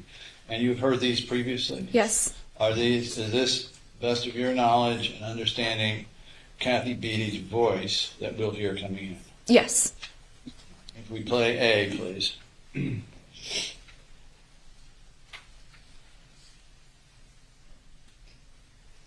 Okay, I'm recording this phone call so everybody knows. Okay, hi mommy. Hi honey, how are you, sweetie pie? I'm hurting, I miss you. I miss you so much too. I miss you so much every day. Every single day. You know how happy it makes me feel to hear your voice. Same here. I miss you so much, and I am so happy that I'm finally able to hear your voice too. Yeah. I hope you. What did you say, sweetie? I hope I can see you soon. I would love to see you soon. I would love to see you soon. We just have to wait for the judge to make the decision, okay? As soon as he makes the decision, then I'll be able to see you. Okay? Yeah. We're not allowed to talk about the case, okay? Maya, honey, we're going to talk about what you've been doing, if you need any Shopkins or things like that, if you had nice visits with your daddy, but we can't discuss the case, okay, honey? Was Beatty the only one that would know about those Shopkins? Yes. All right. Because she is actually the one who delivered some of them to me. When these were going on, what was Kathy Beatty's facial gestures? So you can't obviously see it on the audio recording, but when I tell you, like every single time I had a conversation with my mom, she'd be rolling her eyes like that, or she'd be making faces or sticking out her tongue. Like she was acting like a toddler. Let's play B, 2608B. How you doing? How is PT and OT going for you? Not good. Why is it? Okay, Beata, we can't discuss any of those type of matters, okay? Okay. All right, and then 2608C.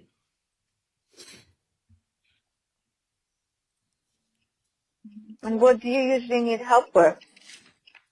My pants. What happens with the pants? I just can't lift them up. You can't pull up the pants anymore? No.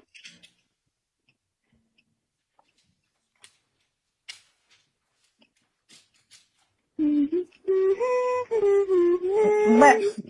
did that start, Maya? Oh, I don't know. A while ago. I don't know. I don't remember when it started. Okay. TBH. What's TBH? Yeah, I'm going to redirect that line of conversation now, thank you. Okay.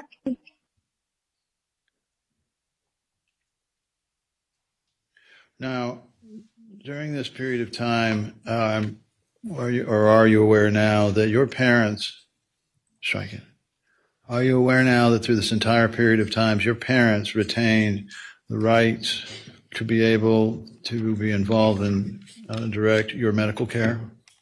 Yes. So we're trying to, discuss your physical therapy here? I was trying to tell her about it because she asked, but Kathy Beatty put a stop to that. All right, now, so tell us about the pulling up the pants. And it was good humming. I like the humming part. But why is it important that at this point you could no longer pull up your pants? So it's showing how my condition, the longer I stay in, the more of the things I was able to do, I'm losing in terms of like my independence. Okay. And again, were you allowed to use any words of Polish in these conversations? No, that's why I wasn't. All right. I want to ask you now, did your mom and dad still try to get stuff for you during this period of time? You know, gifts, little things to cheer you up? Yeah. Did there come a time that they bought you a dress you always wanted, a more formal dress? Yes, so this was pre John Hopkins All Children's Hospital.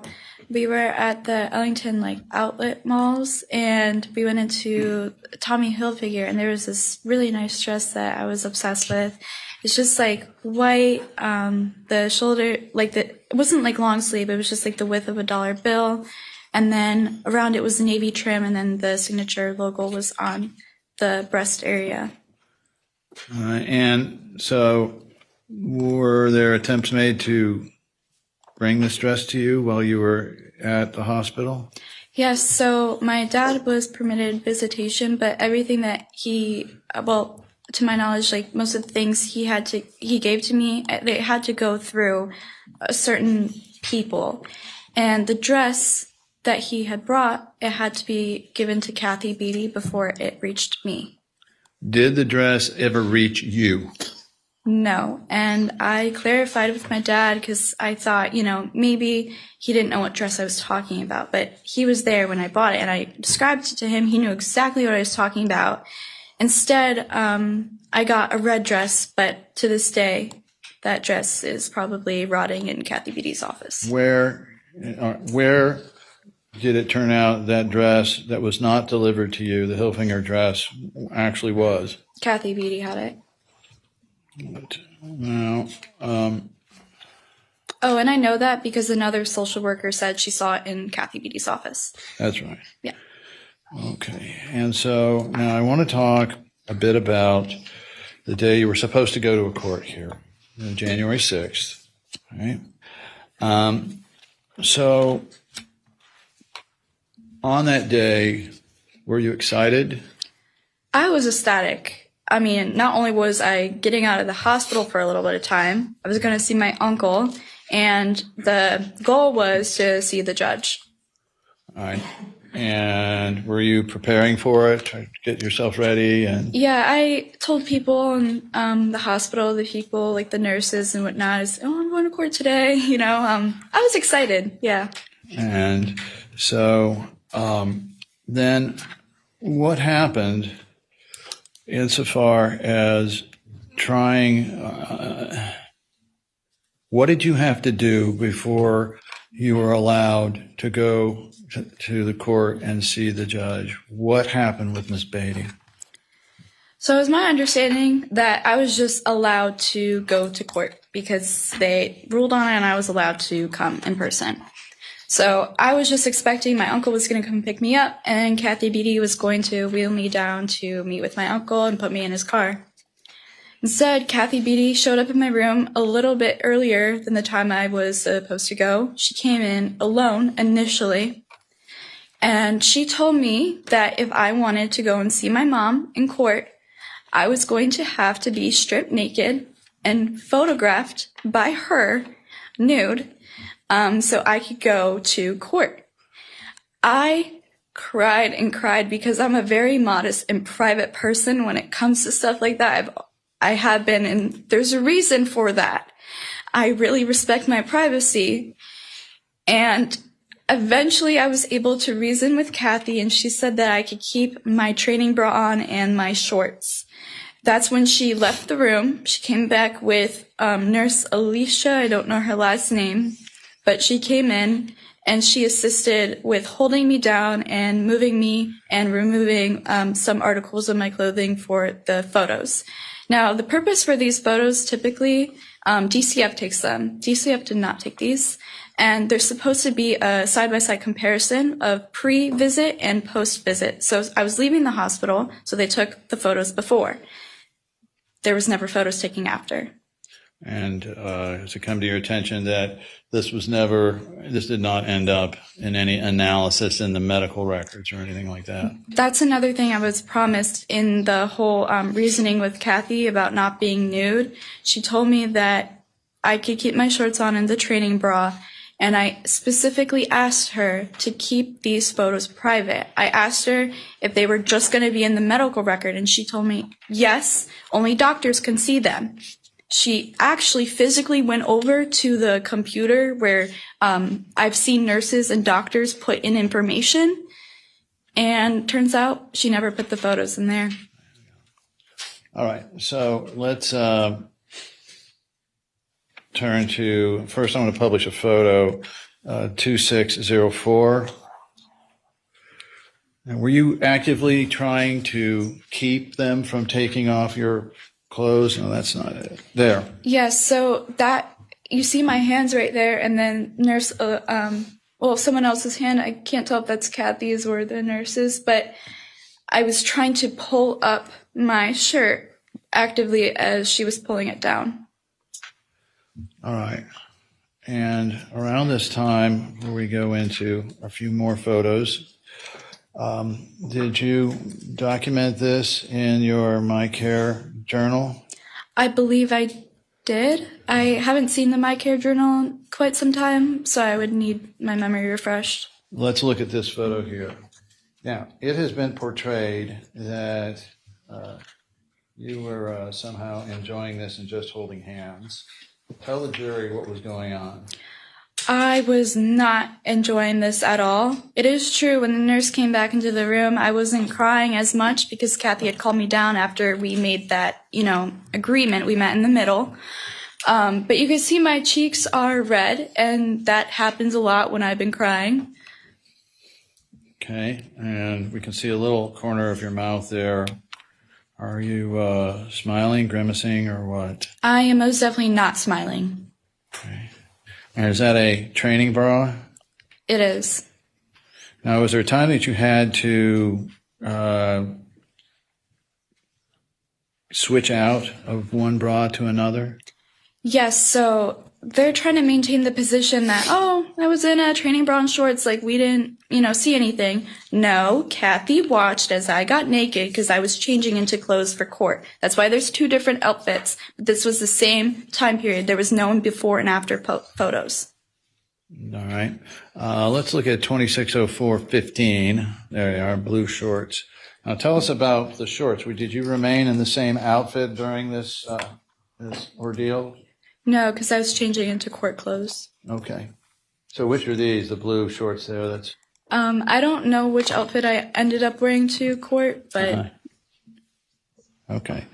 And then let's look at 2, 3. Oh no, we're going through these. Let's go through these. And now what is that? What kind of bra is that? That's a training bra again. Which came first, the training bra or the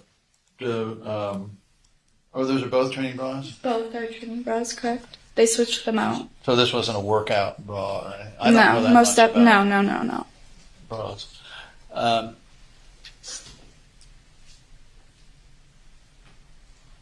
And did you tell them while were they holding you down through much of this? Yes, and some of the photos you could see their hand, but it looks like the photos are mostly zoomed in, so you can't see their hand placement. Did you want to leave and get out of there? Yes. And were they preventing you from getting out of there? They were until the photos were completed. And did you have any control or ability to get out of there? No, physically? Because I couldn't walk or stand. And this was against your will? Correct.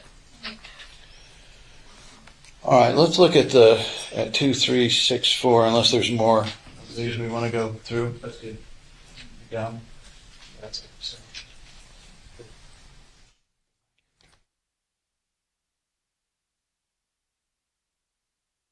Yeah, I got it. Okay. I wasn't going to cover it, but we will. So let's, what was your relationship with Alicia, the nurse that was in there before this? So I had seen her before and I recognized her. And I mean, my first encounter with her, I trusted her. I had no reason to doubt her as, a healthcare professional. Actually, here in my care journal, I wrote her name. And the second time I saw her, she was assisting Kathy Beatty in photographing me and changing me in front of Kathy Beatty. Let's look at 2364-009. Is this it? So she's right there. All right. And so how did you react when you saw that Alicia was now one of the people holding you down? It was another complete breach of my trust. Did you feel betrayed? Absolutely. I felt betrayed in the hospital almost every day. Now, I want to talk for a moment. I think we've gone over the necklace that you still wear. How did you learn about your mom's suicide? And tell us the first time you felt that this may have happened. Oh, yeah, that's an interesting story. So, on the 7th, I'll never forget, January 7th, I couldn't sleep. Again, it was a combination of just pain and, my depression from being isolated from my family. So I was up until 2 a.m. And I swear to God, I am not making this up. At 2 a.m, I broke out in tears. I was just crying uncontrollably. And I called the nurse in and I told her, this is a nurse that I actually had a pretty good relationship with. And I told her, I miss my mom. I miss my mom. I love my mom. I want to go home to my mom. Turns out she ended her life. Was that around that time that Yeah. you did? Okay. That's why I always say that it was really January 8th that she died, not the 7th, because I just have this feeling that it was then. You felt it. Mm-hmm. All right. So, how did they go about telling you that your mom was gone? So I had a visit with my Aunt Wendy, I want to say maybe the day after or so. Uh-huh. So this was the 8th now. And something was off with her. And I asked her what's wrong. And she said, I don't know, just something happened earlier today. Sorry. So she didn't end up telling me then. I just enjoyed the rest of my visit with her as usual. And I'm not sure if it was that evening that my dad came in with my brother and Father Jack, but I know it was sometime close to January 8th. And I was sat down on the couch. My dad was I think I was maybe I wasn't in the wheelchair, maybe I was on the couch. My dad may have lifted me and put me on the couch, so I'm not sure about that specific detail. But my dad was right next to me, and right next to my dad was Kyle. In front of me was Father Jack. My dad said he had some bad news. And weirdly enough, the first thing I thought of was they're not going to let me home, or that I was going to be put in foster care. And it turned out to be even worse than that. My mom had died. So I was told that, and immediately after my dad had to leave. Okay. How long was your family allowed in there to tell you that your mom had passed? It wasn't a lot of time, if I'm being completely honest. It was actually so unbelievably cruel, the amount of time they allocated for me to spend with my family after hearing such awful news. So after this now, if your mom was supposed to be the reason why here with this Munchausen thing, and your mom's gone, did they let you go? Objection. I'd like to approach on this one.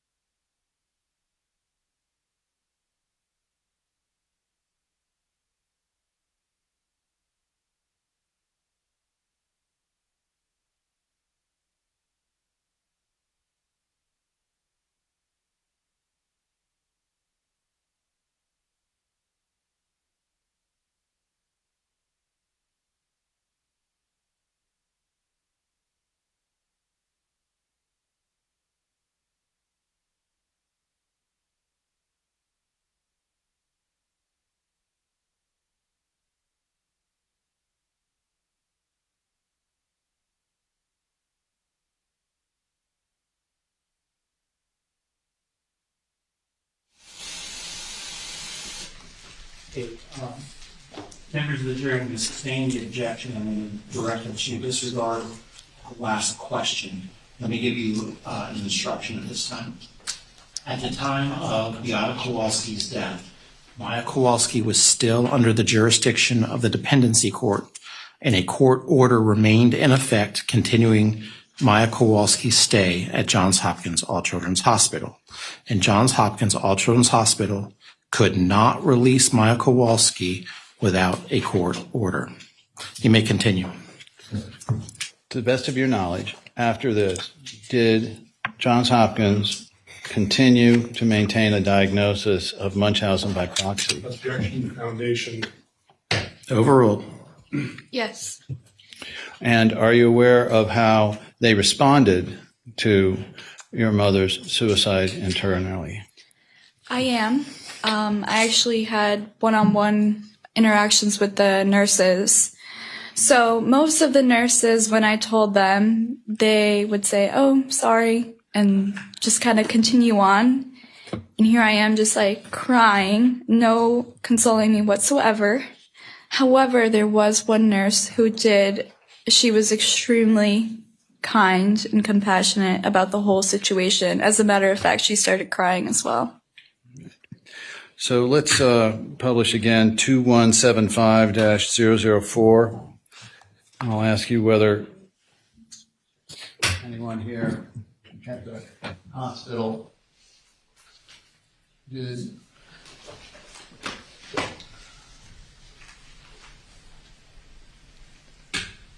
either of these doctors ever tell you that they thought it was the right thing for you to lose your mother? Object to the statement of emotion. It's overruled. They never directly one-on-one told me, but the fact that they kept me in the hospital and they regularly told me that, my mom was forcing this on me, they felt that their whole narrative that they were maintaining, they felt that it was better that I was without my mom.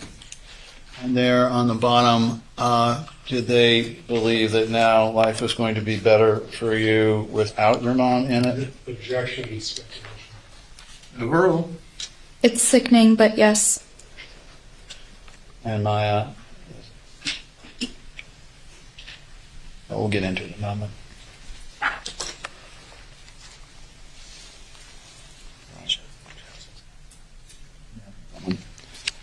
All right. Let's show 1002-001. Publish that. It's in evidence. It's in evidence to me. Okay. All right. I'll ask you now. I asked you a question before about Munchausen by proxy. If you will look down there at the bottom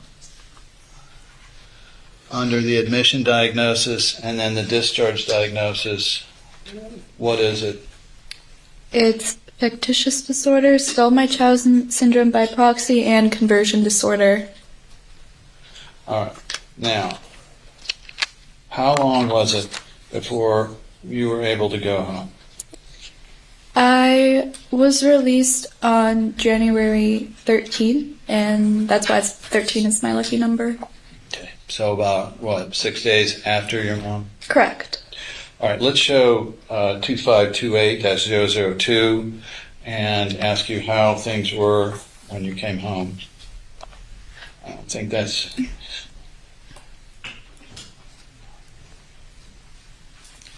I think it's 2528, 2 and 3.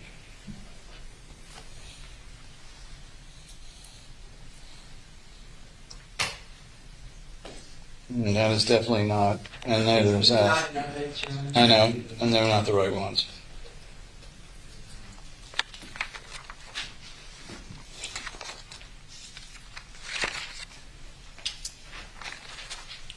This is the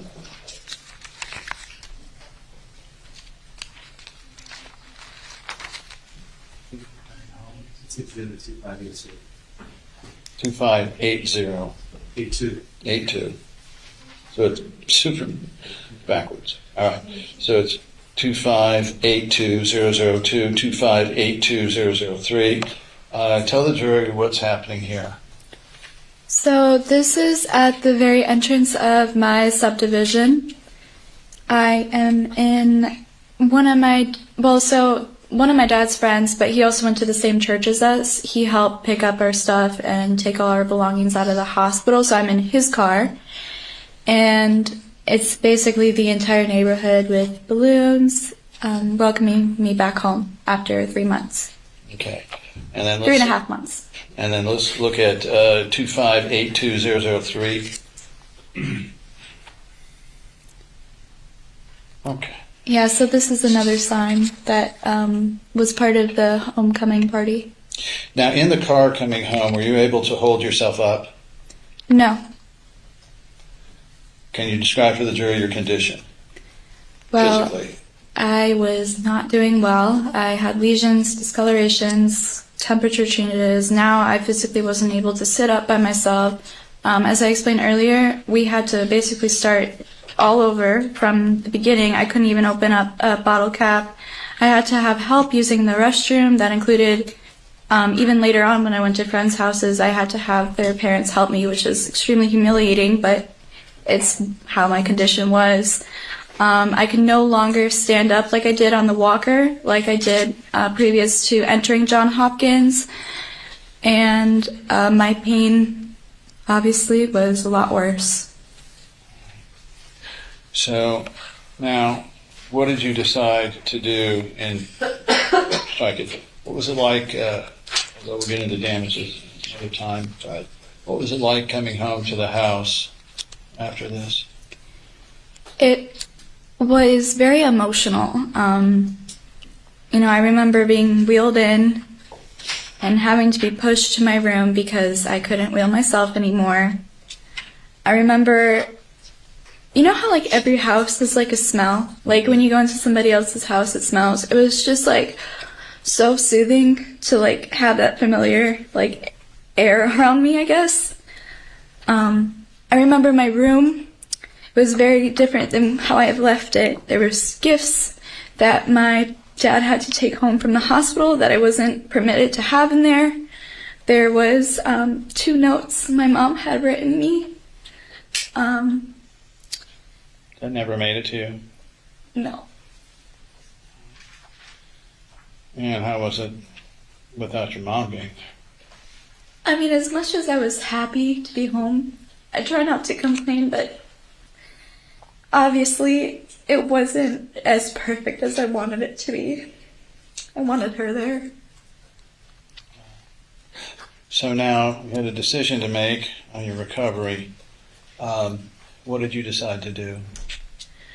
I decided to push forward.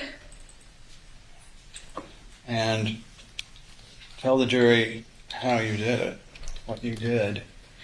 I didn't consider my circumstances. I considered my God. I didn't consider what I didn't have. I considered the resources and tools I had. I had to shift my entire mindset. It was so hard, but I did it. And you did it without use of any ketamine or any other meds? I did. And why not? What was your worry if you did? I was scared that I was going to end up in the same situation I just got out of. And so, in terms of going to see doctors and so forth during this period to help you, what was your feeling about that? I didn't want to ever see a medical professional again. Not even my primary care physician that I've seen forever. He's such a lovely guy, and here I didn't ever want to step foot into his office. I didn't want to ever go to a doctor. How about Agility Fitness? How did they fit into this? So Agility Fitness, it's like a physical therapy center, and I don't know if he's like the manager or if he owned the place. I don't really know what his title was, but he went to our church. So I trusted him, and he has a really nice family. I've met them all. And that's when I worked with Rachel Young. I previously had some interactions with her, and I really liked her. Mm-hmm. So I worked with her very frequently. And so how long then, this time, did it take you, how long did it take you to be able to start to transition from wheelchair to crutches? So it was 6th grade when, so this was the fall, I would say August, middle August. I was able to get up on crutches, and I struggled very much so throughout the school day. I was quite miserable, but I got stronger and stronger every single day. I mean, I truly believe my mom up in heaven really helped with facilitating my recovery, but it was not pain-free. It most certainly was not. It was very hard. Was it significantly harder than when you had the ketamine and the other meds to help you? Oh, yes, yes. Mr. Anderson, within the next 5 minutes, let's find a breaking point. Yes, Within sir. 5 minutes. Yes, sir. And then I just have 2 questions. And then how long did it take you until you were able to start getting off crutches, either to one crutch or completely off of them? It took about another year. Yeah. So almost, what, year and 3/4, 2 years? It was a little bit more than a year, but yeah, I did it. All right. Now, again, this was not. Within 5 minutes. So just, you Yes, lead sir. us within 5 minutes. All right. So now, after you had gotten out of the wheelchair and off crutches, did you have a relapse then within a year or so? I did. And when was that? The record reflects that It was 2020. November of 2020. Yeah, I know it's 2020. I just forget what month. All right. So tell the jury about how this came about. What was it that was triggering you or starting it? Did you injure yourself? What? I didn't have a physical injury for this relapse. However, I was having lots of depots during this time, and the stress from litigation really impacted me. No, we won't talk about that part of it. But yeah, all right. Were you still having a great deal of pain at this point? Yes. And did you have a stomach issue that came? Again, yes, I did. And was this the same type of pain that we talked about before with the gut muscles? Yes. In a similar way, yeah. So explain what happened with this. So I had the burning pain again. I was stressed out, so I wasn't eating so much, but the CRPS pain, once I had that relapse, it just amplified the entire situation. It hurt to eat, and I was falling apart. Let's publish 2580-001.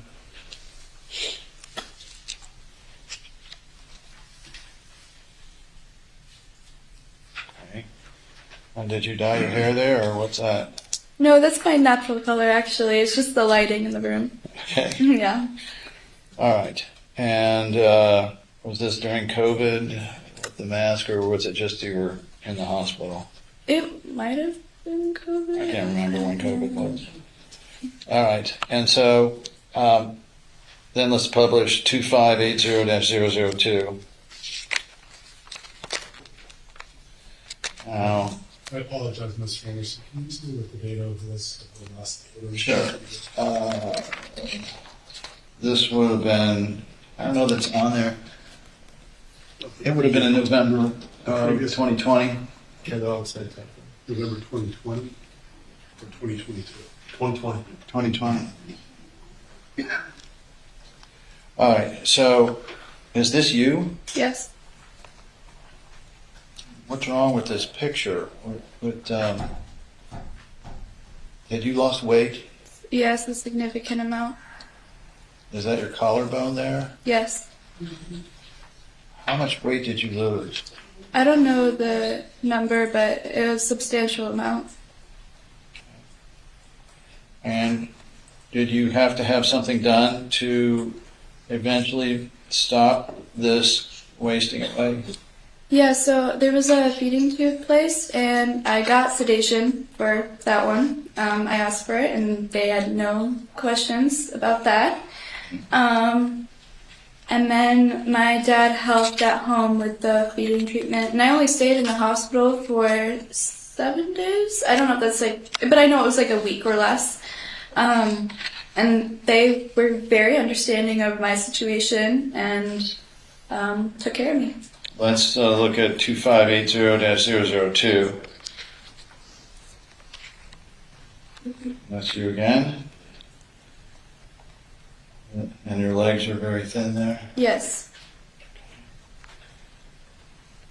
Now, previous to this, had you had a port in for infusions? I did, yes. And who put that port in? Johns Hopkins All Children's Hospital. Where on your body was the port? The port was on my right, like under my armpit, kind of. I didn't want it on my chest, so it was placed under my armpit. Was it for the purpose of ketamine infusions? Yes, actually, we told the doctors at Johns Hopkins All Children's Hospital that the purpose of this was for ketamine infusions at Dr. Hannah's office, and they were agreeable to that. So they performed an operation to help your ketamine infusions? They did. Did anyone question whether your mother was committing Munchausen by proxy by getting a port for you? Objection, speculation. Overruled. No, they did not question it.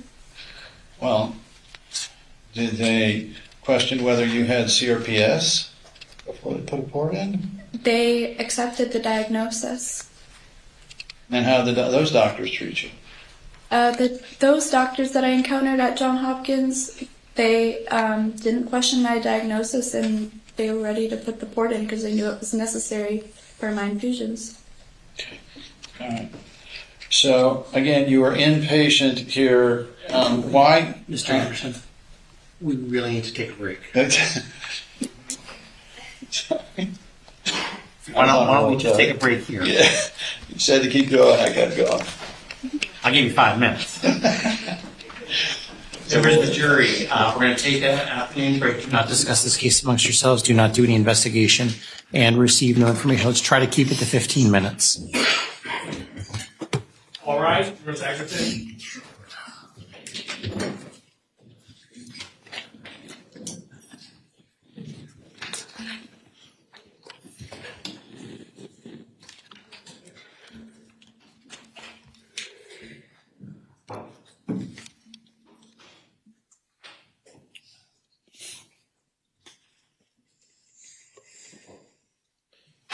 Okay, everyone, please be seated. Are there any issues we need to address before we take our break? Timing wise, Judge, I would only point out that we do want to reserve some time today, if we can, for a proffer on the issues ruled out. I don't know if we'll get to it, but. Well, I don't know, but your tomorrow is looking very ambitious. I doubt Ms. Kowalski is going to be finished today. We'll do our best. Anything else? Not from the defense, Your Honor. Anything further on your motion that occurred here at the sidebar? Yes. We again would like to renew our motion for mistrial. This is the fourth time that the plaintiff has suggested to this jury that All Children's was responsible for the separation and the continued separation of Maya Kowalski.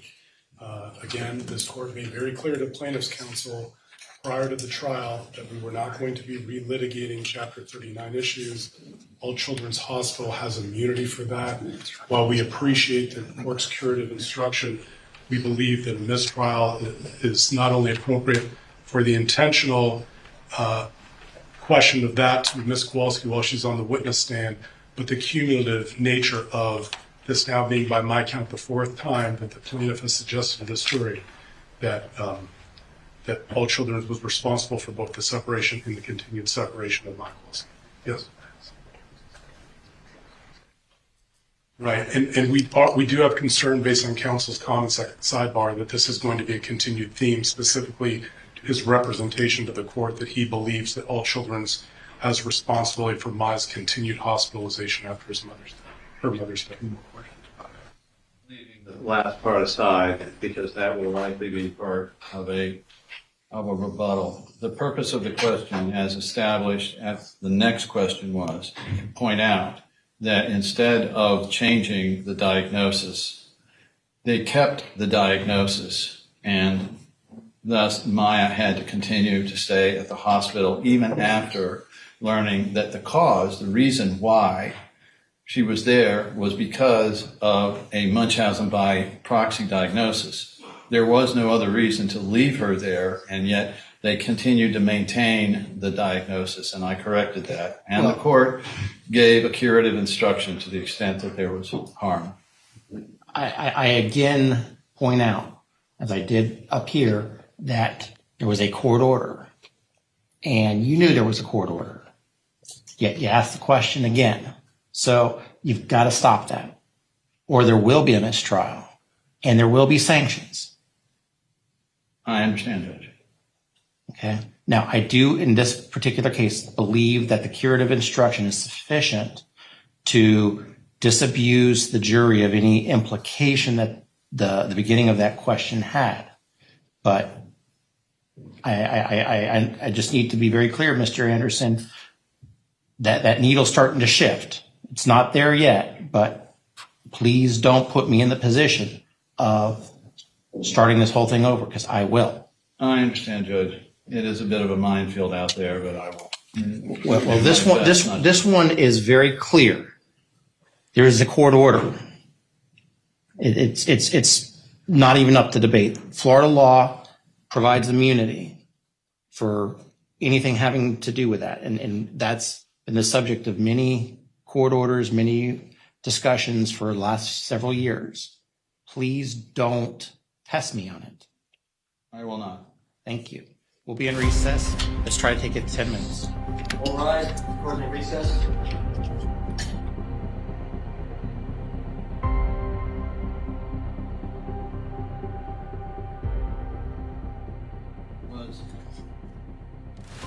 I'd like a brief opportunity to discuss again, ask the court to reconsider the friend, Jessica, the one that you saw in the picture. And the reason is that the fact of what happened to Jessica, known to Maya and to Beata, is important for the notice and the emotional effect of knowing that CRPS effectively killed somebody close to them. And so that's the reason for the connection and bringing it in. It's All I not to- rolled on is the photo, and the photo's staying out. So We have one photo in. the photo that I ruled out today is the photo that you're asking reconsideration on, and I said no. No, not so much that, but just being able to ask questions about what happened to her friend. Again, I only ruled on the photo. Good point. Well, Judge, sorry. If you don't. No, go right ahead. The problem with this line of questioning is, I'm almost hesitant to say it with a crowded courtroom because we have some information on Jessica's health information that would require a cross-examination of when she died, how she died, whether it was related to procedures in Mexico. And I don't know that anyone here has the authority to be violating another patient's HIPAA rights. It's going to be an entirely collateral matter, Your Honor. That as well. It goes to the extent of her knowledge, if she knows all of that stuff, but I don't think she does. I think she just knows a friend of hers died of CRPS.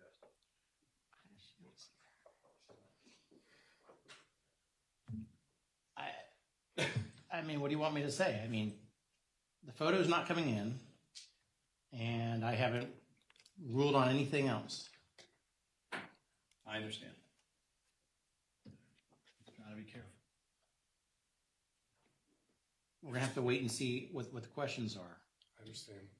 I guess before the jury comes in, if they open the door to this, we're going to be discussing what we understand to be her care and the cause of death, which, you know, but Mr. Anderson can invite that if he wants. I'll try to keep it as generalized as I can. Anything else we need to address before we bring the jury back in? Not from the defense. Let's bring in the jury.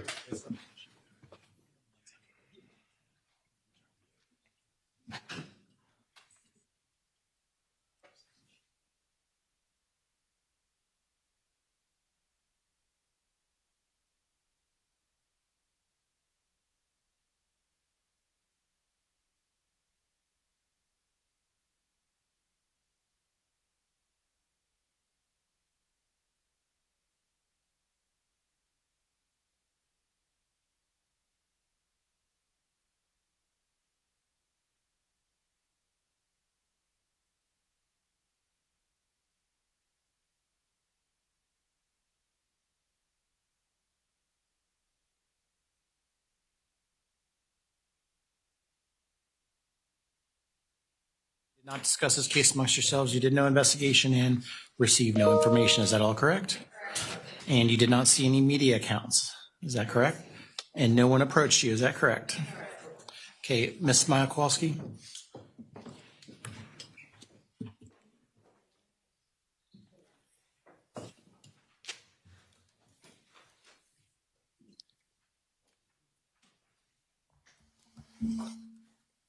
And just a reminder, you're still under oath. Okay, thank you.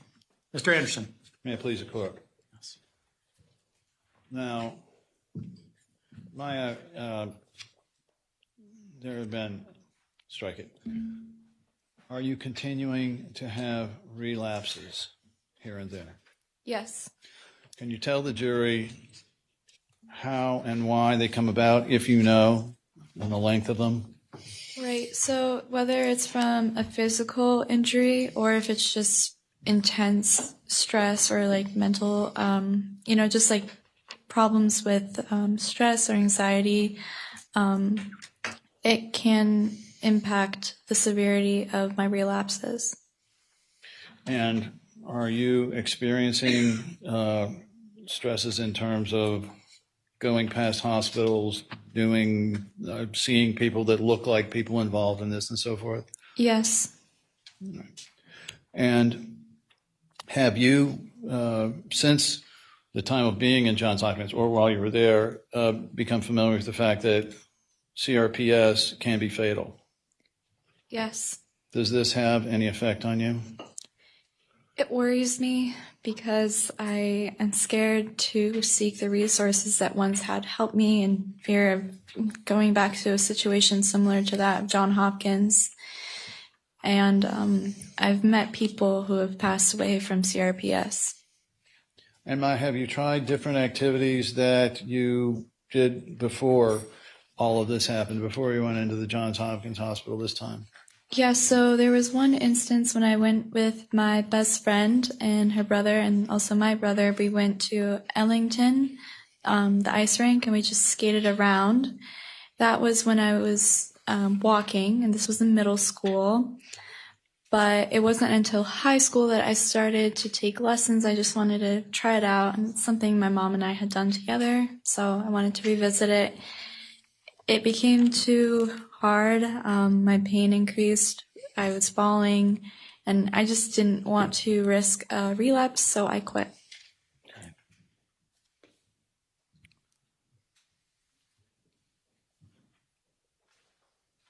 And you miss your mom. Yeah, it's hard. We'll talk about that a little later. Your witness.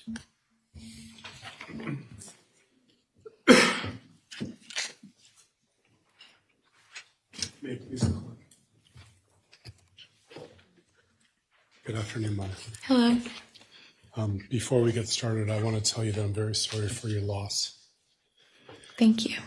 I wanted to just kind of walk you through a few timeline events. You might be able to help us with these. So from the time period let me ask you first about when you first went to All Children's Hospital after you had the event on July 3rd. Mm-hmm. Do you remember whether you were walking or in a wheelchair then? On July 3rd, so this is like the first time I went in for asthma? Yeah, so it looks like you went to All Children's the first time on July 6, 2015. Okay. First, you had your incident at home on July 3rd, and then you went to Sarasota Memorial Hospital, right? Mm-hmm. And then they took you to All Children's for the pediatric work on July 6th. Do you remember that? Yes. Do you remember whether you were walking or in a wheelchair? I believe I was walking at the time. Okay. Well, let me ask you, Clay, if you can put up Joint Exhibit 1007-26.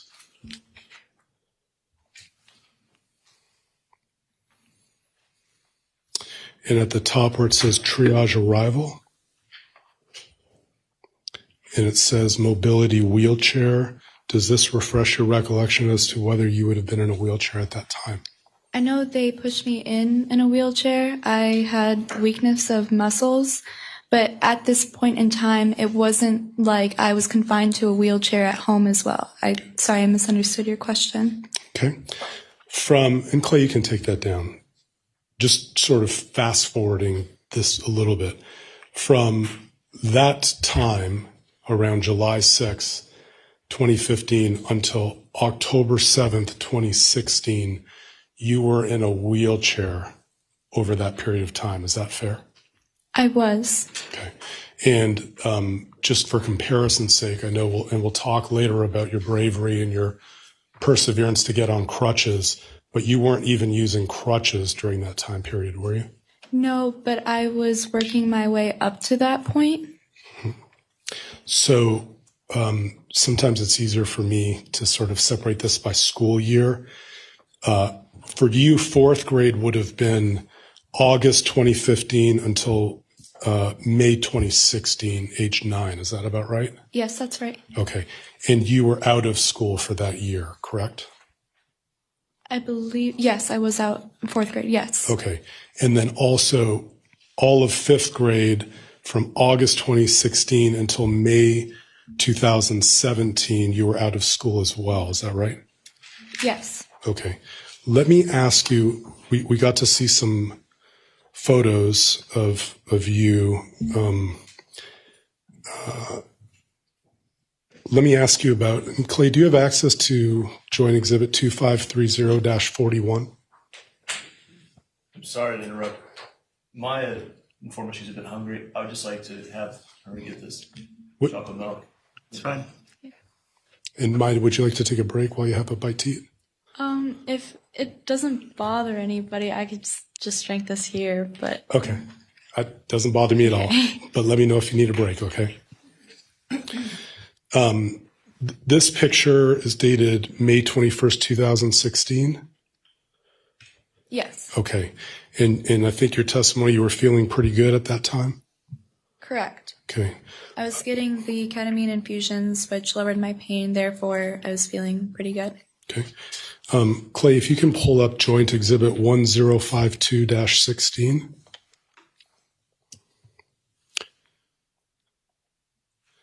This, just to represent to you, this is the first note from Dr. Spiegel. He's the one who did the hyperbaric treatment with you.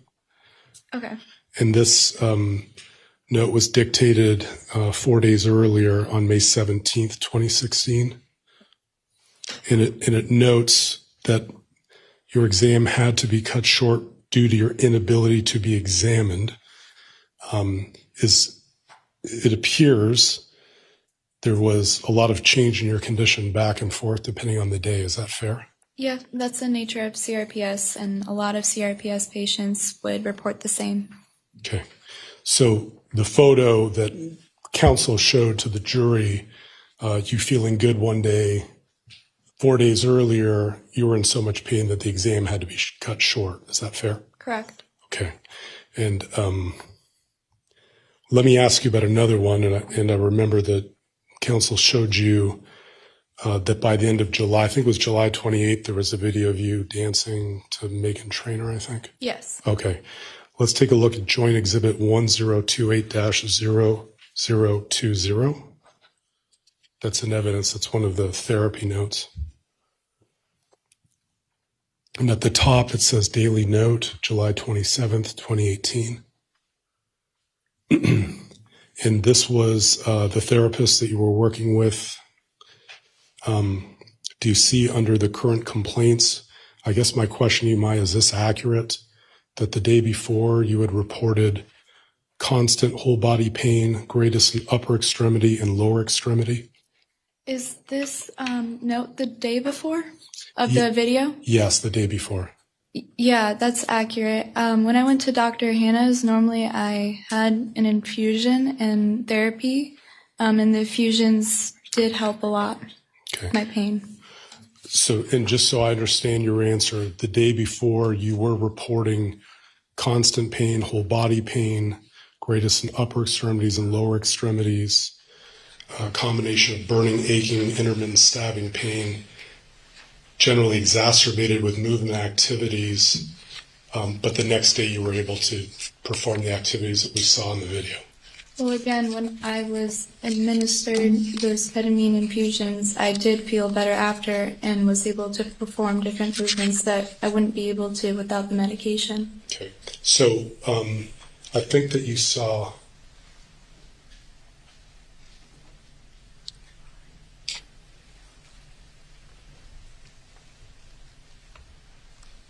Yeah. Do you know if you had ketamine infusions between July 27th and July 28th? I'm not exactly certain on what days, but again, CRPS is very different on different days, and it's very hard to believe, and I understand that, but that's just how CRPS is. Okay. So the jury heard a couple times, and you've been brave enough to share with us the discussion about the relapse after you were told that you had to go back to school sometime in August. Do you remember that? Yes. Okay. In the weeks leading up to going to All Children's, you would agree with me that you were in some of the worst pain of your life. Is that fair? I was in a lot of pain, but it wasn't comparable to what the pain I was experiencing prior to the prolonged ketamine sedation in Mexico. So yes, I had relapses, and yes, they were very intense and scary still, but it wasn't as bad as how it was before the Mexico trip. So is your recollection that in the week or so leading up to All Children's and the end of September, early October, that your pain was getting better? No, I still had pain. I did have the relapse, but that doesn't mean ketamine doesn't work. It's just the disease itself. Let me show you Joint Exhibit 1040-249. This is from September 29th, 2016, and if you can expand this a little bit, Clay, down on the handwriting. I guess my first question to you, Maya, is that your handwriting or is that your mom's? That's not my handwriting. Okay. Do you know if that's your mother's handwriting? It looks like my mom's. Okay. If you remember, is what your mother wrote here accurate, meaning another bad night, difficulty sleeping due to pain, 8 out of 10? Yeah, that would correspond with my relapse at the end of September. And that you had anxiety and depression, crying and demanding ketamine. Is that accurate with what you remember? I wanted ketamine because that's what had worked for me in the past. It wasn't like, oh, I need ketamine, right this instant, give it to me. It's more so, I know that works, so I would like to have it. Okay. At the end of the note, it says ketamine was given every 3 hours. Do you know, does that refer to your mom giving you ketamine at home? My mom did not give me ketamine at home. It was only oral ketamine that was administered at home. Oh, sorry, I didn't mean to imply that. The ketamine here, your mom would have given you oral ketamine at home, right? I don't remember if she did or not, but looking at the note. Let me ask you about Joint Exhibit 1040-233. And I think the jury's seen this before, but is this an accurate reflection of what the condition you were in before you went to All Children's? Quality of life, non-functional? With the relapse, yes. I was staying in bed a lot, and I did feel hopeless because I was getting a lot better, had the relapse, and I really thought I would be able to walk soon, and the relapse happened. I'm sure it was frustrating. Let me ask you about 1040-234. And again, this is from a little less than 48 hours before you came to All Children's on October 7th. Is this your writing where it says no sleep, pain 24/7, hell on earth? No, that's not my handwriting. Okay. The check boxes, are those filled in by you or your mom? Do you know? I think my mom probably would have filled it out, but she asked me. Okay. So this would be accurate information based on what you had given your mother on October 5th, fair? Correct. Okay. So let me ask you a little bit about some of your time at All Children's, and I'm sure it was tough at times, but let me ask you about some things that you wrote in your journal, which is Trial Exhibit 2364, 005.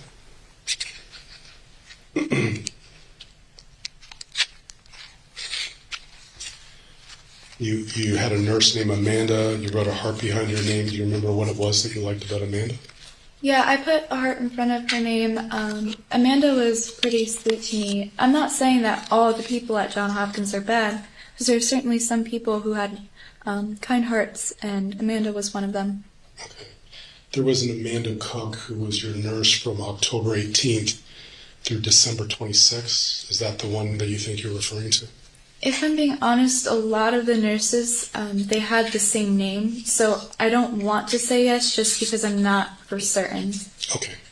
Let me ask you about a couple others.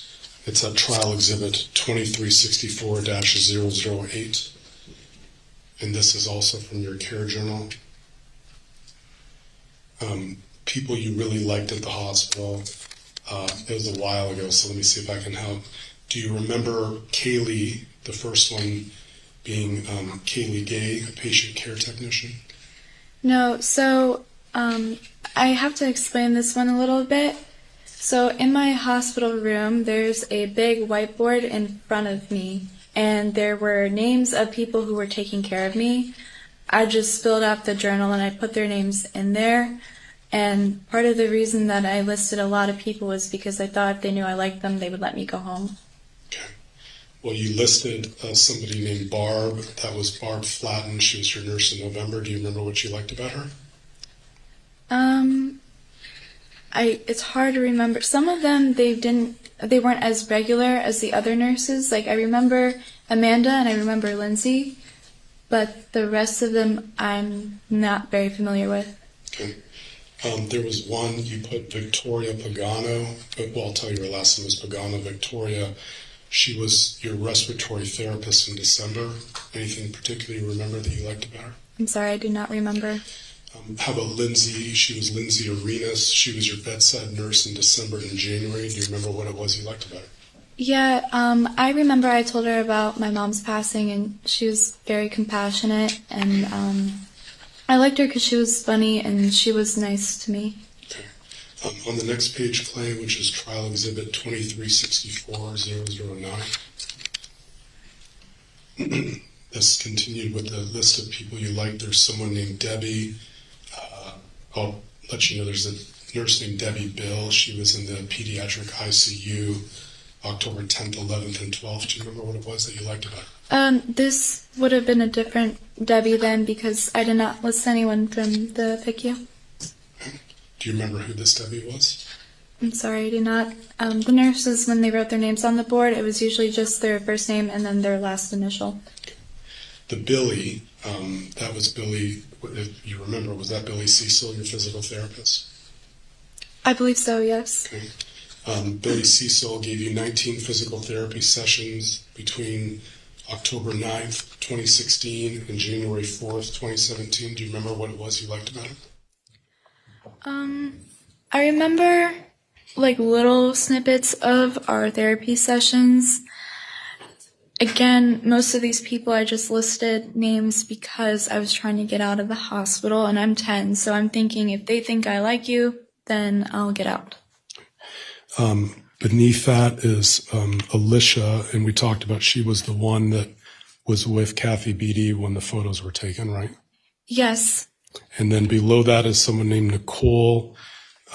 She was another nurse in the pediatric ICU. Do you think that was her, or do you think It might have was been a different one for certain, but I'm not sure. I don't remember Nicole, but I don't remember listing anyone from the PICU. Okay.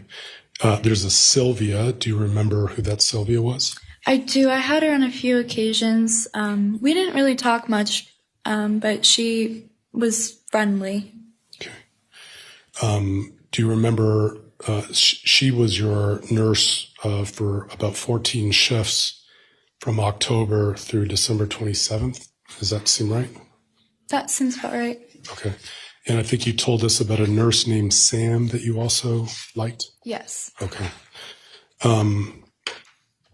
There was, let me ask you about trial exhibit 2364-11. You were asked about the things you liked while you were at All Children's, and you listed good nurses. We talked about, I think, 11 of them, but you mentioned good doctors. Do you remember which doctors you liked?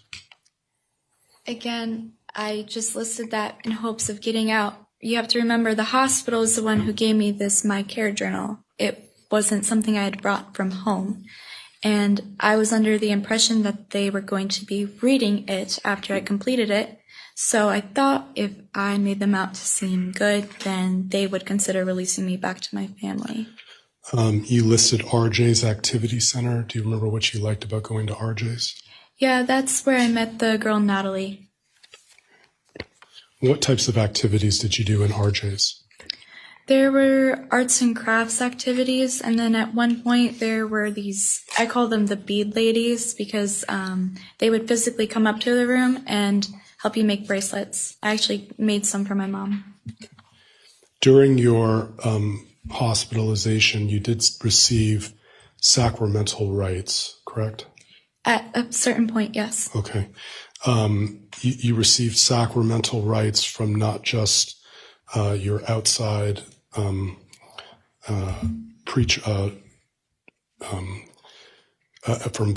your father at your church, but you also received them from Father Coover at All Children's. Do you remember that? Would that be Tom is his first name, right? Yeah. Okay, that's how I knew him, Father Tom, yeah. Gotcha. Okay.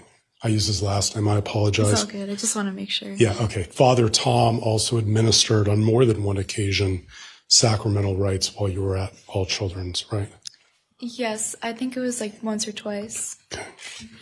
But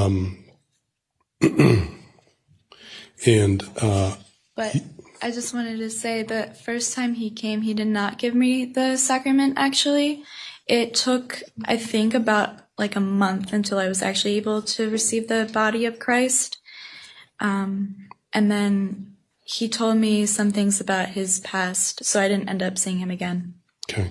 The records I have show that you received sacramental rites at least twice from Father Tom. Does that seem accurate too? Well, the first time he didn't show up with it. It was only the second time. So I did see him on 2 occasions, but it was only one occasion that I actually received the sacrament.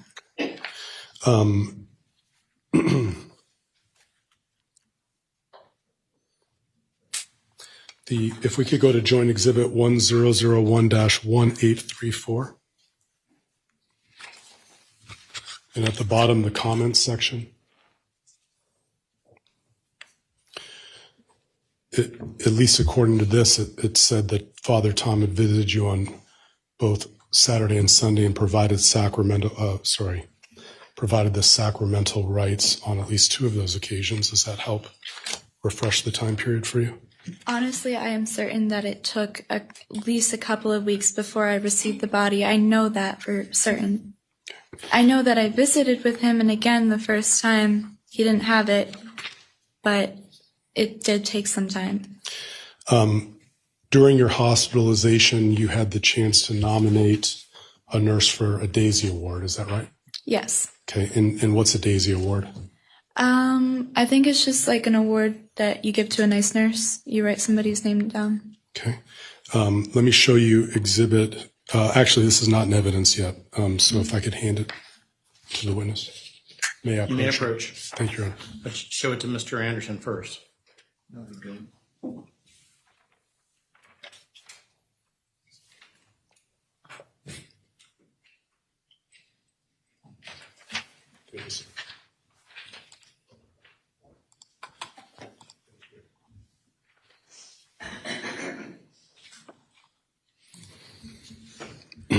On the second page of the exhibit, Maya, maybe you could help me with your handwriting and tell me what you wrote about your nomination. Well, first, who did you nominate for a Daisy Award? It was that Lindsay I said earlier that was nice. And what were your reasons for nominating Nurse Lindsay for a Daisy Award? I could take the word nice, I see. Sorry, it's going to take me a minute to read this handwriting. I know it's my own, but it's very messy. Sure, take your time. Okay, I said fast and super nice.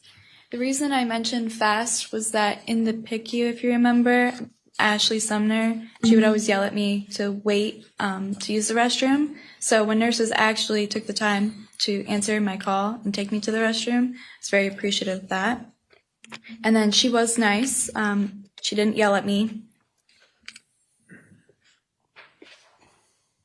And actually, the example I used here was I used the bathroom or anything. She will come as fast as possible. It's actually quite sad that that's what I appreciated, because I feel like that should be standard for every patient, even in the PICU. Let me ask you a little bit about the photographs. Are you aware that the photographs that we showed, the ones that were taken before you could go to court, you remember those? Yes.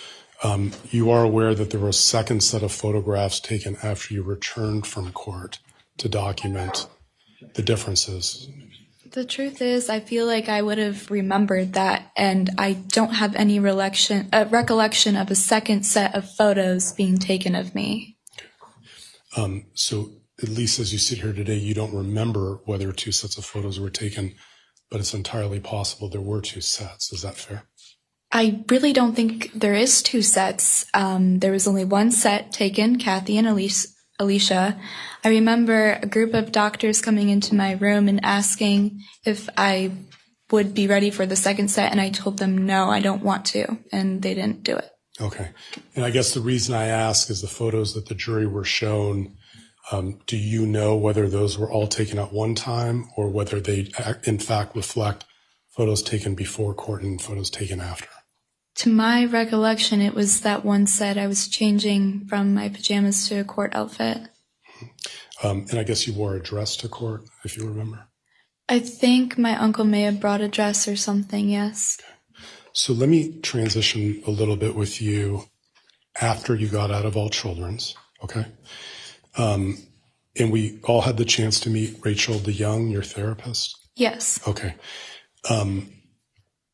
It sounds like from a time frame, and you would be finishing sixth grade, although doing it virtually, from January 2017, when you were out of All Children's, until August 2017, what you did to make your recovery was physical therapy, and that was it. Fair? No, I did the warm water therapy as well, and I believe I was seeking counseling at the time to help with coping with my mom's passing as well as my disease. So from that period of time, January through August of 2017, physical therapy, warm water therapy, and cognitive therapy with grief counseling. Is that fair? Yes. And that plus your courage to work through the pain was able to get you to a point that from the time of your discharge from All Children's in January, that by the time school started in August, which would now be going into sixth grade, that you were able to get out of the wheelchair and be on crutches. Is that right? I was on crutches, yes. Okay. From that time that you shed your wheelchair, you haven't had to use it again for ambulation. Is that fair? No, but again, I still have pain. There's days where I literally stay in bed all day, and it's not just a single day. I'm talking days on end. So seventh grade comes around, and that would be August 2018 through May 2019, okay? Mm-hmm. You were off crutches by that summer, correct? Correct. And then, if I recall, what you told me was you actually went back into seventh grade and picked phys ed as an elective. Yes. So sixth grade, it was required that I take it, which was weird because I was on crutches, but I just did physical therapy exercises up on the stage.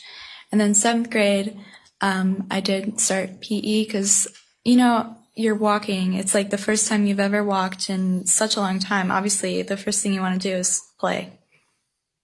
So if I understand what you're telling the jury, by eighth grade, you were participating in phys ed with no restrictions, correct? Not with no restrictions. There were tests that we had to do, physical tests that I think the county is just required to do. One of the tests is running a mile, which seems really like, it doesn't seem very difficult, but I was unable to do it because of an asthma flare-up. And as well as I didn't have the physical ability at that time, you know, even though I was able to walk, it doesn't mean I could run for long distances, like a mile. By 8th grade, you were fully participating in all sports, true? Well, not all the sports. I was like figure skating or gymnastics or ballet, but in I don't think I took PE in 8th grade. I think it was just 7th. In the 8th grade, you were president of the choir?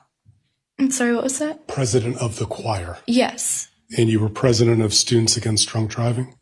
Students working against tobacco. Okay. I gotcha. SWAT. You were National Junior Honor Society? Yes, I was the president of that. You were back scuba diving? I believe so. Yes, I got my scuba certification. Okay. And you don't recall having any CRPS flare-ups in the 6th, 7th, or 8th grade, correct? Nothing to a point where I wasn't able to walk or anything, but it's not fair to say that I didn't have pain, because I definitely did. And my dad heard a lot of that. Okay. Yeah, and the reason I ask is because when we had a chance to talk, and I had asked you whether you had any flare-ups in 6th, 7th, or 8th grade, you had told me no. Is that true? Right, that's what I'm saying. It's not a flare-up to the point where I couldn't do anything, but I did still have pain. And and this was, the time period of 8th grade would have been August 2017 August 2017 to May 2018, and then August 2018 to May 2019 would be 7th grade, and then August 2019 to May 2020 would be 8th grade, right? Yes. And then just to get a sense of your workout routine, the recovery that you were able to make, by August 28th, 2020, you had talked to me a little bit about your workout routine. Do I recall correctly that you were getting up around 4:30 in the morning for your workouts? Yeah, so at the time, I still struggled with sleep and everything, so I woke up early anyway. It's just like an internal alarm clock. So I thought I would use that time because I was in school. I would use that time to work out, and then I would go to bed as early as I can following school. But I was really dedicated to keeping my strength and maintaining my muscle tone. Mm-hmm. And it looks like by then, through your dedication to this and the recovery, you were able to do about 5.5 miles every morning. I did about 5 laps, but I don't think the entire circle is a mile. It's a little bit less. I don't know the exact. May have been closer to 4 miles every morning. Yeah. And you were also able to do high intensity interval training as well. Right, but not for prolonged periods of time. Again, it was just, challenging myself. And then unfortunately in August 2020, it looks like you broke your finger playing sports. I did. I caught a football in a weird way. Okay. It's happened to all of us. So you had surgery to repair your broken finger, is that right? I got a pin placed. Okay.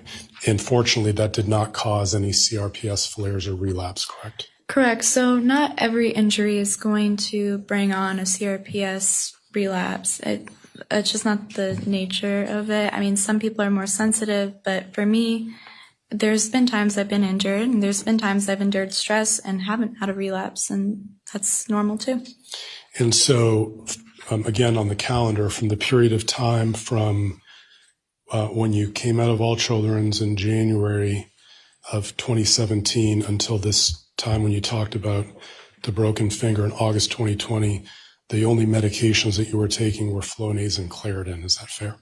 Well, I was discharged with about 14 at All Children's Hospital, so I took those until they weren't prescribed anymore. And then slowly I was weaned off of pretty much everything. And it's like different medications. I have one for sleep that I didn't mention, and that's my bad. Okay. So for the period after you finished the medications that you were discharged with from All Children's, that period of time, 2017, 2018, 2019, 2020, the medications that you were taking would have been for allergies and to help sleep. Is that fair? Yes.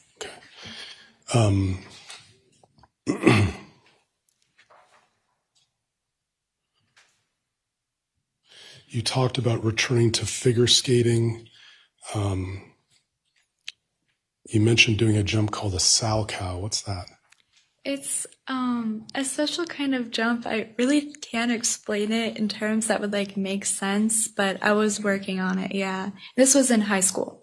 Okay. Is it like where you drop your skate into the ice and flip in the air, or? You do pick your toe into the ice, and then you do a little twirl in the air. Okay. You won a skating competition? I was against like 5-year-olds, if I'm being completely honest. It's so embarrassing, but my skill level was not of that it used to be. Well, you got to take credit for it. You won a competition. Okay. Fast forwarding to high school, by 2022, you were a sophomore in high school, right? Yes. Okay. And you're still doing physically better in 2022 than you were before you went into All Children's. Is that fair? Yes, I didn't have an active relapse at the time. Okay. And then 2023, you would have finished at the end of the summer, your junior year in high school. Is that right? Correct. Okay. And that's when you got a job at Cracker Barrel? I did, yes. And then it looks like, you in general, you're going to the gym about 5 days a week? I tried my best, but most of it was just walking on the treadmill. And then when I started working, I didn't go to the gym as much. Okay. And then in terms of medications, again, in your junior year, it looks like you were taking Claritin, Flonase, a sleep aid, and seeing a doctor for eczema. Is that fair? Yes. Okay. Let me ask you about some photos, and I'm just going to approach it. These are not in evidence yet, but I was just going to ask about some authentication. Show them Mr. Anderson first, please. Yes, sir.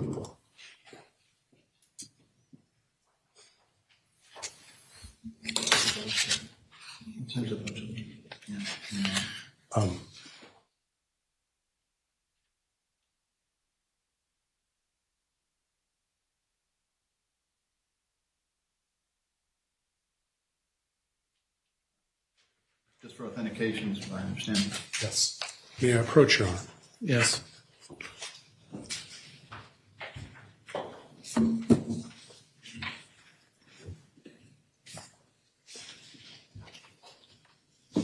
Maya, at the bottom of the photos, there's those things you've probably gotten used to. They're like exhibit numbers. You see? Okay. Yeah.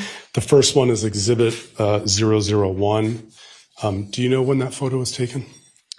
I don't know the exact date, but it was fairly recent. Do you know if that was part of the People magazine photo shoot? It was. Okay. What about photo 002? Yes. Was that also part of the People magazine photo shoot? Yes. And what about 003? Do you know when that was taken? It was also part of that. What about 007? Just skipping ahead a couple. Yep. That's not part of that shoot. This was taken at a different time. Okay. Do you know approximately when that photo was taken? I have the date in my phone, but I don't want to make any assumptions. Okay. What about 008? That was part of the People magazine. Okay. What about 009? That was in New York at the Tribeca Film Festival. I don't know the exact date again. I don't want to make a mistake. Okay. May I retrieve the documents, Your Honor? You may. Yeah.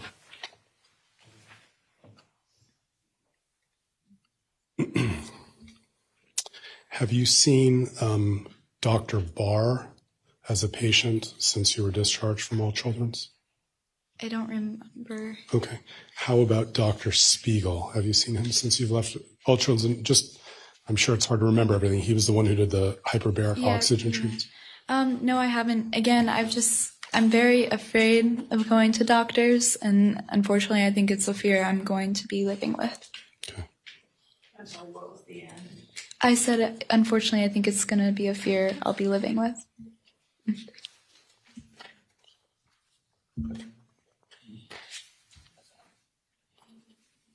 One moment, Your Honor.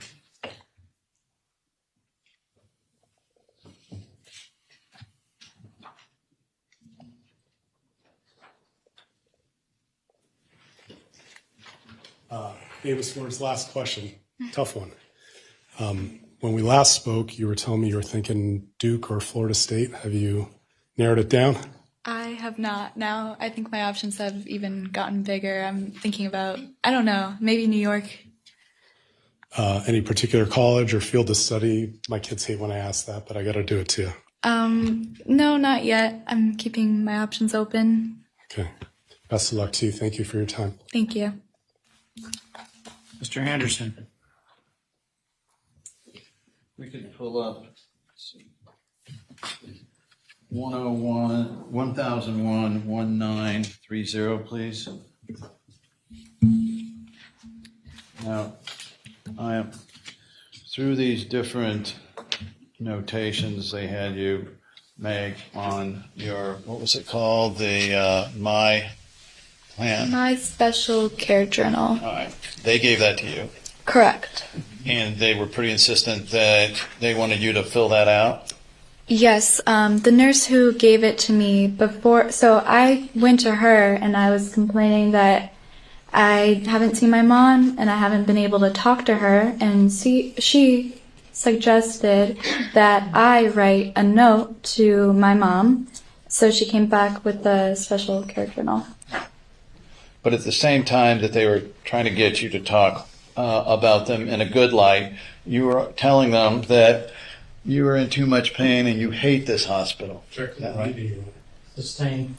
That's very true. Oh, sorry, I'm sorry. I'll rephrase. Thank you. At this same period of time, if you look down here to this note right next to the bottom, did the hospital document how you were truly feeling about them? Yes. All right, let's pull up then 100-0313. 1001-0313.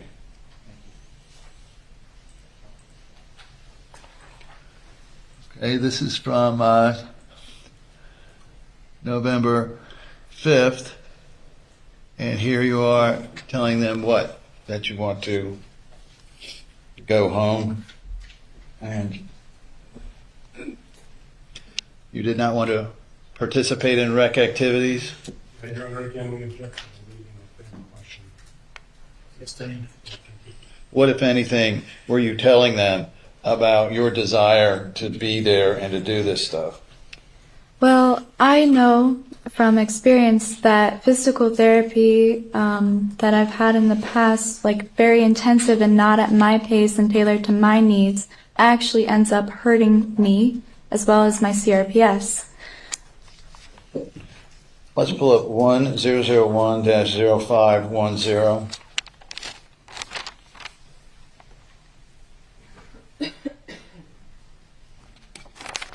It's 1001. Okay. And if we could scroll down. And what did you tell them, as documented in this note, about what your stay was like? Could I have 1 second to read it first? Yep. Okay.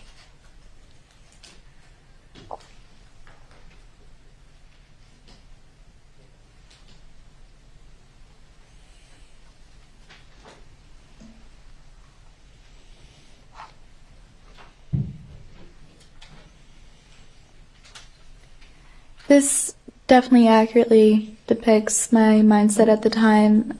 You know, everything that I thought they were doing was hurting me, and even though I was telling them what the right course of action could be, they were not willing to listen and instead actually laughed at me. There's an instance where a doctor literally laughed in my face. Well, while they were documenting you saying this in their records, did it appear almost like they had a plan to develop evidence that you really did secretly like them? What, if anything, did it appear they were trying? And I'm sustaining the objection. What, if anything, did it appear to you they were trying to do with all of these notebooks and tell us what's good and tell us why you love it here so much? Well, I think it's important to note that with the My Special Care Journal, you all did not see the entirety of the journal. There's a page with saying like things I liked about the hospital, but there's also a page that depicts what I did not like about the hospital, and the page is full.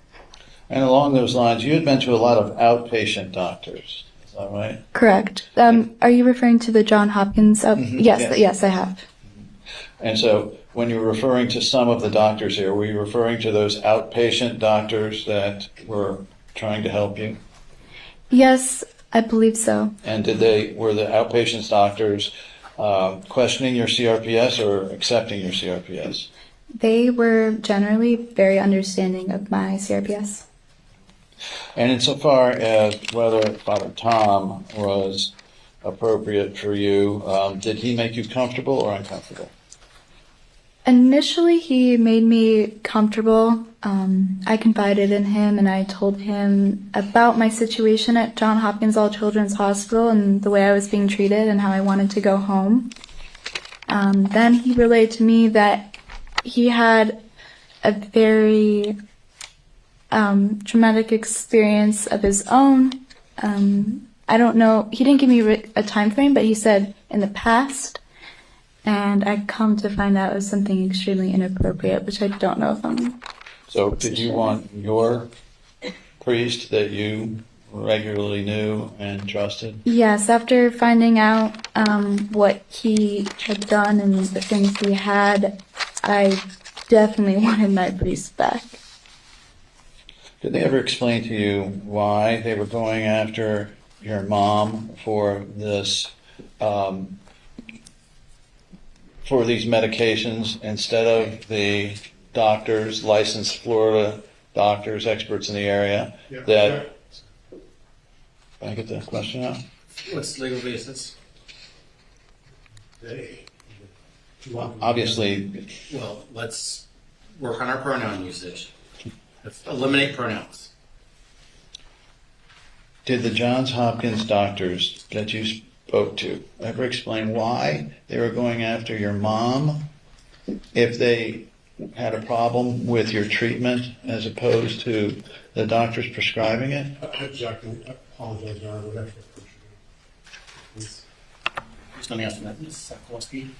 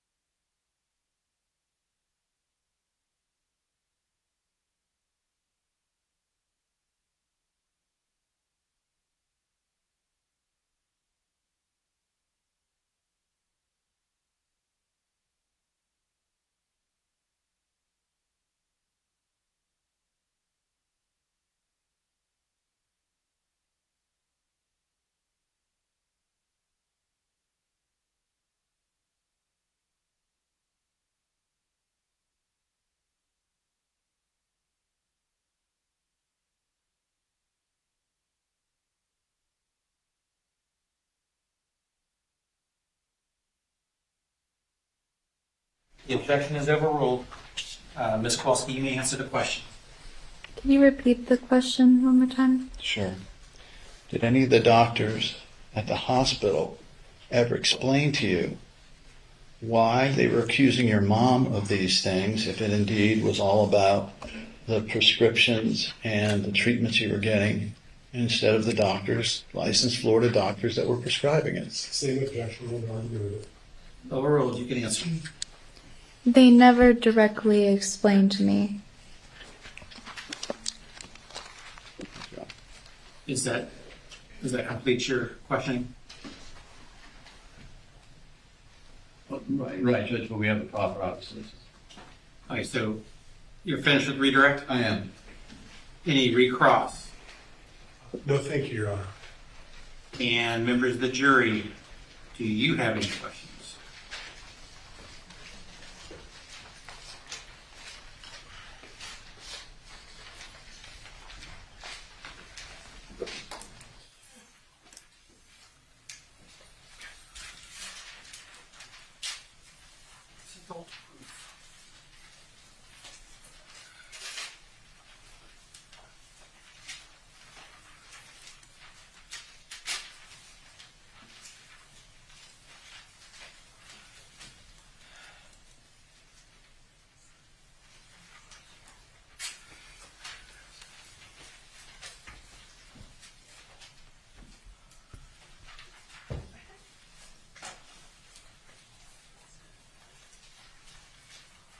Have we received all the questions?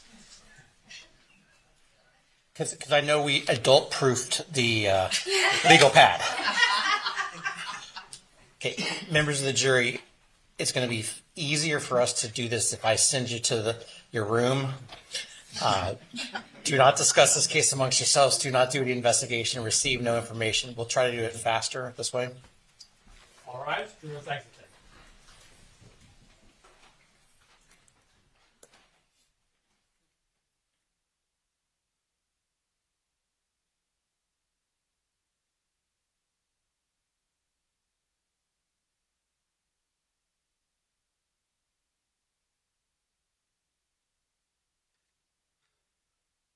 Everyone, please be seated. The jury is out of our presence. The lawyers can stay up here because you might have to physically look at this. I'm going to do what I've been doing in the past and just.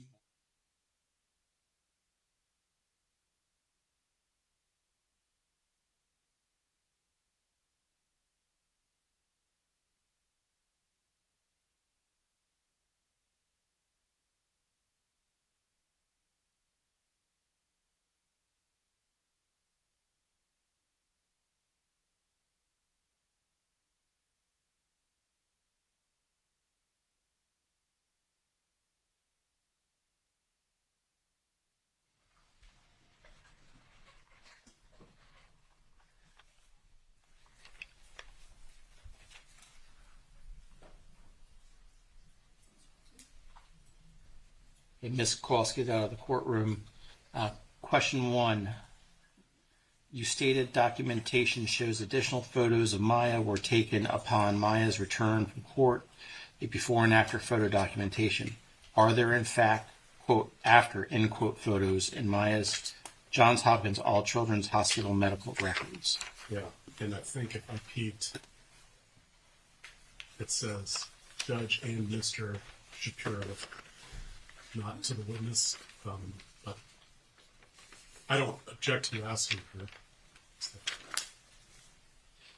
I don't object to asking her. I think we all, unless there's some mystery photos that no one has ever seen in this case, I think the court would be, it would be appropriate to instruct that none have been submitted as potential exhibits in this case. Well, for now, we'll ask if she knows. Yeah.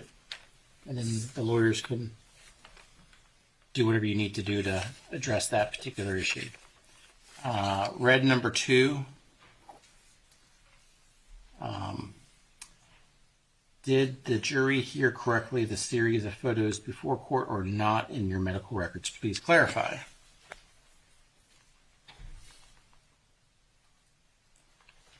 No objection. No objection. Mr. Shapiro. This one says Judge C or Mr. Anderson or Maya. Okay. So ask that one. Next question, red number 3. Maya, during your stay at Johns Hopkins All Children's Hospital, you were at some time not able to view TV and only a ticking wall clock was available.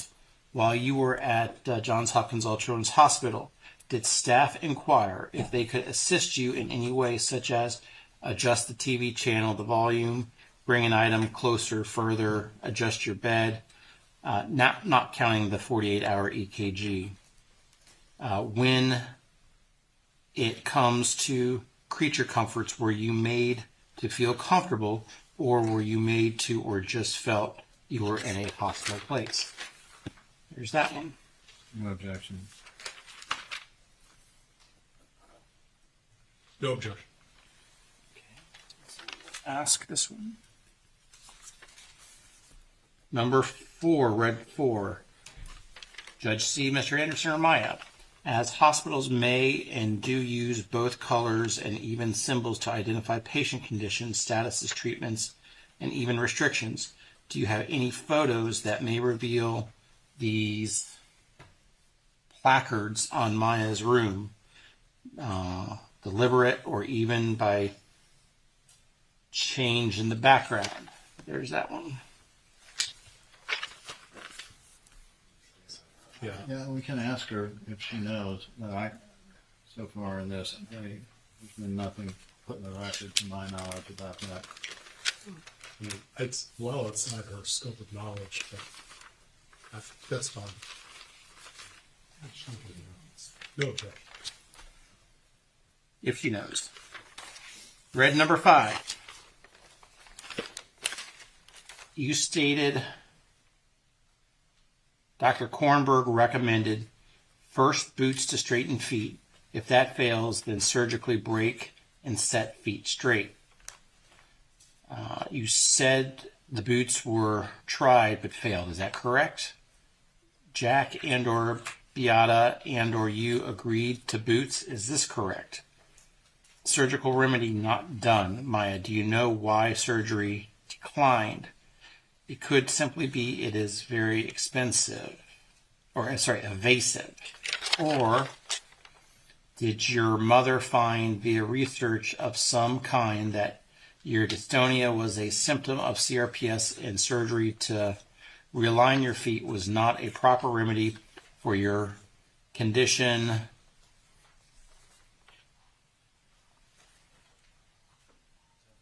I don't know what this next word is.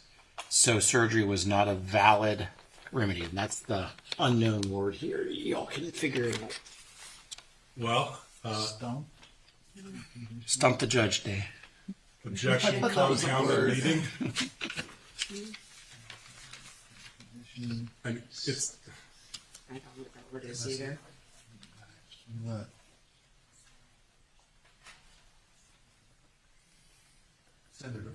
Symptom? Symptom. Syndrome or something. A symptom, Symptom, Judge. yeah. I think it goes together. Symptom. I see it very clearly now.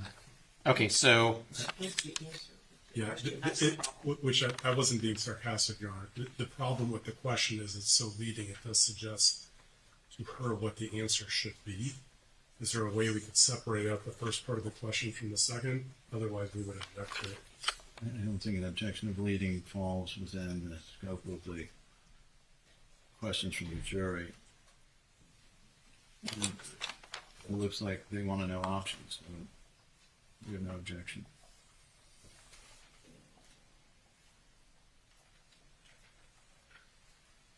well, the jury is bound by the same rules of evidence as the lawyers are. So I'm going to sustain as to that. Certainly, Mr. Anderson, you can follow up. So I'm gonna end with Maya. Do you know why surgery was declined? That will be the last question on this sheet. Do you need to see the sheet again? No, Your Honor. Okay, got it.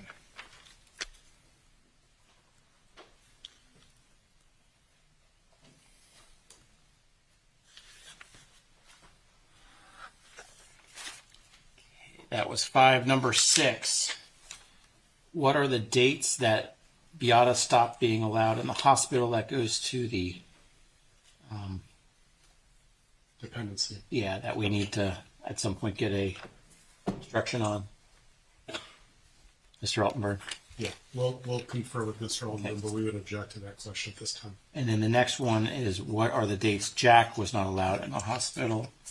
And maybe the court can let this jury know that those answers will be coming. Yes. So, next one, red number 7. And there's, well, a lot of questions. How long did Dr. Kirkpatrick spend with you before issuing the CRPS diagnosis? No objection. Was it the same day you met him? You said the ketamine was effective, must have been a relief to experience some relief. Did you find that as the effects wore off that the contrast made it more painful? You mentioned in testimony that you had open dialogue about treatment and that parents did not pressure you. Can you describe a treatment you discussed? How did you articulate that as a child? What specifically did you turn down? Next question. Dr. Cantu mentioned that even touching a CRPS patient could develop lesions. Had that happened to you or for you at all? Next question. Why doesn't a single expert connect CRPS to digestive issues? Next question. Please elaborate how you overheard the nurse speaking to your mom. Where were you standing? Why were you there? How did you know it was your parent? Next question. Describe how opioids made you feel. Next question. Are you Catholic?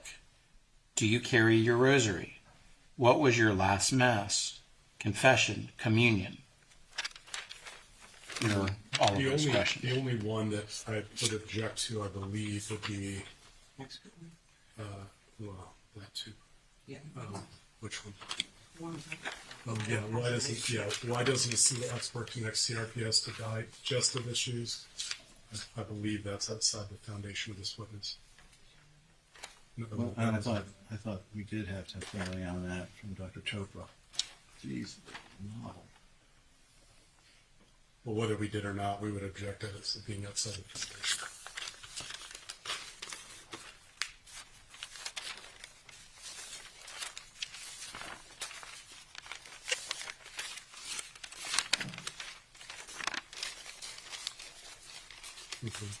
Okay.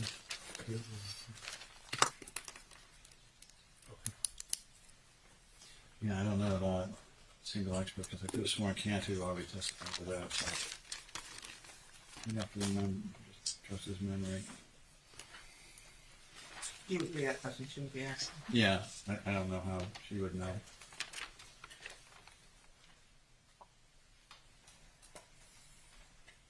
This is the one about Dr. Cantu.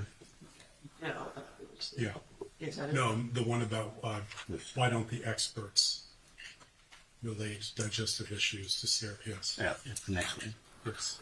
And I think as the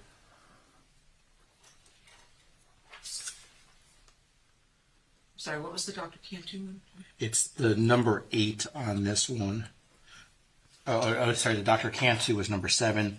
Dr. Cantu mentioned that even touching a CRPS patient could develop lesions. Had that happened to you at all? Okay. The Catholic question, though, Your Honor, I think is a bit too involved. I think asking her if she's Catholic is fine, but going into all of her background and all that, I don't understand how that would be relevant. There's been a lot of discussion about Catholicism. I think those are fair game questions. Right. Next would be red number 8. You mentioned being denied communion, fear of contamination. Did your priest offer to use or bless the products to accommodate DCF needs? Did they provide hermetically sealed wine or juice and wafer for communion. Next question. I think the word is relevance to Lent. Did the chapel shown have a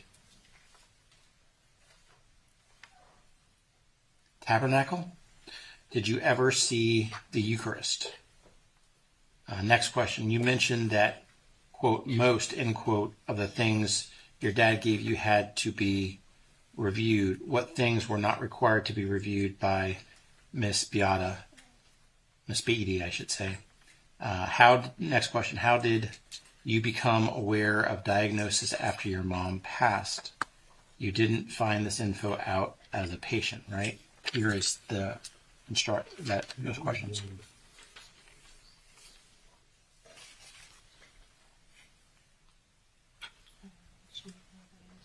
That's it. Right, that's my concern. So we do object to question number 3 because it blurs the lines between what was ordered to be reviewed by DCF versus what Miss Betty would have had discretion over. And I'm afraid by the asking of that particular question, we could be inviting a witness to speculate on the distinction, especially one who would have no knowledge of it outside what she's learned during the legal process. And the orders would speak for themselves. And then question 1 also mentions DCF units to get to that one also.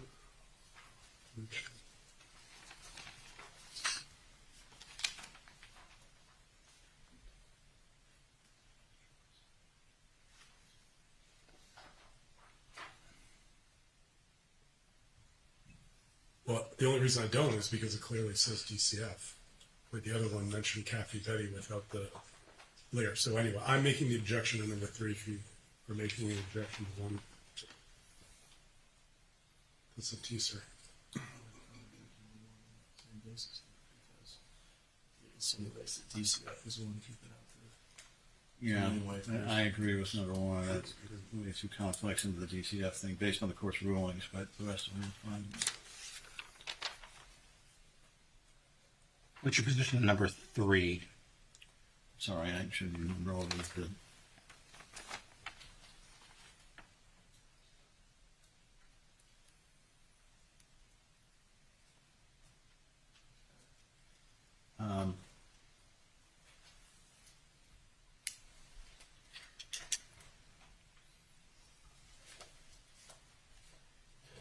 I think I understand it. Well, the defense has objected to number 3, so what? I think it's fine. So you're opposed. You are okay with the question being asked? Yeah. Was there any stuff that she was able to get? The answer would be no. But I'm going to sustain the objection with respect to question number 3, and Mr. Anderson has objected to question number 1. What's the defendant's position as to number 1? Yeah, I think number 1's proper because it clearly delineates that who was responsible for products coming in with regard to DCF. So. One says DCF, one says PD, so one's objectionable, the other's objectionable. I'm going to sustain the objection with respect to number 1. Neither 1 nor 3 are going to be allowed. 2 and 4, okay, but not 1 and 3. 2 more pages. Number 9. Red number 9 in the top left. Clarification in 2020 when you had a relapse and in the hospital.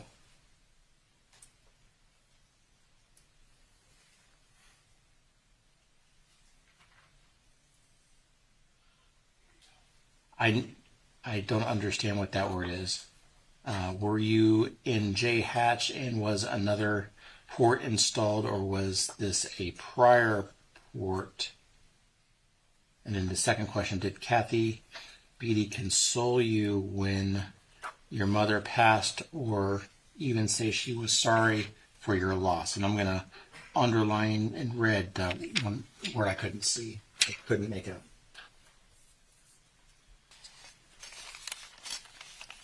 I think they mean approximately. approximately, I think. I believe the question reads, clarification, in 2020, when you had a relapse and in the hospital approximately 1 week, were you in JHACH, question mark, and was another port installed, or was this a prior port? I think they put a P instead of an X. I think they just- I don't think it's objectionable particularly. Okay, so you think that translation of that word is approximately? I believe so. Okay. Yeah, wait a minute. We do object to number 2 as a statement of remorse. It goes exactly to the positive action. No, Well, let's have one person talk at a time. Let's hear the defense objection first. The defense objection, a statement of remorse in 403. this, well, not as a party had mentioned, but also we have the tort of outrage in 2 different levels, and it goes to exactly how Beatty was treating her even in times of the worst emotional outbursts, not outbursts, but emotional levels that she could have. And so the juror wants to know whether Beatty's... I'm going to overrule the objection, and I will ask the question. Last page. Looks like only one question on this one. Do you know if you discontinued use of opioids that you were prescribed times of the alternative treatments, parentheses, ketamine treatment in Mexico, hyperbaric chamber, etc.? I'm not sure I understand that one. Oh, okay. Oh, I think it's like, do you know if you discontinued use of opiates that you were prescribed the times of the alternative treatments? I mean, I think during the times. Yeah, it's an either-or question. They want to know whether there was, I think she was... No objection. But she stopped opioids like before. I think it's missing a comma as a confusion. Something, yeah.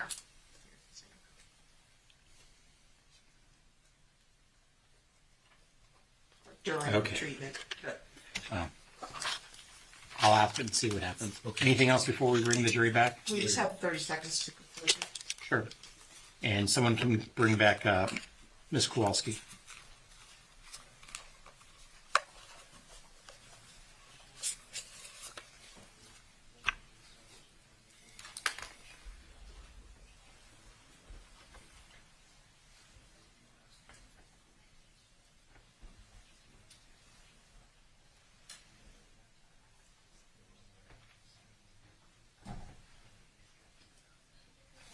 Yes, ma'am.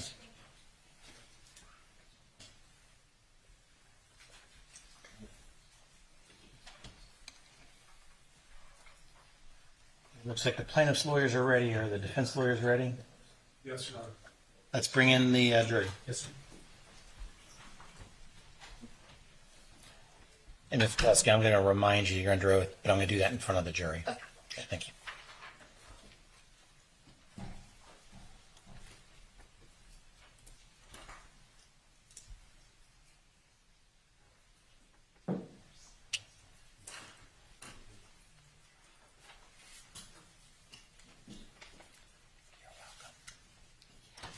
Jurors entering.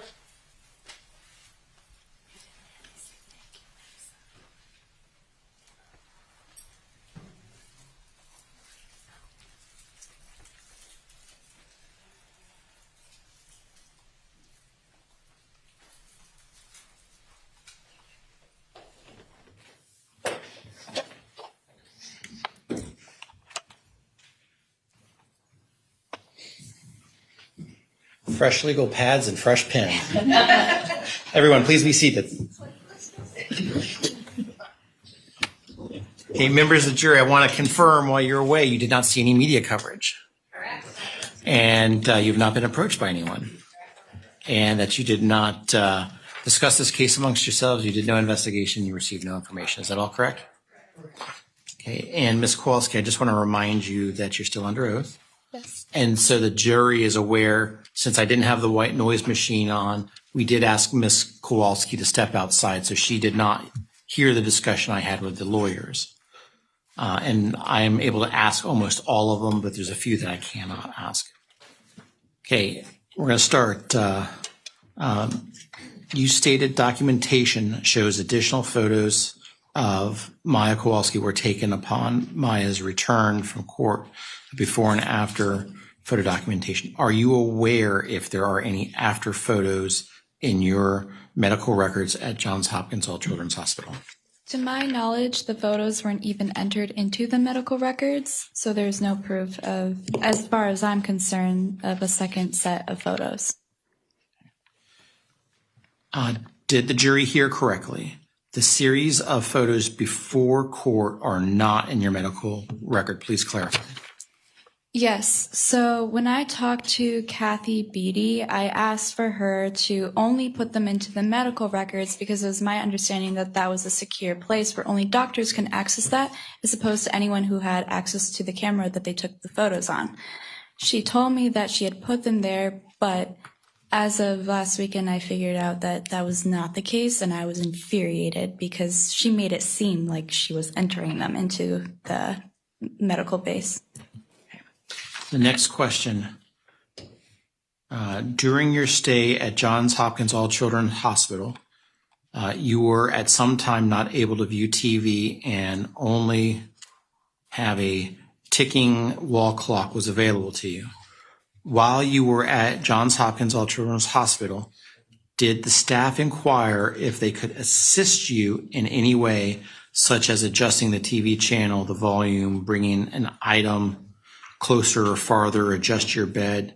And this is excluding the 48-hour period. Gotcha. So this was during the PICU where I wasn't allowed, well, I didn't have access to the TV. So I really just sat there and watched the clock, and it was extremely depressing. I did have the call button, but for a nurse to not even want to assist me to use the restroom, it was highly doubtful that she would go out of her way to turn on the TV. She was very aggressive with her answers about me using the restroom, and most of the time she declined. Therefore, I didn't want to waste my request on pleasure activities like watching TV versus necessities like using the bathroom. When it comes to, quote, creature comforts, end quote, were you made to feel comfortable, or were you made to or just felt that you were in a hostile place? The creature, is that about the stuffed animals, I would assume? I'm assuming it would include stuffed animals, but any sort of creature comforts that would make you feel comfortable. Okay, so there was a point where my dad was able to bring some of my stuffed animals at home, and those did provide me comfort, but obviously I would prefer my family there. As hospitals may, and this is if you know, as hospitals may and do use both colors and even symbols to identify patient conditions and status treatments and restrictions, are you aware of any photos that may reveal these placards on your room? So my dad, I don't believe, was allowed to take photos of things outside of the room because of, it might have been a HIPAA violation to other patients in adjacent rooms. It was just standard protocol, I guess. But again, I did see the name tags of other patients there, and they looked very different. So they had stickers on theirs, but it was like stickers of princesses or trucks, but mine were circular, solid colored stickers. And again, I asked what they meant, and they wouldn't tell me. The next question from the jury. You stated Dr. Kornberg recommended first boots to straighten feet, and if that failed, then surgically breaking and setting your feet straight. First, on that line, you said the boots were tried but failed. Is that correct? Yes, because the dystonia only advanced. As there was more agitation of the nerves, it just got worse. Did your dad, Jack Kowalski, or your mom, Beata Kowalski, or you agree to boots? We did agree to trying the boots. Even I agreed at the time because I did not know I had CRPS and I didn't know that it would ultimately hurt me. They were painful, but I wasn't against trying it. It seems the surgical remedy was not done. Do you know why the surgery was not done? I know my parents immediately, when that statement left Dr. Kornberg's mouth, they objected to that. They didn't think that was the right course of action, and they wanted to wait. And the balance of the questions I cannot ask. Okay, the next sheet.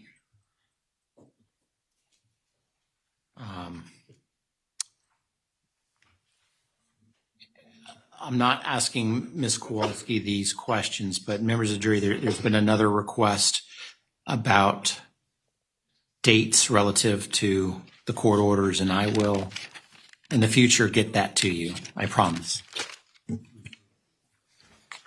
Okay, the next series of questions. How long did Dr. Kirkpatrick spend with you before issuing the CRPS diagnosis? It was multiple hours, and this stays true with all of the doctors I've seen for a full examination of CRPS. I would argue it was about, I know it was, most of them, it was around the range of like 5 full hours. And not only did they just do the examination, but they also spoke to my parents about the symptoms and me individually as a patient. Was this the same day, i.e. the date he issued the CRPS diagnosis, was this the same day that you met him? I believe so, yes. You said that ketamine was effective. It must have been a relief to experience some relief. Did you find that as the effects wore off, that the contrast made it more painful?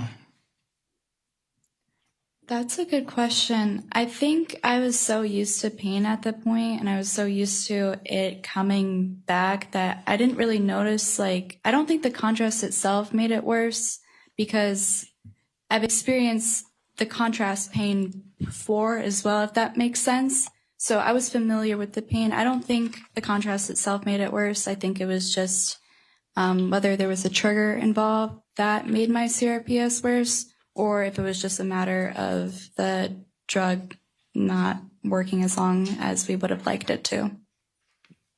You mentioned in your testimony that you had open dialogue about treatment and that your parents did not pressure you. Can you describe a treatment you discussed?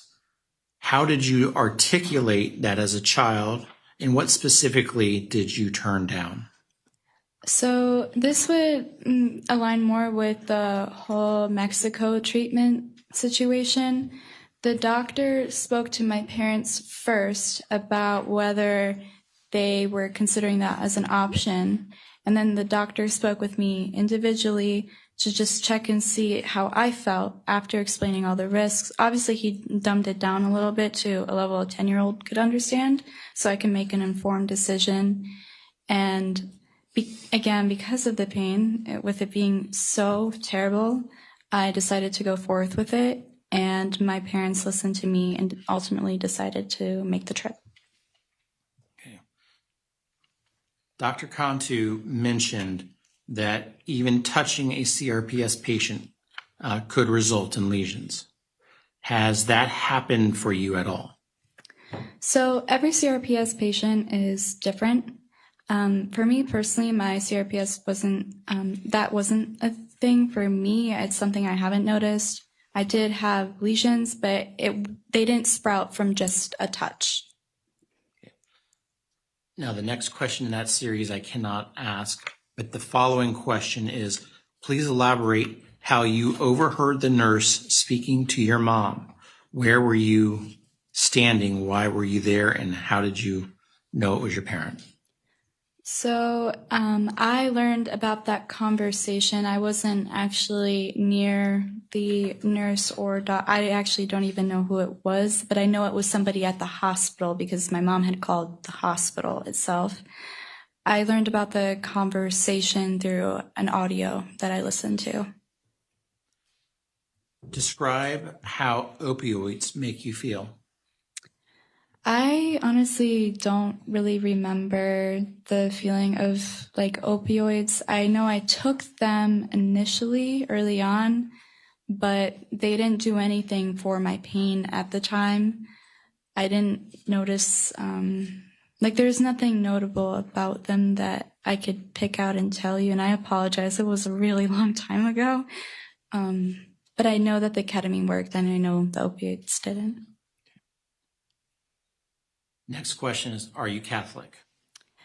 Yes, so it's a little interesting. So I grew up Catholic, and after my mom passed, I became a little less religious just because I didn't really understand how God could take someone from my life so important. But eventually I came back to my faith, and I understand that was just part of my grieving process.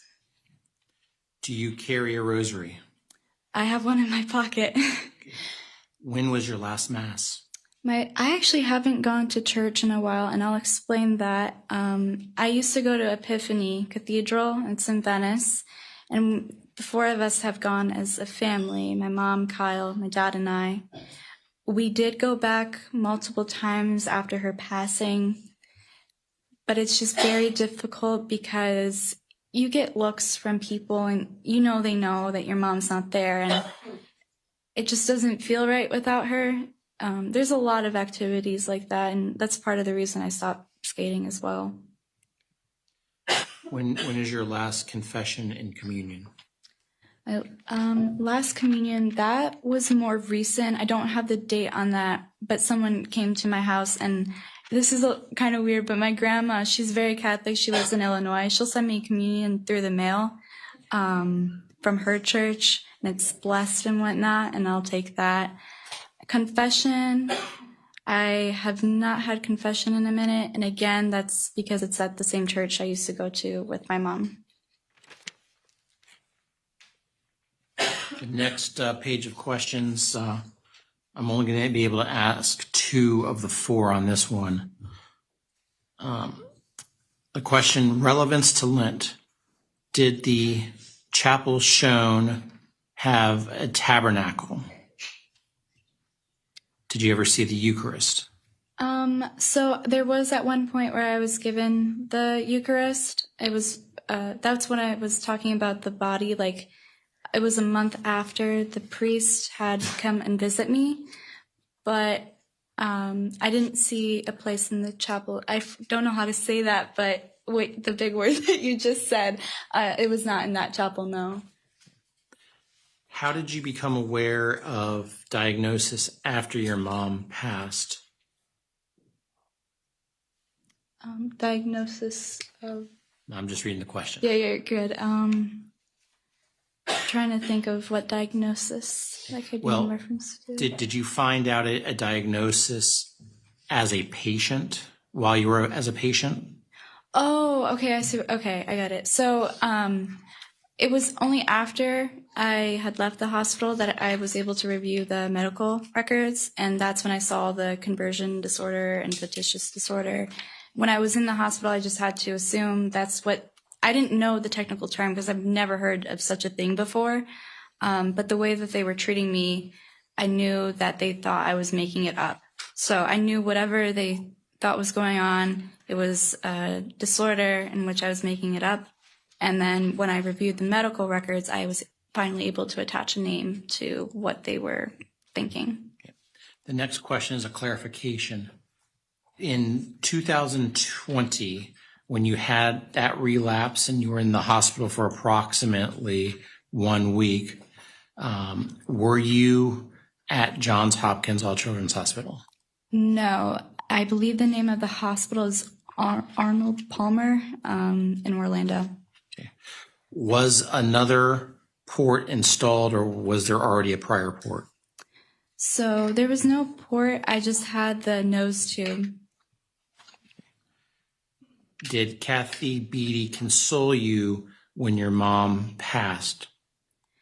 She did not touch me or anything. She just said she was sorry, and she said she had another patient to see and left the room. That was probably the only time I saw her not really wanting to stay in the room. Given the answer, I'm not going to ask the balance of that question. Okay, the last question from the jury. Do you know if you discontinued use of opioids that you were prescribed the times of alternative treatments such as the ketamine treatment in Mexico or the hyperbaric chambers, etc.? Yeah, I think there was some testimony about after Cantu, there was no need for any opioids because the treatment had worked so well that my doctors at home who were comfortable prescribing them, they decided to stop prescribing them because of my progress. Mr. Anderson, any follow-up? Take it then that Ms. Beatty actually did not stay to try to console you and make you feel better. Same objection, Your Honor. Overruled. You can answer. Can you just, I'm sorry, one more time? Kathy Beatty did not hang around to console you, make you feel better. She just said, I'm sorry, and left. Yes. You were asked about creature comforts, and I think you were talking about your dad bringing you stuffed animals. The question might have been, did the hospital give you creature comforts, make you feel comfortable? I do not recall. I know I did arts and crafts and such, but nothing, I don't know. They did not give me any stuffed animals or anything like that. Those were all from home. And then there was a question about the surgery to break your legs. Have you learned enough now about CRPS to know whether going in with someone who has CRPS, breaking their legs, then trying to pin them back would have any beneficial effect? That would not be beneficial whatsoever, no. Let's see. And as to Dr. Kirkpatrick, now, did he follow you for several weeks, months after the first visit?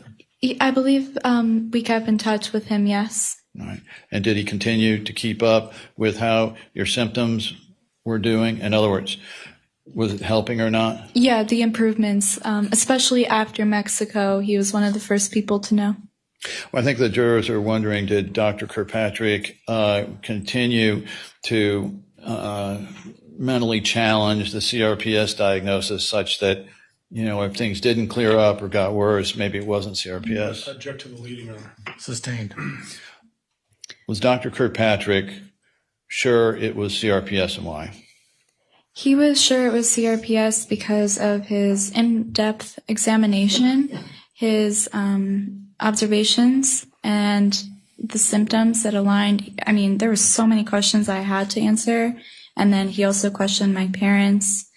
And he's seen a bunch of patients before, both pediatric and adult. So he was really good at identifying that. His whole place is a research institution as well. So he really understands CRPS. Thank you. Mm-hmm. Defense, any follow-up? Oh, sorry.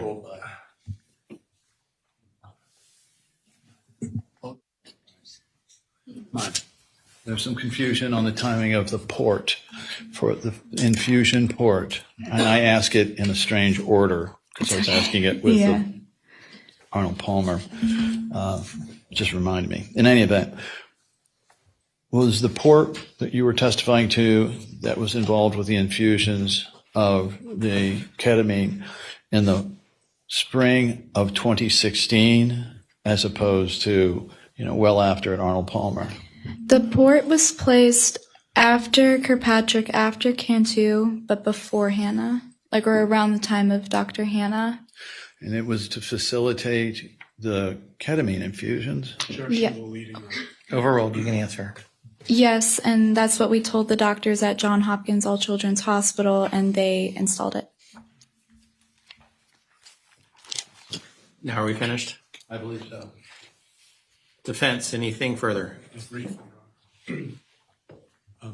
Maya, just on the photos, there's the two sets that you were asked about. Again, do you know, if you recall, whether one was taken before you went to court and one was taken after? Objection, asked and answered, and proper predicate. Okay. Overruled. You can answer it. Again, to my recollection, it was just one set of photos. I really don't remember the second set being taken. You were asked about when you learned about certain diagnoses. Do you remember whether your parents shared with you what the diagnosis was coming from Lurie Children's Hospital? I know that they recommended me for intensive PT, and that's what we did. I had heard that other doctors in the past have thought that it may be in my head, but they never confirmed the diagnosis. Okay, and I guess that's the reason I'm asking you. I'm sure, you've had a lot of growing up to do throughout this trial, talk with Mr. Anderson. I don't want to know about that. But back then in 2015, were you told about what all of the diagnoses were coming out of Lurie Children's? Did your parents tell you that? Again, I knew as much as I did. I knew that they weren't entirely sure, and I know that they may have believed that there was a psychiatric component. However, there wasn't. How about from Tampa General, when you left Tampa General in around end of August 2015, did you know either from the doctors or from your parents what their diagnoses were? I know Bonnie Rice, the nurse, she suspected conversion disorder. Okay. And just last couple questions. Do you recall that there was so your bed in the pediatric ICU, we use the word PICU, but PICU, your bed in the pediatric ICU had a call light with a remote control to your TV, right? I know of the call light, yes. Okay. It also contained a remote control for you to watch TV. I believe those were separate. Okay. You had access to a TV in the pediatric ICU. There was a TV, yes. Okay. And there was a TV that you could access with remote control in the EEG monitoring room? I'm having a hard time remembering that one, but I know about the PICU. Okay. If I represented to you that you had a TV with a remote control in the EEG room, would you have any reason to dispute it? Well, I know that there were TVs in the rooms, but it just depends on how far away the remote was from my bed. Okay. Do you remember that the remote control to the TV was with the same paddle as the call light? I remember on floor 7, yes. Okay. And whether it was the same in the EEG room, you don't remember one way or the other? I don't. Okay. I appreciate your time. Members of the jury, do you have any further follow-up questions? So we're finished with questioning. Okay, members of the jury, I think this is going to be a good time for us to call it a day. Please do not discuss this case amongst yourselves. Do not do any investigation. Receive no information. I'm going to want the jury coming back in at 9 a.m. tomorrow. Okay. All right, your executive.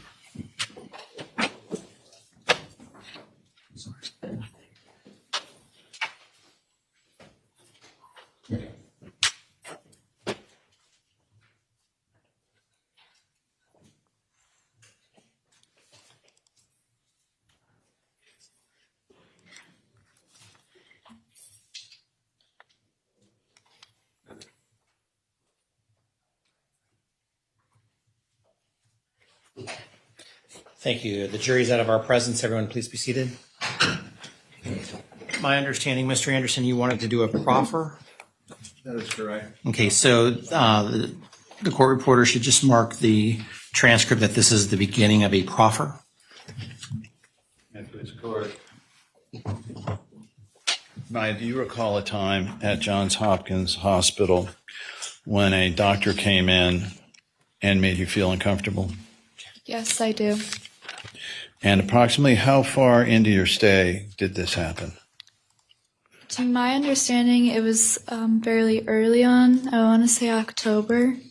So it was in the beginning-ish. And you've subsequently seen a note by Dr. Katzenstein, the psychologist there, that documented it, meaning it had to happen before that. Correct. I confided on her a few days after about the incident that occurred at Johns Hopkins All Children's Hospital. All right. And the record reflects that was October 17th or 18th. So now tell us what happened on that day, beginning with approximately what time of the day was it? I want to say it was a little bit after the morning because typically I had PT in the morning. I don't remember if I had PT during this time, but I know that it was light outside regardless. And this doctor, he opened up the door, and typically with a doctor, there's either nurses. He walked in alone, which struck me as odd, but I didn't question it at the time. You were 10. Exactly. I didn't really know how it's supposed to go. I've been to hospitals before, but I just assumed maybe this is normal. What happened? He shut the door. Then he came over to the left side of my bed, and he bent down a little bit and asked if he could take a peek. I did not answer him because I was waiting for further elaboration, so I paused, I didn't say anything, hoping that he would get the idea, tell me more. Instead, he removed my covers, he pulled down my pants, he looked at my private area, then he proceeded to pull up my pants, and he then quickly said, "Thank you," left the room. So there was no chaperone? There was no chaperone, no. I know that for certain. And he physically touched you as he was pulling down your pants and then underwear? Correct, because I could not do that by myself. And the amount of time he spent staring or looking at your private parts, was it longer than what a doctor you would normally think if someone was to do that? Sorry, Your Honor. I apologize. I object to the leading and the speculation. Overruled. Well, I've never had anything like that happen to me before, so it was unusual, period, especially because he did not ask for my consent. After he left the room, I just hysterically started crying. I had no one to tell. I had no phone calls with my mom. I didn't really feel comfortable telling my dad in the presence of my brother. So I told that doctor. All right. And can you describe who it was? Strike it. At this age, you had yet to reach puberty, right? Correct. So you had never had an exam down there? No, never. So did you have any idea what he was doing? No, I was very confused, and I was confused on why I was feeling so uncomfortable about it, because I've never heard of something like that happening, and honestly, I was ashamed because I didn't think I felt like I shouldn't be complaining or I shouldn't be feeling this certain way. It wasn't that big of a deal. But the fact that it made me feel that way and the fact that I still think about it to this day shows that it was a big deal. Describe what the man looked like. To my from my recollection, I remember the man having tan pants on. Or did he have a lab coat on? Or I don't remember let me think about that. Hold on. I don't want to say yes or no to that because I really don't remember about that specific detail, but I remember he was really skinny, and he was taller than me, and I was 10, but he was tall to me, and he had glasses and dirty blonde to brown hair in that range. Right. And he was white. What made you think he was a doctor? He had that stethoscope. Stethoscope? And he had a little clip that the doctors all had, but I did not read his name because I didn't think that event was going to be significant. And after you told Dr. Katzenstein, did you tell anyone else up until, say, 2022 and Dr. Henschke? I had told my ex-boyfriend in 7th grade, and I started crying. But because I told that doctor at Johns Hopkins All Children's Hospital and nothing was done, I was kind of made to believe that it didn't matter what I went through. So my ex-boyfriend was like the first person I told after that, and he knew it wasn't okay. And that's when I finally had an understanding of, that was not right. That's not acceptable whatsoever. And marked into evidence adjoining exhibit 1001-3817, if we can bring that up, but I can read it in the interim. She denied history. This is Dr. Katzenstein's psychological progress note, and this is dated, I'm looking at where they put this. I think it was the 17th, but let me look. Yes, October 17th. And there at the bottom, do you see the what was put down by the psychologist? Yes. Now, was there ever any follow-up by anyone at Johns Hopkins when you said previously a doctor had looked at her private parts but did not touch her and it made her feel uncomfortable? Did anybody follow up to ask you more about this? No. And since that time, what happened with your memory of this? I mean, I've remembered it throughout the entire time. It's not like it, just disappeared. I just have chosen not to speak up about it because, again, I thought it was silly that I felt that way, because when I told somebody and nothing was done about it, it made me feel that it wasn't significant. It wasn't a big deal. And without waiving any attorney-client privilege, then it was only about 10 days to 2 weeks ago the first time you told me. Again, yeah, it's because I didn't think it was a big deal because they made it out to not be one. Okay. And the hospital. That's, I should clarify. And so did you feel embarrassed by? I was. I don't know why. I just, even talking about it, it's just so personal and weird. So. But you did eventually tell Dr. Henschke. I did. I gained her, she gained my trust, and I told her. Your witness. Oh, I don't have any questions. Thank you. Okay, so does that complete the proffer? It does, Your Honor. We move the court to reconsider. Ma'am, you can go ahead and have a seat. Thank you. And in follow-up to that, we've moved the court to reconsider the testimony as previously moved by the court to amend. But Mr. Anderson, we get back to the same issue, which is why I denied it before, is this was not in the pleadings. We did not discuss this during jury selection. I've handled many sexual assault cases, and I understand that that type of questioning is very particular, and it generates a lot of challenges to a lot of jurors. This jury has not been addressed with that issue, and to interject this issue after we started the trial is fundamentally unfair. I'm not saying that Ms. Kowalski is any way creating this.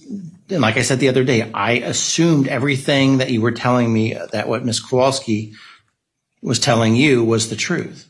It's just at this time, because of we already started the trial and the pleadings did not reference this, it's too late for this particular trial. It has nothing to do with what she testifies to. It's the fact of fundamental fairness, fundamental due process rights. And so, I don't see how we're going to change that specific issue. And you can ask me to keep reconsidering it, but it's going to come back to the same issue. I just had to make a record, Your Honor, and you did explain it thoroughly the first time. I felt necessary to at least try. Well, and I appreciate that. And certainly I would encourage you to make a report to law enforcement of this particular issue in the jurisdiction of where it occurred. Yes, sir. Thank you. Okay, let's talk about where we are. The shot clock is as follows. Today, the plaintiffs consumed 4 hours, 15 minutes for a running total of 29 hours, 55 minutes. The defense used 1 hour, 15 minutes for a running total of 10 hours and 50 minutes. Who do we have tomorrow? We have Dr. Brewerton, we have Dr. Kirkpatrick, briefly Dr. Hanna, and I think that'll fill the day.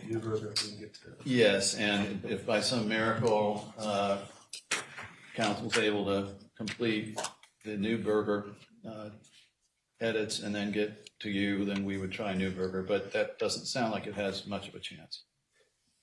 Well, I don't think Ms. Corrales has had an opportunity yet to address it since she's been sitting here all day long. Yes, I understand. Correct, Your Honor. And what I reviewed, to be clear, in volume 1 was all about Dr. Sally Smith. So counsel said that he did not designate those. So I would ask counsel to just kind of double check the designations that were sent over to us to make sure I'm looking at the right ones.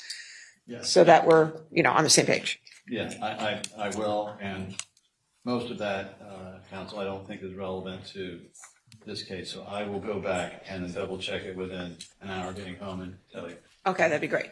And while we're talking about depot designations, are there any depot designations rulings that I owe you all? Or have I ruled on all that have been given to me with depositions? Well, Judge, I don't think you ruled on all of Dr. Bowe's. You ruled on one. Well, there was one depot that I didn't have. I think there are 2 you don't have, Judge. There's 3 total, my recollection. But it would be helpful, actually, I think, to know, there's been a lot of DEPs designated. If plaintiff's counsel know which ones are actually going to read in, so we can focus our energy on that, that would be particularly helpful. In other words, if you've already decided that some of them are not going to be submitted and you're focusing on these, then that would be helpful. We'll advise as soon as we can. It's been a hectic pace, and I know we're trying to get our case in, but I will. Understood. Because, at some point I need some time myself to be able to review and make rulings and then get it to you and then have your IT folks cut the video. Yes, sir.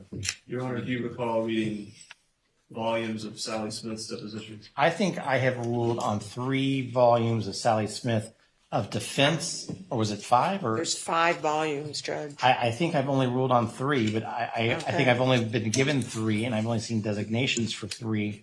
And I think I've only received objections by the defendants, because there's a lot of people that I didn't get any objections from the plaintiffs that I've made rulings on, especially the ones this weekend. That. Yeah, we'll check that. I haven't. And I was trying to be clear in my orders saying, I had plaintiff and defense objections, and this one I only had defendant's objections. So, I think I was trying to be clear in the orders to kind of help what I thought was missing. I will check and find out if the court has owed objections, and we'll get those to you promptly. And perhaps our teams could communicate with each other to see if we're on the same page about this. So we only submit one packet to the court as opposed to dueling packets, I think would probably be helpful. Well, that would be good. Yeah. It's the same. My It is what it is. Is that we use the full size. Yes, the full size. Yes, Judge. Depot as opposed to the 4 pages to 1. We got that one. Have we got I can clarify some regarding who we intend to read or play. Sure. We intend to play the depositions of Dr. Perno, Dr. Napolitano, that's been discussed. We intend to play the deposition of Dr. Vos, the most recent deposition regarding her text messages. We intend, as the court's aware and defense is aware, to use Dr. Newberger, a mixture of reading and playing, because I think only his third was by video. We intend to use portions of Dr. Sally Smith. And the last that comes to mind at the moment would be a deposition taken recently of Amy Jones, who I believe some sort of HR person at the hospital. Those are what are top of mind at the moment. So can I clarify just the last Vos? Because I think that's been moved on. Yeah, I'm not saying it's not ruled on, I'm just announcing. No, you're not worried about the first two votes. That's all. No, we're not. Okay. I think it's Amy Jones. I'm sorry. Well, on Dr. Vose, I don't think I received any plaintiff's objections. I think I only received defendant's objections. And I don't think there were any counter designations. Okay. Probably waiting. And then for, is it Amy Jones? Or whatever, I don't think I received a deposition. I think there was some objections, There'll be a but general objection to her, Judge. She's not an eligible witness for publication. She's a hospital employee, but not designated as any corporate representative or that sort of thing. So we'll object to that. But I don't remember seeing the designations on her. Now, I could be wrong. No, we don't object. I don't think I've seen it. We did object. yeah, my recollection is there were only like 3 objections for that one. I was like, There that wasn't was going to be that the many. easy one. There weren't that many, Judge. But I think we both need to just regroup and double check what's been sent so that we could clarify that with the court. Anything else before we talk about what time for tomorrow?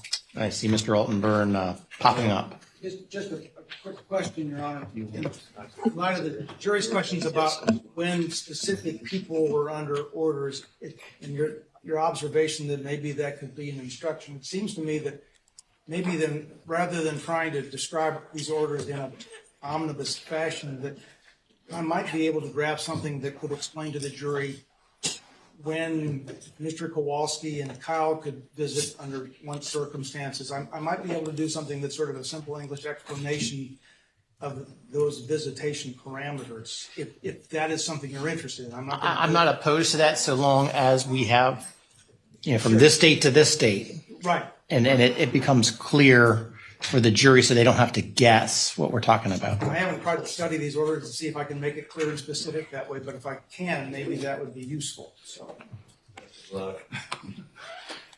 Anything else before we talk about what time for tomorrow? Yes, Your Honor. If the court has had an opportunity to consider our motion for rehearing as to Dr. Brewerton and Dr. Kirkpatrick's last visit, and again, citing Binger, and the fact that the court has generously allowed the defense to have another expert who could comment on it.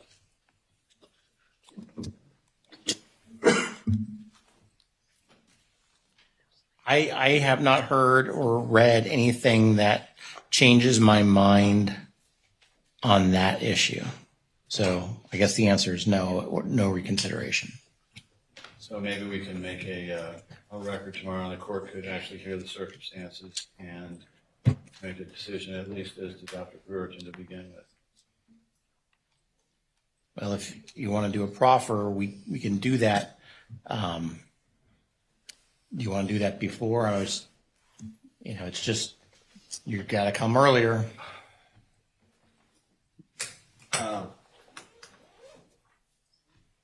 I think if we got here, I recognize that, Your Honor. I don't think we have to get here super early. It'll only be a 5-minute proffer just as to why he.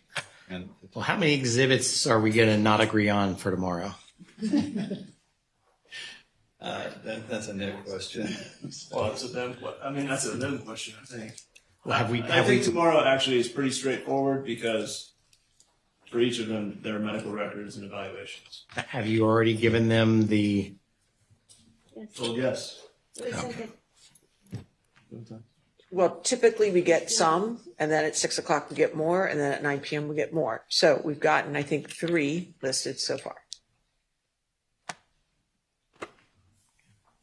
What time do you all want to be here tomorrow? 8:30. 8:30 it is. Okay. We'll be in recess till 8:30 tomorrow morning. Have a good day, everybody.